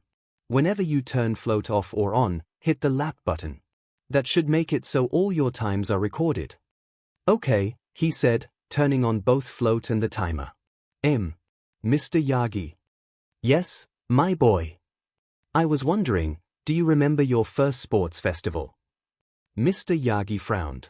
You aren't still worried about, He rubbed the back of his neck. Living up to my overinflated reputation, are you? Izuku gasped. Your reputation isn't overinflated. Alas, everything about All Might is puffed up and full of smoke. Izuku forced back a giggle. It really isn't about that, he said, once he was more in control of himself. We were thinking, there's not a rule about helping each other in the first two events, right? UA wouldn't be terribly heroic to ban something like that. I may seem to stand alone, but without my agency, I wouldn't be able to do much hero work at all. Izuku nodded and started a new lap on the timer. He had maybe 5, so far. Some of my classmates and I were thinking about working together, said Izuku. That sounds wonderful. It is. It's just, I don't want to disappoint them. Especially not after Kaken had reminded him of what he used to be. Quirkless, useless, cowardly Deku who ran from fights. He didn't want to be that person anymore. Said Mr. Yagi. He sat down on a bench-shaped protrusion. When I was a student, they only broadcast the third year's competition. Izuku nodded. He knew that. He'd spent long, fruitless hours trying to find videos of All Might's time at UA.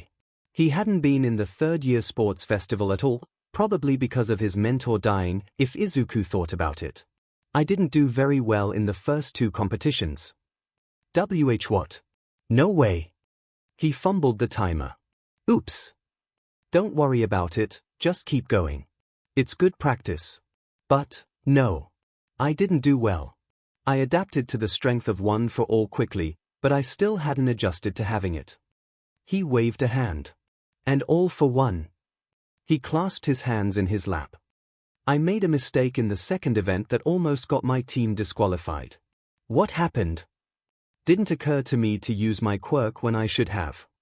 Banjo laughed. I remember that.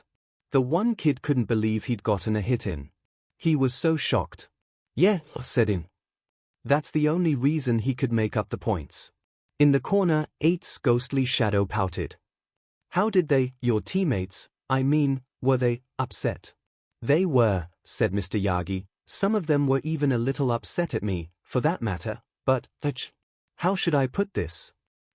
Toshinori, said Nana, mournfully, you're making it worse. How are you making it worse? Someone stop that man, said 𝐒𝐭𝐲, completely deadpan. Someone needs to stop you. All of us tried our hardest, said Mr. Yagi, finally. There was no resentment. We still got along just fine, afterward. Izuku set his feet back on the ground. Are you still friends with any of them? Well, no. But not because of the sports festival. Unsurprisingly, this conversation had failed to reassure Izuku. Regardless, you've already shown your classmates what you're made of. They won't turn away from you over a hiccup. Also not really what he'd been worried about, but now he was. So, that was fun. There's only ever one victor, in any case, and only 16 students ever advance to the final event. There's always disappointment, I'm afraid. It would be ridiculous to blame that on you. Right, said Izuku. Right. He chewed on his lips, trying not to mumble, even though Mr. Yagi was certainly used to it by now. What were the events your first year? Well, said Mr. Yagi, it started off with a race. Izuku curled up in the rolling chair at his desk, a bag of ice balanced on one knee and a hand gripper in his offhand. His DMNT hand was occupied with scrolling through his old digital notes on past sports festivals. Some of them were sort of embarrassingly bad. Maybe he shouldn't judge a 10-year-old even if the 10-year-old was himself so harshly, but still. Well, regardless, past him had gotten the event information down for the more recent sports festivals. It was too bad he couldn't rewatch some of these, but that would take too long. The sports festival was coming up fast. He barely had time to look up older festivals, from before he started analyzing them. Luckily, he had help. His computer chirped, and his eyes flicked to the chat window. Earlier, more of the class had been on, but they'd slowly logged off as it got later or research got out of their comfort zone. Kaminari was the one who got the chat and the shared file set up through their UA accounts. Ashido and Hagekyo had spent a lot of time going through UA's social media announcements about the festival.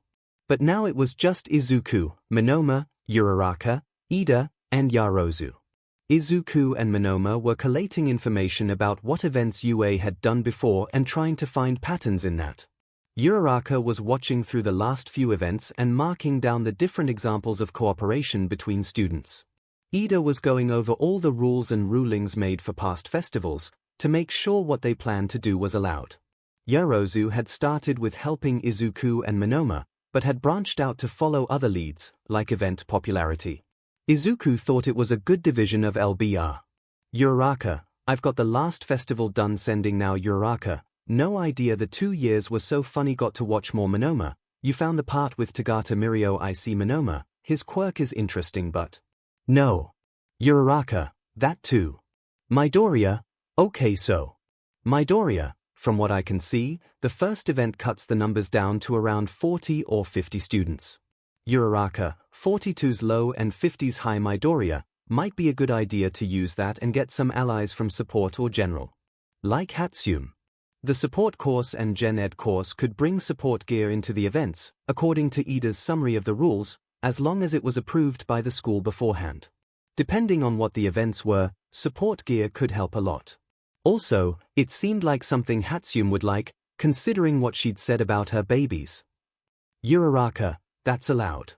Ida, yes, it seems so. Izuku swayed tabs and scanned through the spreadsheet for the first event. Obstacle course, maze, scavenger hunt, rising waters, platformer, find the flag, dodgeball, rescue race, teacher tag, villain hunt, flag tag, the gauntlet. Midoriya, Monoma, what's the gauntlet? Monoma, basically dodgeball, but you're between two fields of throwers. Monoma, it was audience participation. Monoma, kinda old. Midoriya, don't think we need to worry about that one then. Ida, that's quite a few events. Could we perhaps group them in some way? Midoriya, maybe. There's races, finding things, musical chairs type things, battle royals between students, and going against teachers. Uraraka, I didn't know. Uraraka, the maze ones and the obstacle course are kinda similar in terms of being a race to finish, but they are also pretty different in what you need to be good at to win. That was a good point. Yarozu, I think we can eliminate some events, based on what happened at the USJ. UA has greatly emphasized increased security since the media break-in and the USJ incident. I believe that limits the types of events they will consider for this year to ones where they can have clean lines of sight and quick access to competitors. Uraraka, so no maze. Yarozu, probably not. Midoriya, I think we can throw out anything that's audience participation too. Midoriya, also the finding hidden stuff ones and the rescue-based ones. Ida, why those? Izuku cringed and started typing. Yarozu probably already realized this, from what she had written before, but she hadn't mentioned it earlier. Although maybe she just hadn't gotten to saying it yet. Midoriya, well, hate to say it but we never really made up the USJ rescue training. Midoriya, if UA is trying to seem stronger they won't show our weak points. Does that make sense? Not that I think they should do that but… Izuku pushed back from his desk slightly and chewed on his thumbnail. It did make sense, didn't it? Maybe he shouldn't have said that. Yarozu, I agree. I believe that we are more likely to have something like the obstacle course, one of the limited spaces games like Rising Waters, or one of the ones with teacher participation. Midoriya, I think Rising Waters is out because Aquarius isn't part of the staff anymore, although I guess she could come back for the event. Or have some kind of substitute. Rising Waters was a musical chairs event UA had done for the sports festival an average of once every 4 years since Aquarius joined the staff. The stage would be a bunch of pillars, with the top of each one just wide enough for a person to easily stand on. At the beginning, students would start at the lowest level and there would be more than enough room for everyone, but then Aquarius would slowly start to draw water up onto the stage, until only the highest pillars were clear. Of course, if you touched the water you were out. Since they started doing Rising Waters, they hadn't done any of the other musical chairs games, instead swapping it out with obstacle courses, scavenger hunts, tag and dodgeball. Yorozu, that would be a reasonable conclusion. Monoma, makes sense. What's your guess for what will happen though? Most years, lunchtime was good for naps and paperwork. All the students were out of the classroom, it was quiet, and 𝐻𝐿𝐷 could work on whatever he wanted. Alas, this year was proving to be an exception. First the break-in probably caused by the League of Villains, then the nosy other classes, then Bakugo actually assaulting Midoriya-kan either needed to get that kid to grow up or expel him, and now this. All of 1A, with the exception of Todoroki, had decided to eat in the classroom. Not that he could blame them. He shuffled some of the papers in his sleeping bag around, mostly old-school records for Midoriya and Bakugo that he'd been meaning to go over, but would probably have to wait for later. If the kids were going to be in the classroom, he'd better keep an eye on them. Or an ear. Yeah. They were just getting an ear. All right, said Yorozu. Everyone give your orders and money to Ida, Shoji, Uraraka, and Hagekyo. I can carry things, too, volunteered Midoriya. 𝐻𝐿𝐷 had no doubt that Midoriya could carry plenty of lunches. But he'd also been a target. Keeping him out of the way was smart. Yes, but you need time to set up your presentation. Oh, right. Footsteps approached. Mr. Aizawa, is it all right if I use the projector? 𝐻𝐿𝐷 almost said knock yourself out, but he luckily remembered who he was talking to.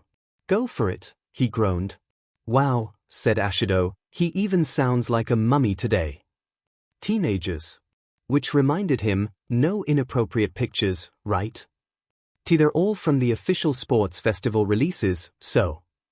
Sports festival. 𝐻𝐿𝐷 resisted the urge to laugh. So, his students were turning one of Khan's favorite sports festival strategies against him and working together as a class. The rivalry was largely in Khan's head, but sometimes it was nice to gloat. Tastefully, of course. While reminding him that 𝐻𝐿𝐷 hadn't suggested it at all. But he'd wait until the sports festival itself to actually do that. No need to tip the man off. Back to Midoriya's question. With effort, 𝐻𝐿𝐷 pried his eyes open. Don't tell me you found the instant nudist. Well, it's yes. Is everything pixelated? Yeah.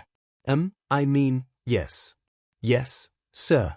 It's not in mine, it's in Uraraka's, and it's only to illustrate a point about cooperation.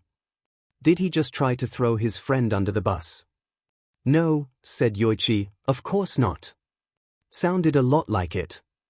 We have a direct link to his subconscious, we know that isn't what he meant to do. Great, said 𝐻𝐿𝐷, closing his eyes and rolling over. Thank you. There was some shuffling and arguing about what wire went where, but by the time the four who went out to get lunch were back, Midoriya's presentation was up and running, the projector whirring in the background. Oh okay, said Midoriya. The sports festival. I'm going first. To present our predictions. Monoma and Yorozu really helped a lot with this, and then Uraraka will talk about past cooperation in sports festivals, and Ida will talk about rules. Which you already knew that would happen even without a presentation. It was a good thing there was a public relations class at UA, but 𝐻𝐿𝐷 could admit the joke was funny despite Midoriya's obvious nerves. Based on our analysis of past sports festival events, we believe that for the first event, the most likely activities are either an obstacle course race or one of two versions of teacher tag. The obstacle course is the more straightforward option and it was last done 2 years ago. It usually involves physical obstacles like climbing walls made by cementos, or robots or other things made by the support teachers. With teacher tag, on the other hand, we need to either tag or avoid being tagged by teachers. Which, 𝐻𝐿𝐷 got the impression everyone in the class was looking at him. The gremlins were afraid of him. Good. But Midoriya had to work on his volume. The stuttering had eased up, but the presentation was turning into a muttering session near the end there. Is an obvious challenge. Both emphasize speed and combat. Combat, echoed Kaminari. The tag I get. Well, if dodging is combat. But the race. In most race events you're allowed to use your quirk against your opponents, said Midoriya. The tag events are usually flag tag. Oh, said Kaminari. Makes sense. The second event is harder to pin down. Past examples are cavalry battles, dance battles, tug-of-war, capture the flag, king of the hill, and relays. Dance battles. Sign me up for that one. Midoriya laughed nervously. Yeah. However, if we have the obstacle race or the tag version where we're avoiding the teachers, we probably won't run into relays, but have something more obviously combative, like the cavalry battle. On the other hand, the version of tag where we're chasing the teachers usually leads to a rescue or captive DLVRY relay or race, with the teacher playing the dummy. Ah, yes. Shouter had done one of those his first year teaching. He was very glad Nezu had decided they weren't doing it this year so the teachers could focus more on security. It was difficult enough to deal with when the students did have rescue training. With this batch? No. Next year, maybe. Probably not. Although, come to think of it, Shouter's current injuries would have precluded him from participating regardless. He spared a moment of sadness for the loss of a perfectly good excuse. Either way, we're all pretty sure that the last event will be one-on-one direct combat. Probably a single elimination tournament. You don't sound too happy about that, said Hagekyu. That's because we aren't, said Yorozu. But we have talked it over, and we think that it is the most likely scenario. As for why, it boils down to UA needing to save face and single combat is the most popular event, even though it's kind of, Midoriya trailed off. Ooh, said Ashido. I hear some salt behind that. Spill it. It's dangerous, said Midoriya, finally. More people get seriously hurt during that event than any of the others. And we made our guesses for the events based on patterns from the past, what's best for security, what we've actually been trained for, and what'll serve UA's PR, but that leaves, it's combat and speed heavy. Spotlight stuff. Fighting is what heroes do, said Soto. I know. But there's also underground heroes like Mr. Aizawa, or heroes that focus on investigation, like Sir Night-Eye, or rescue heroes like the Wild Pussycats. Usually, there's at least a nod to the other types of heroics in the sports festival, so those agencies can assess in turns, too. Which is why Monoma and I believe the second type of teacher tag is the most likely first event, said Yorozu. The rescue relay does represent some aspects of rescue heroics. Yes, said Midoriya, with the air of someone who had argued about the subject extensively, but the intercom crackled too. Life. Midoriya, Yorozu, Monoma, Ida, and Uraraka, please report to the principal's office. The first thing that happened after the principal's demand was surprised silence. The second thing that happened was Mr. Aizawa jerking straight up out of his sleeping bag and shouting, "Don't you dare try to poach my students, you rat." This caused Izuku to startle hard enough that the remote for the projector flew out of his hands and shattered against a nearby wall. This was nothing to Kaminari's reaction, which was a flash of electricity that shorted out all the lights in the room. There was silence again. Tinny music began to play. Cat. I'm a kitty cat. And I dance, dance. Mr. Aizawa answered his phone with a violent motion accompanied by the sound of a tearing plaster cast. No, he growled into the receiver. So what? It isn't as if he cut off, as if he'd been interrupted. Fine. You five. Go talk to Nezu. Bring your lunch. The rest of you, go somewhere that hasn't just had a major electrical accident. Except for you, Kaminari, let's have a discussion about quirk control. Kaminari's gulp was audible. I can't believe that song is still popular, said Yoichi. It was ancient when I was born. Clearly, said Ian, Aizawa is a connoisseur of the classics. Banjo stared at them. What are you talking about? I wonder what Principal Nezu is like, said Uraraka, nervously. He's an upstanding and impressive citizen, according to my brother, said Ida, his voice pitched a little closer to the breaking point than usual. There was a long pause, passionate. Dedicated to his work. As a principal should be, agreed Monoma, his nervousness much more pronounced. He makes sure UA is the best. He's nice, said Izuku, but kind of scary. You've met him, asked Yorozu. Yeah, just before the USJ. My quirk was really acting up, because, you know. He hunched his shoulders. Do you think we're in trouble? He'd been trying to focus on danger sense while they walked, but it wasn't giving him a clear signal. It hadn't been going off when they'd been putting the presentations together, either, come to think of it. But then, would it? He vaguely recalled some spikes of anxiety when taking the written entrance exam, but he also picked up low-level danger from improperly fastened doorknobs and things like that. Maybe getting scolded by the principal wasn't enough of a danger to register to him past the background noise. He had a quirk now, he had to pay more attention to things. Wouldn't you be the one to know? Asked Monoma, expression one of genuine curiosity. Talking to the principal is a lot different from being ambushed by villains, said Uraraka. Izuku giggled nervously. Why, there's also the whole being based on how anxious I'm feeling, and sometimes a person just feels anxious, right? Oh. Those reassure some pitying looks. We had no idea danger sense was such a difficult quirk, said Nana.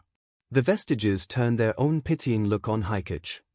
The doors to Nezu's office opened on their own, before Izuku or any of the others could knock. It was a bit startling, given that they didn't look like automatic doors, but Izuku didn't get why his classmates jumped. Maybe if he hadn't come earlier, he'd be jumped, too, but he'd had different concerns, then, and... Well. Anyway. Come in, said Principal Nezu, who was practically vibrating behind his desk. Am I a rabbit, a chipmunk, or a weasel? One thing's for sure, I'm Principal Nezu. And you five have presented me with a bit of a conundrum. Sorry, said Izuku. Oh, heavens. It isn't something to apologize for. As a matter of fact, I am quite pleased with the research you did. Please, sit down, all of you. They gingerly pulled chairs from where they were lined up against the walls to ring Nezu's desk. Excellent, excellent. Now, in normal years, I wouldn't have called you here at all except, perhaps, to congratulate you on work well done, which, mind you, I would like to do anyway. The gathering of intelligence and drawing conclusions from data is an important skill for heroes, particularly investigative heroes, to have. Few students or groups of students have been so accurate. We generally use a degree of randomness when selecting events. This year, however, is different. Because of the attacks, said Yorozu. Quite so. The issue, you see, is that if you can so accurately guess the events, then so could someone else, said Izuku before slapping his hands over his mouth. Sorry, he mumbled, mortified. Nezu nodded grimly. It would seem that in our longing to make the festival more secure, we may have outfoxed ourselves. You're going to change the events, aren't you? Asked Monoma with a sort of bitter, defeated twist to his words. I'm afraid we must, said Nezu, apologetically. But that doesn't mean I intend to send you back to your classmates empty-handed. He leaned forward, a sliver of sharp tooth exposed between furry lips. Tell me, how would you solve the sports festival problem? They left with an assignment, a formal, polished report on their analysis of the sports festival and the patterns found in it, an answered question: if a support student gave someone else a piece of gear during the event, it was fair game to use, and slightly wobbly legs. That was weird, said Uraraka, and I'm not sure how I feel about it. What do you mean? Asked Ida, whose wobble was more vocal than physical. This is a tremendous opportunity. Well, yeah, said Uraraka, but I don't know if I deserve it. I was basically just taking notes on videos. Anyone could have done that. But not anyone did, said Monoma. You did. He sniffed. Just like any class could make a plan like ours, but clearly few of them ever have. Said Uraraka. I really need to show you my presentation. I think it's more common than we realized. But, I know at least Zu and Gyro are smarter than I am. The only reason I'm getting credit like this is because I live alone, so no one can enforce bedtime on me. Even if that were true, you still put the effort in. You're hardly getting credit for something you didn't do, said Monoma. Yeah, said Izuku, nodding fiercely. And your suggestions were really good. It's not like he's going to use any of them, though, she said, slumping a little.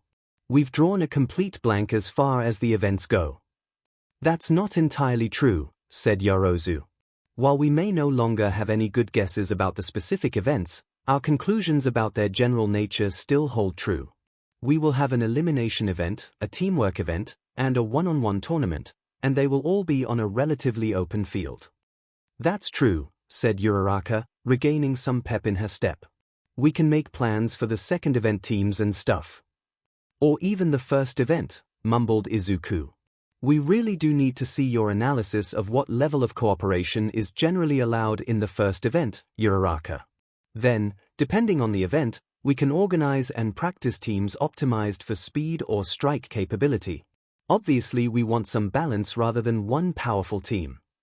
Well, said Nana, as Izuku continued to mumble, that's scary. Adorable, but scary. Mostly adorable, said Yoichi. Not really, said 𝐒𝐽𝐽. He sounds like your brother, said In. Except with morals and a strange longing to win a high school contest. Yoichi blinked at them. Right. None of you guys knew Hisoshi when he was in high school. Oh, said Banjo, that sounds like a story. Yoichi nodded. I don't know all of it, but the aftermath involved a fire truck, an ice cream factory, and the North Carolina National Guard. North Carolina as in? The state, yes. I thought North Carolina was a country, said In. It is now. Did you just imply that All for One caused the balkanization of the United States? They aren't really balkanized, they're still a union, said Yoichi. They still have a federal government. You know that. We were all with 8th when he visited. That didn't answer my question. They wobbled into foundational heroics, and All Might set them to basic combat drills, aka how to punch someone without breaking your hand. An important skill for the sports festival and life as a hero in general. They were in pairs, switching between hitting a punching bag and acting as a spotter. After that, they spent an hour practicing clearing corners while infiltrating buildings, and, finally, All Might somewhat pointedly handed them personalized training and diet plans and set them loose on the weight training gym. This left them with one course of action. Hagakure, said Ojiro, one of many. You have to tell us what your workout plan was. Your gains are incredible, agreed Soto. I want to lift my Doria like a twig, too, said Kaminari. I kind of am a twig. No, strawberry, said Hagakure, managing to get past Izuku's guard and ruffle his hair. You're pretty solid, just short. But it won't be free. You guys have to tell us what Nezu wanted with you. And that's when we were released to return, Ida said, finishing his summation. Man, said Ashido, that's a bummer. You guys did all that work for nothing. Said Tsuyu, did they? Kiro. The basic assumptions should still hold true, so we can still strategize. That's what Midoriya said on the way back, said Uraraka, who was taping her fingers. Wire, said Izuku, finishing his set and sliding off the bench. But there might be a problem. A big one. Like what? Asked Uraraka. She took Izuku's spot on the bench, hesitated, and then slid off again to remove some of the weights. Kaken. The rude boy from 1B, asked Tsuyu. When I was thinking about team matchups? Well, anyone who works with me is going to have to deal with him, too. The thing he cares about most is winning, but if he can steamroll me in the meantime, I'm a liability for any plan we come up with. Midoriya, part of the reason we're working together is specifically to knock that guy down a peg, said Tsuyu. Oh, said Izuku. I guess. Yeah, it is, isn't it? What hadn't he really done? Processed it. Thought about it. Realized what it meant. What did it mean? It means that we're friends, silly, said Uraraka, giving him a hearty slap on the back before settling back down on the bench. And that we find Bakugo's attitude to be unacceptable in someone who aspires to be a hero, added Ida. A murmur of agreement echoed through the gym. Midoriya, said Tokoyami, should Bakugo seek you out on the field of battle, we will show him true darkness. He means we'll beat him up if he tries to pick on you, explained Dark Shadow. Izuku felt himself tearing up. You guys? That's sweet, said Nana, but it doesn't take care of the tactical issue. Shush, said Yoichi. Let us enjoy the moment. Izuku rubbed at his eyes with slightly shaking hands. We still need a strategy to deal with him, said Izuku, surprised at how steady his voice was. We will need strategies for everything, said Yorozu, the sentence punctuated by strokes on the rowing machine she was using. "Oi!" shouted Gyro from the racks on the other side of the room. "I don't know about you guys, but I'm not going to remember a dozen different strategies for all sorts of scenarios or whatever. If we don't know the events, we can't make a plan to cover everything." A few feet away from her, Todoroki had put on an expression that just screamed, "I'm not listening to this." "A conundrum indeed," intoned Tokoyami. "One of my martial arts instructors used to say that you can't plan for your opponent doing anything, you just have to train yourself to act and react in the ways you can," said Ojiro, helpfully. "Of course, then we had lessons on reading opponents, and that sort of undercut things a little bit." "Hey, Uraraka settled the bar back on the stand with a little oomph. "Maybe we can just work out how to work well together. I mean, focus on teamwork first, and then we'll be able to adapt to them, whatever our opponent throws at us." Said Yorozu. "Very well put." Said Uraraka, scratching the back of her neck. "I try." "Did you just call the principal our opponent?" asked Ida, aghast. "Well, he is, in this case, isn't he?"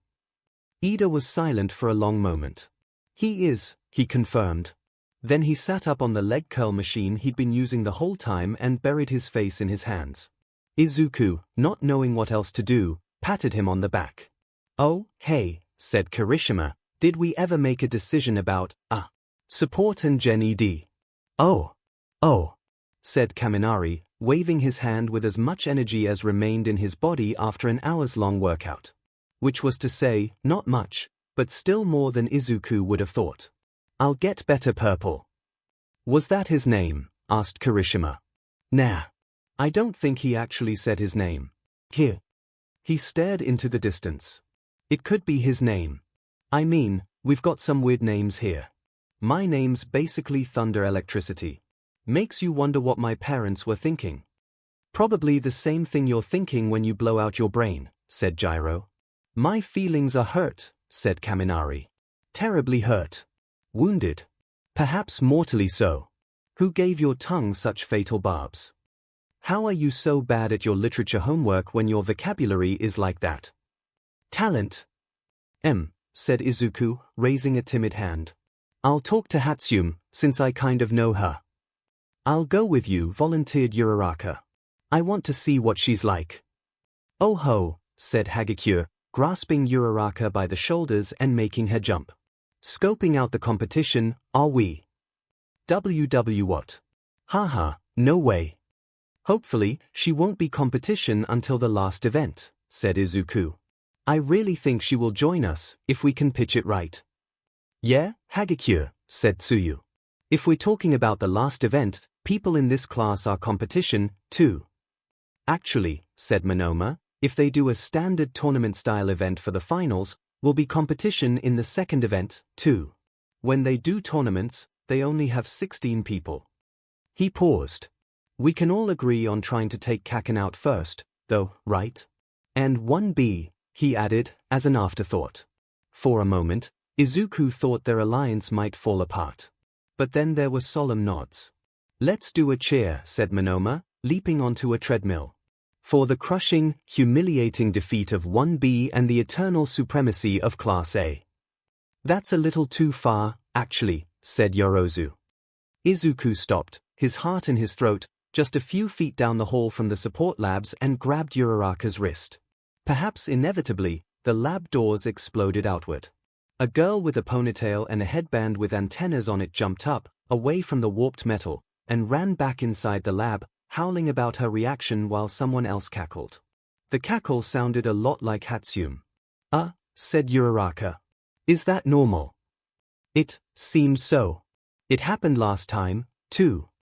Izuku cautiously peered inside. Danger sense wasn't going off, but that was no reason to be careless. Yep. The cackle was definitely Hatsume. Said Izuku. "Hatsume." He'd have to be louder to be heard over the machinery. "Hatsume. Hello." "Oh. Hey." Grappling hook. The girl greeted, waving. "How's it going? My baby holding up okay?" "It was great," said Izuku, shuffling into the lab. "Really? It saved my life." "This is Uraraka," she's in 1A with me. Nice. 𝐻𝐻𝐿 said. So, what you here for? It better not be that you broke my baby. Suddenly, the crosshairs in 𝐻𝐻𝐿's eyes looked really menacing. Just kidding. But you should bring it in for dedicated maintenance if you used it in battle. I thought our hero costumes were brought in for maintenance automatically, said Uraraka. They are, said 𝐻𝐻𝐿, but that's, like, spot checking and patching, and it's assigned to random students. If you want to treat my babies right, you need to bring them home to mama. But I guess that's not what you're here for. My class and I, he gestured at Uraraka, were wondering if, you'd be interested in more exposure for your babies. At the sports festival. We sort of have a plan. Heh, said 𝐻𝐻𝐿. Then she dragged him and Uraraka off into a small, padded side room. She tossed a box at him, and an identical one at Uraraka. Protective gear. Put that on and you can pitch your plan to me while we test a few things. She grinned, wickedly, and hefted a net gun. Izuku hoped it was a net gun. Progress waits for no one, right? Izuku didn't think that was how the saying went. The gun, unfortunately, contained glue. Staff meetings, even staff meetings of professional heroes, were infrequently exciting. More often, they were boring. Boring and stressful. Never a good combination. But still better than exciting and stressful. Which was what the meetings since the media break-in had been. This meeting was not an exception. You want us to completely change our plans for the sports festival in under a week? Asked Khan, aghast. I don't know why you're so upset, said 𝐺𝑒𝐿oda, who had dropped his face onto the table. You're not the one who has to reformat the arena and add in all this stuff. Challenges, for our students, said Nezu, far too happily. You aren't the one with the biggest job, either, myheroacademia, pointed out 𝐶𝐿mentos. In contrast to his co-worker, 𝐶𝐿mentos was sitting up straight, looking at the handout Nezu had given them. This isn't too bad. Does myheroacademia even have to do anything? Asked Yagi. This looks mostly like cement work, the robots and traps. Forgive me, said Yagi. Hey, said President, if I'm going to be on the field, now, who's going to do announcements? Nezu chittered. Isn't it obvious? 𝐿𝐴𝐻𝐿 had already agreed to assist you in the announcement booth. Wait, said 𝐿𝐴𝐻𝐿, reaching out of his sleeping bag for his packet that he had only scanned. Wait. You're leaving me there. Alone. He was going to die. Nemirai grinned at him. What, you aren't scared, are you? Only of the expectation that I'll have to sensationalize and exaggerate the abilities of children I barely know. You realize none of us are buying that act, right? We are keeping the third event the same, asked Yagi, oblivious to or uncaring of 𝐿𝐴𝐻𝐿's distress. He was taking notes on a pad of paper to one side. Nezu sighed. Unfortunately, yes. Recovery Girl made an angry little humph. As much as we dislike the issues it causes when students become too enthusiastic, it is the most popular and most requested event. Especially this year, our students need the professional connections internships can bring. All right, said Yagi. Young Aizawa, I almost forgot. Did you still want to have the students pick aliases before the festival? We should do that soon, yes. He looked up. Kayama, are you free to help with that this week? Oh, no, said Nemirai. 𝐿𝐴𝐻𝐿, you aren't after that again, are you? I'm after it every year, said 𝐿𝐴𝐻𝐿, still going through his packet to find a way out of announcing. Announcing was a job for loud extroverts who could put a positive and dramatic spin on anyone or anything, no matter how illogical. Only the Hero Corps students need hero names, said Nemirai. For everyone else, they'd only use the names 3 times, maximum. We'd have to get hundreds of names that are only going to be used practically 3 times. Come on, All Might, tell him. It isn't worth it. I tend to side with young Aizawa on this, actually, said Yagi. I don't see any reason to make it easier for villains to target our students, whether or not they are in the hero class. In fact, in some ways, students who aren't in the hero course are more at risk than those who are, because they don't receive combat training beyond a little bit of self-defense. He tilted his head. Despite the best efforts of heroes everywhere, quirk trafficking is still a major problem. You have to admit, though, said Khan, 660 hero names, if the business courses decide to compete, is a lot to deal with. What if there are duplicate names? Yagi stared, face painted with a total lack of comprehension. Well, he said, if you think it would be that much of a problem, we could always use class seat numbers. Sorry, what? Asked Nemurai. Class numbers. Like, say, young Midoriya for instance. He is seat number 17 of Class A, so he could be identified as Student A. Yagi shrugged. Something similar is done at conventions, sometimes, to call up particular attendees. How was it that Yagi could say something so logical in such an annoying way? What about recognizability? Asked Khan. We are trying to build up our students' brands, too. They can do that with their real name, but a number. Not so much. Shout aside.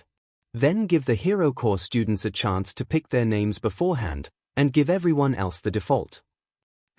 Said Hisashi. That'd cause a bit of resentment.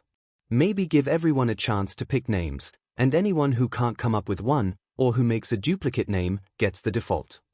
There's also always quirk names, said Yagi, now rolling his pen between his palms. But I find forcing that on people to be distasteful, at best. And it has many of the same issues as broadcasting student names.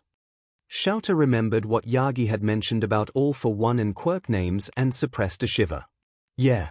He could see why he found it distasteful. All excellent points, said Nezu. However, how we implement this is, at least partially, up to Nemurai. Nemurai took off her glasses and made a show of cleaning them. I can talk to the first-year heroics and general education courses, if you can make room for me to speak to them in your classes, but the other classes, she shrugged. I'm just not going to have the time to get them done. Assuming we'll need at least a couple days before the festival to get all the names plugged into the system. That is correct, said Nezu. It sounds like we have our answer, then. Shouter would like to argue that they hadn't really agreed on anything, but whatever. It was always going to be up to Nezu in the end. The first-year heroics and gen ed courses will pick their hero names with Nemurai's help. For the other classes, whether or not they have dedicated time to pick a name will be decided by their homeroom teacher, and, Nezu paused dramatically. An email to that effect has just been sent to all the students. You don't have a computer with you, said Yagi. As if that would stop Nezu. Right, so, said Mr. Aizawa as soon as homeroom started. We're doing something different today. A special class. The tension in the classroom congealed immediately. You'll be coming up with your hero aliases. The congealed atmosphere transmuted into shrapnel as the class exploded. Despite the extensive bandaging, Mr. Aizawa's hair still went up. Some of the bandages started to float too. That was interesting, maybe he had a split quirk of some kind. A gravity nullifier. Midoriya, pay attention, said Mr. Aizawa. The aliases you pick today are only temporary, but you should still put in the effort to pick something appropriate or else you'll know true hell. Ms. Kiyama, Midnight, shouted, throwing open the door. Like this guy, who's been stuck with what he let a friend fill in on his application for years. Do none of you people know how to enter a room without making it into a production? Come on, we've got to give the kids a show. Let 'em live a little. Mr. Aizawa rolled his eyes. Kiyama will be leading a workshop with you today. Hopefully, you'll have a name picked out by the end of the PRD, but if not, you have until the end of this week to submit a name. Otherwise, you'll go into the sports festival with a default alias. He blinked slowly. Of course, you'd know this if you checked your email before school this morning. Ms. Kiyama rolled her eyes. And with those encouraging words from your teacher, I'll start with some guidelines. I bet you wish you had a class like this when you picked your hero name. What's wrong with my hero name? Asked Dien. I wasn't talking about yours. What's wrong with my name? Asked Nana, crossing her arms and looming ominously over Banjo. I wasn't talking about you, either. I was talking about him. Yoichi looked away from Izuku's class and blinked. What hero name? What do you mean? What oh? Banjo turned his attention to Third. That explains so much. Yoichi squinted suspiciously at Third. What kind of monstrosity did you saddle me with? Third, who had begun to exude copious amounts of imaginary sweat, broke. At least it's a better hero name than Banjo. Hold up, do you think Banjo is my hero name? Did you pay any attention during my life at all? It isn't much of a given name, either. It's my family name, you Karate Kid ripoff. Some of Izuku's classmates picked their hero names quickly and easily. Clearly, they'd already put a lot of thought into them. Others, well, some of them had put too much thought into it. No, said Ms. Kiyama. You can't have an entire English sentence as your hero name. But Mademoiselle Kiyama, it is a sentence that describes me perfectly, protested Amar with a spin. Maybe trim it down to can't stop twinkling. That's still really long though, said Monoma, not looking up from where he was doodling clocks on his paper. No one is going to shout that in battle. Good point, said Midnight. But if you're giving out criticisms, you should also propose solutions. Said Monoma. Oh, said Kaminari. How about Twinkle? That would work, right? Said Im, still standing straight up in front of the classroom with his heels pressed together. Then he waved his board over his head. I will accept it. Great, said Ms. Kiyama. Make sure you fill out and submit the proper paperwork. Okay, said Ms. Kiyama with a heavy sigh, new ground rule. Don't name yourself after terrifying movie monsters. You're going to be heroes, not villains. Or, man, said Ashido. She returned to her seat with slumped shoulders. This Essikus. Do you know how hard it is to find anything non-villainous with acid powers? It just doesn't exist. You could reference your appearance instead of your power. Izuku winced. He wasn't what he'd call an expert on discrimination, but there was some overlap between quirkless discrimination and heteromorphic discrimination. If Ashido didn't bring up her appearance in the first place. I know. That's what the alien part was for. She slid down in her seat. Alien Queen is totally a cool name. Or maybe Izuku was reading too far into it. It happened. If you want to retain the movie reference, said Ida, you could pick the name of the heroine instead of the villain. Ripley also gained acidic BLD in later installments of the franchise. Ashido pulled herself up. You like the Aliens movies? Is it that surprising? My brother and I enjoy watching vintage horror movies. It is quite educational. I'm not sure how much of an education you can get from them if you hide in the bathroom all the time, kiddo, said Ms. Kiyama. That sputtered Ida. That was only the once. I was 8. That's not how Tensai tells it. Ida had changed a very interesting color. This is highly unprofessional. I must object. It's not bad, said Midnight, appraising. But are you sure? Hagakure shrugged. I mean, I was going to go with Invisible Girl originally, but then it hit me, I'm not going to be a girl forever. It might feel weird to be called a girl when I'm, like, 30, you know. Plus, this is funny. Still, Invisible Gorilla is quite an image. It sure was. Izuku almost wished he could turn one of Kaken's insults around like that, but the idea made him faintly ill. As long as Kaken was Kaken, he'd never completely stop being useless Deku, he had accepted that. But having everyone else know about it. No, thank you. I'm sure, said Hagakure. Anyway, I can always beat up anyone who makes fun of me. That would be illegal, in most cases. Can. Not will. Monoma presented his name with a flourish. I shall be the undefeatable Phantom Thief. Ms. Kiyama steepled her hands in front of her lips. Just to remind everyone, you are in training to be heroes. So, no monsters, villains, or criminals in your names.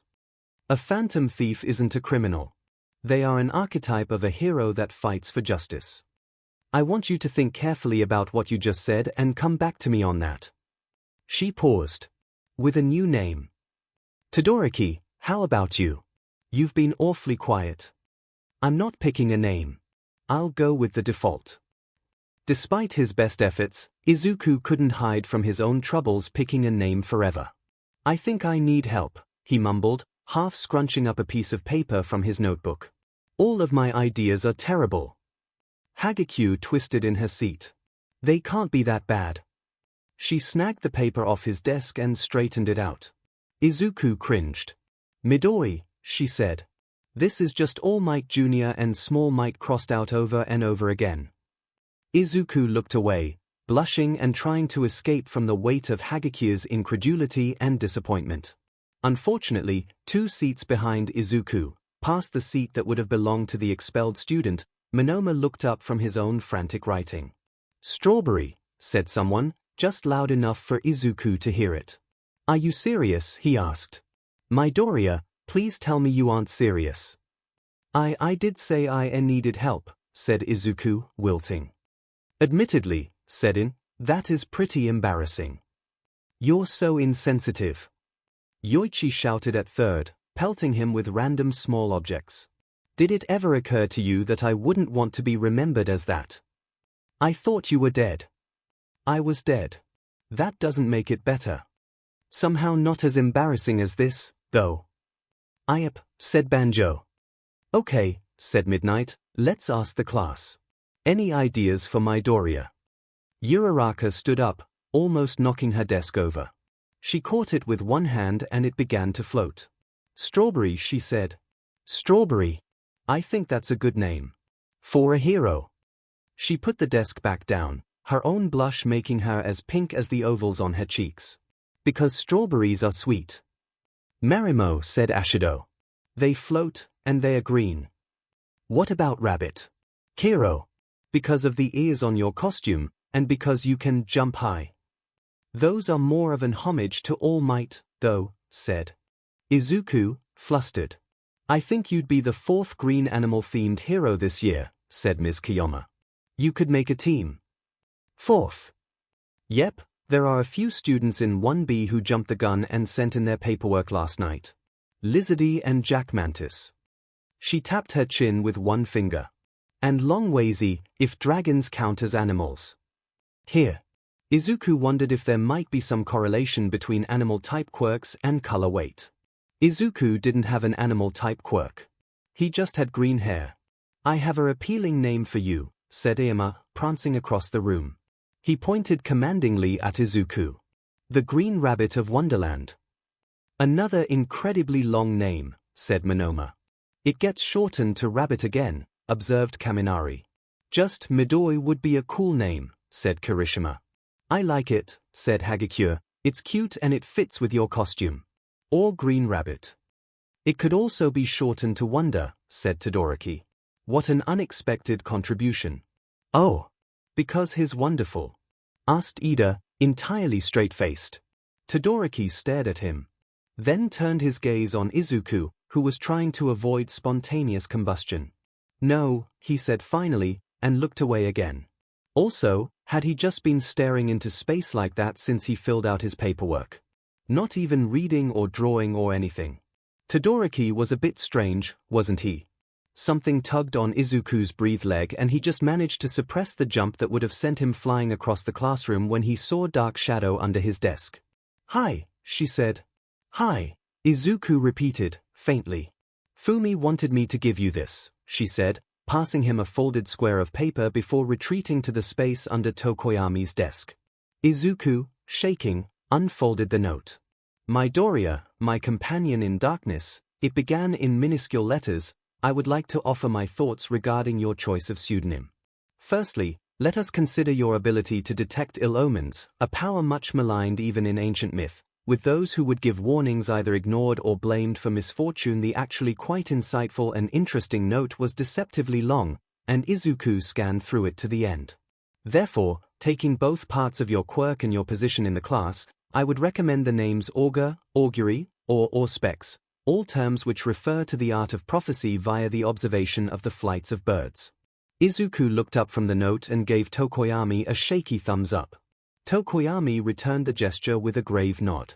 "Anything appeal to you, Midoriya?" asked Ms. Kiyoma, kindly. "Why yes," said Izuku. "They're all wonderful. It's just, it's so hard to choose." "Well," said Ms. Kiyoma, "you aren't the only one with that problem.